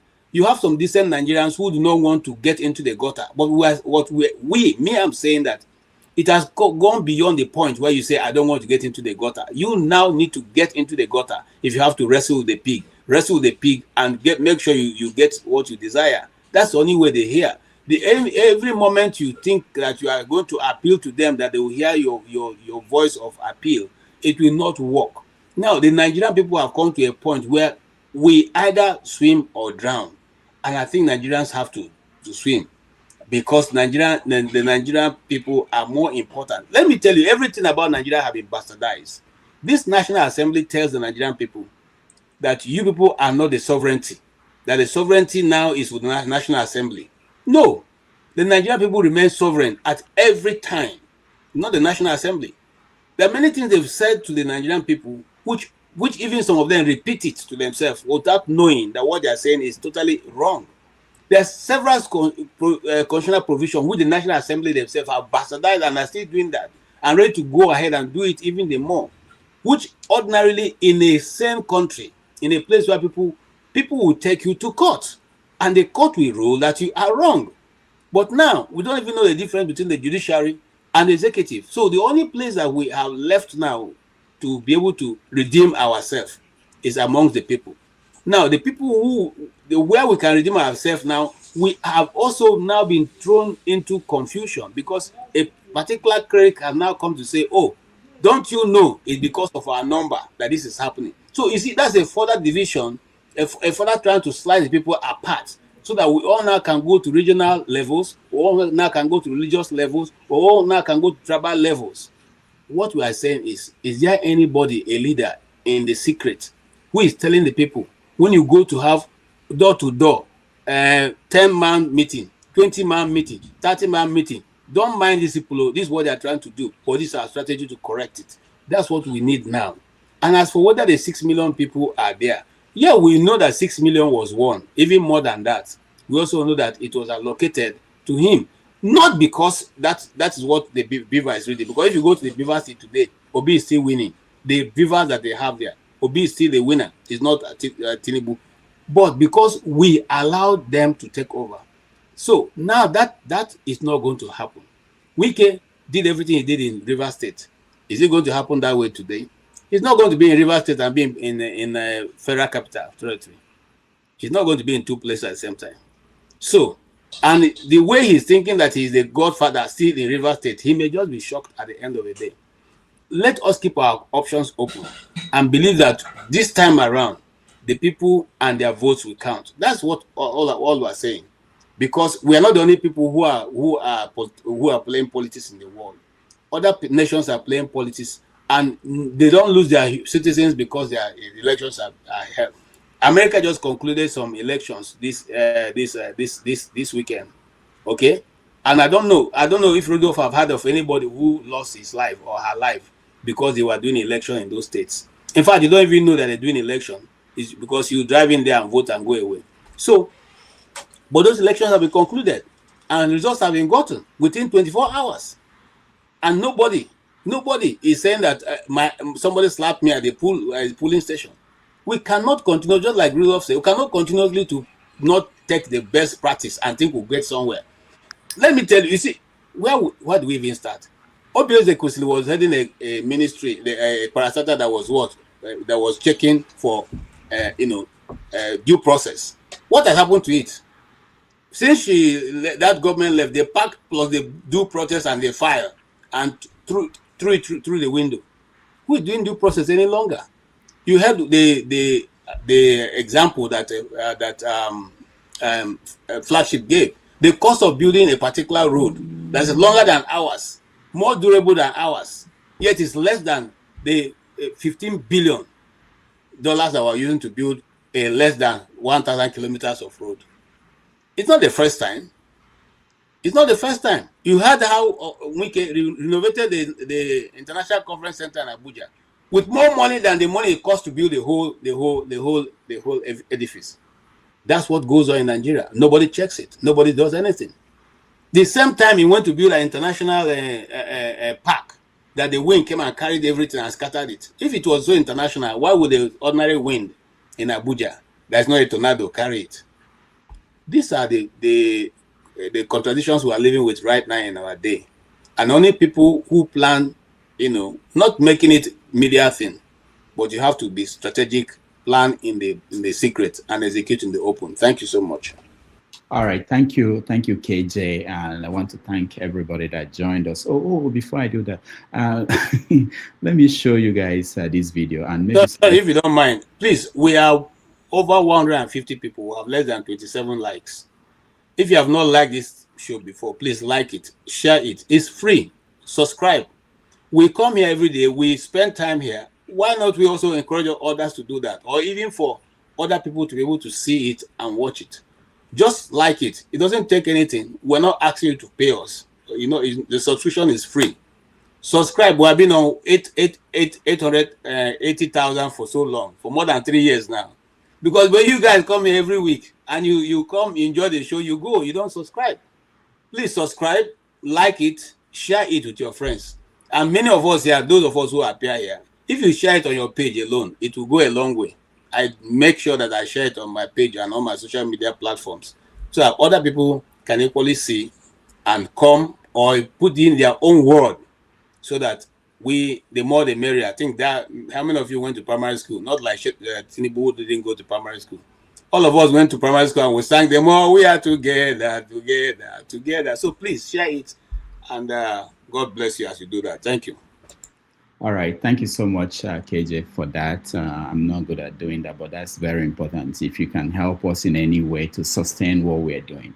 What we actually do here, and I have to emphasize it again, is to allow people to come in and share their viewpoint, wherever the viewpoint is. I know that some people sometimes they want to push us towards some directions, like when Ovie talks about we have to do this.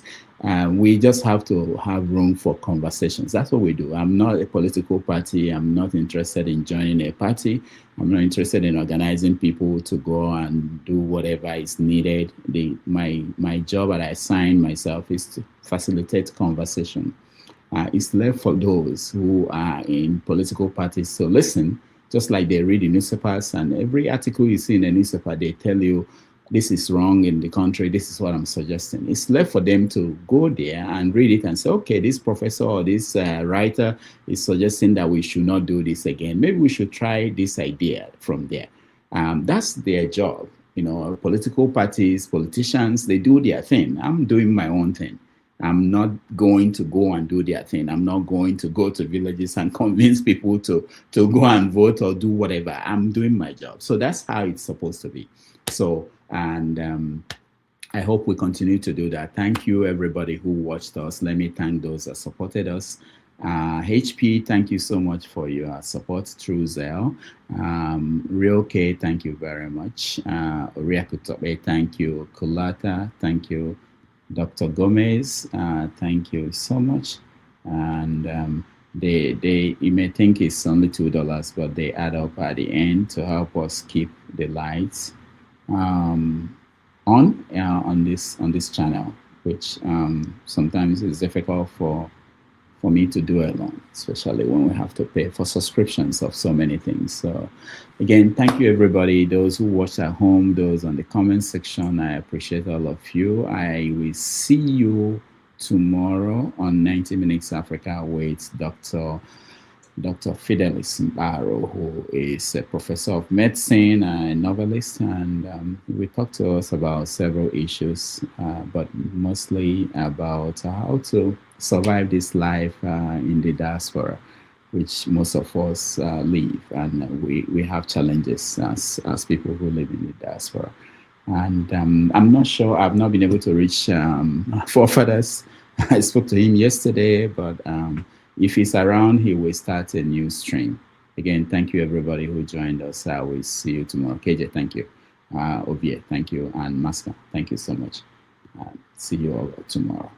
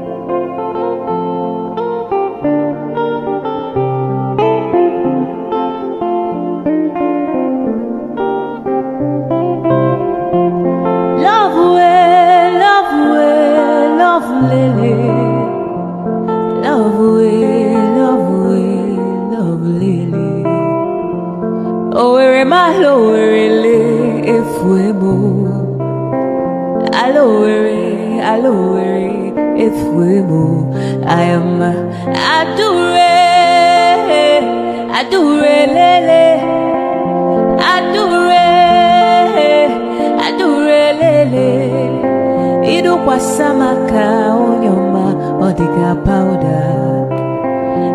Idukwasamo onyoma dika fomo. Idukwasamishi onyoma dika pilo. Oh lo lo lo lo. Aturubu ebule wakawa. Iwariwo. Ice.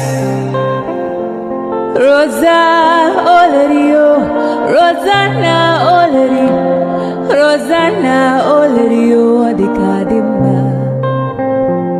Adure Oleri, Adure Olerio, Adure, Aturubwe Bule Wakawa, Iurio, Adure, Adure Lele, Adure, Adure Lele, Iduwasamaka onyoma dika powder. Idukwasamuku onyoma dika fomo. Idukwasamishi onyoma dika pilo. Oh lo lo lo lo, aturubwe bule wakawa iwariwo.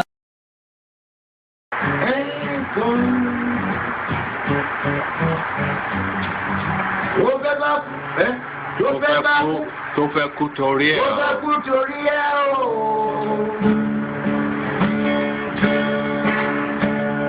Ọwọ́ ẹni ló ti ṣàánú kọ́. Ayé la bá, ayé la fi sílẹ̀ sí. Lọ́nà èyí yóò.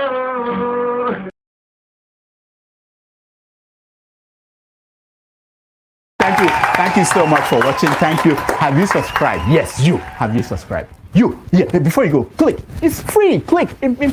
Just that's it. Have you subscribed? You're laughing. Have you subscribed? Have you subscribed? Thank you. Thank you. Thank you. Hey, madam. Thank you so much. I can see you. I can see you. We have to get to 100,000 subscribers. This by the end of the year. How are we going to do that if you don't subscribe? Yes, you. Yes, you're about to click off. Why? Have you subscribed? It's free. If you don't, ask your son, ask your daughter how to. Just one click. Thank you. Thank you. I see you. Aha. Thank you very much. Thank you very much. I'll see you tomorrow.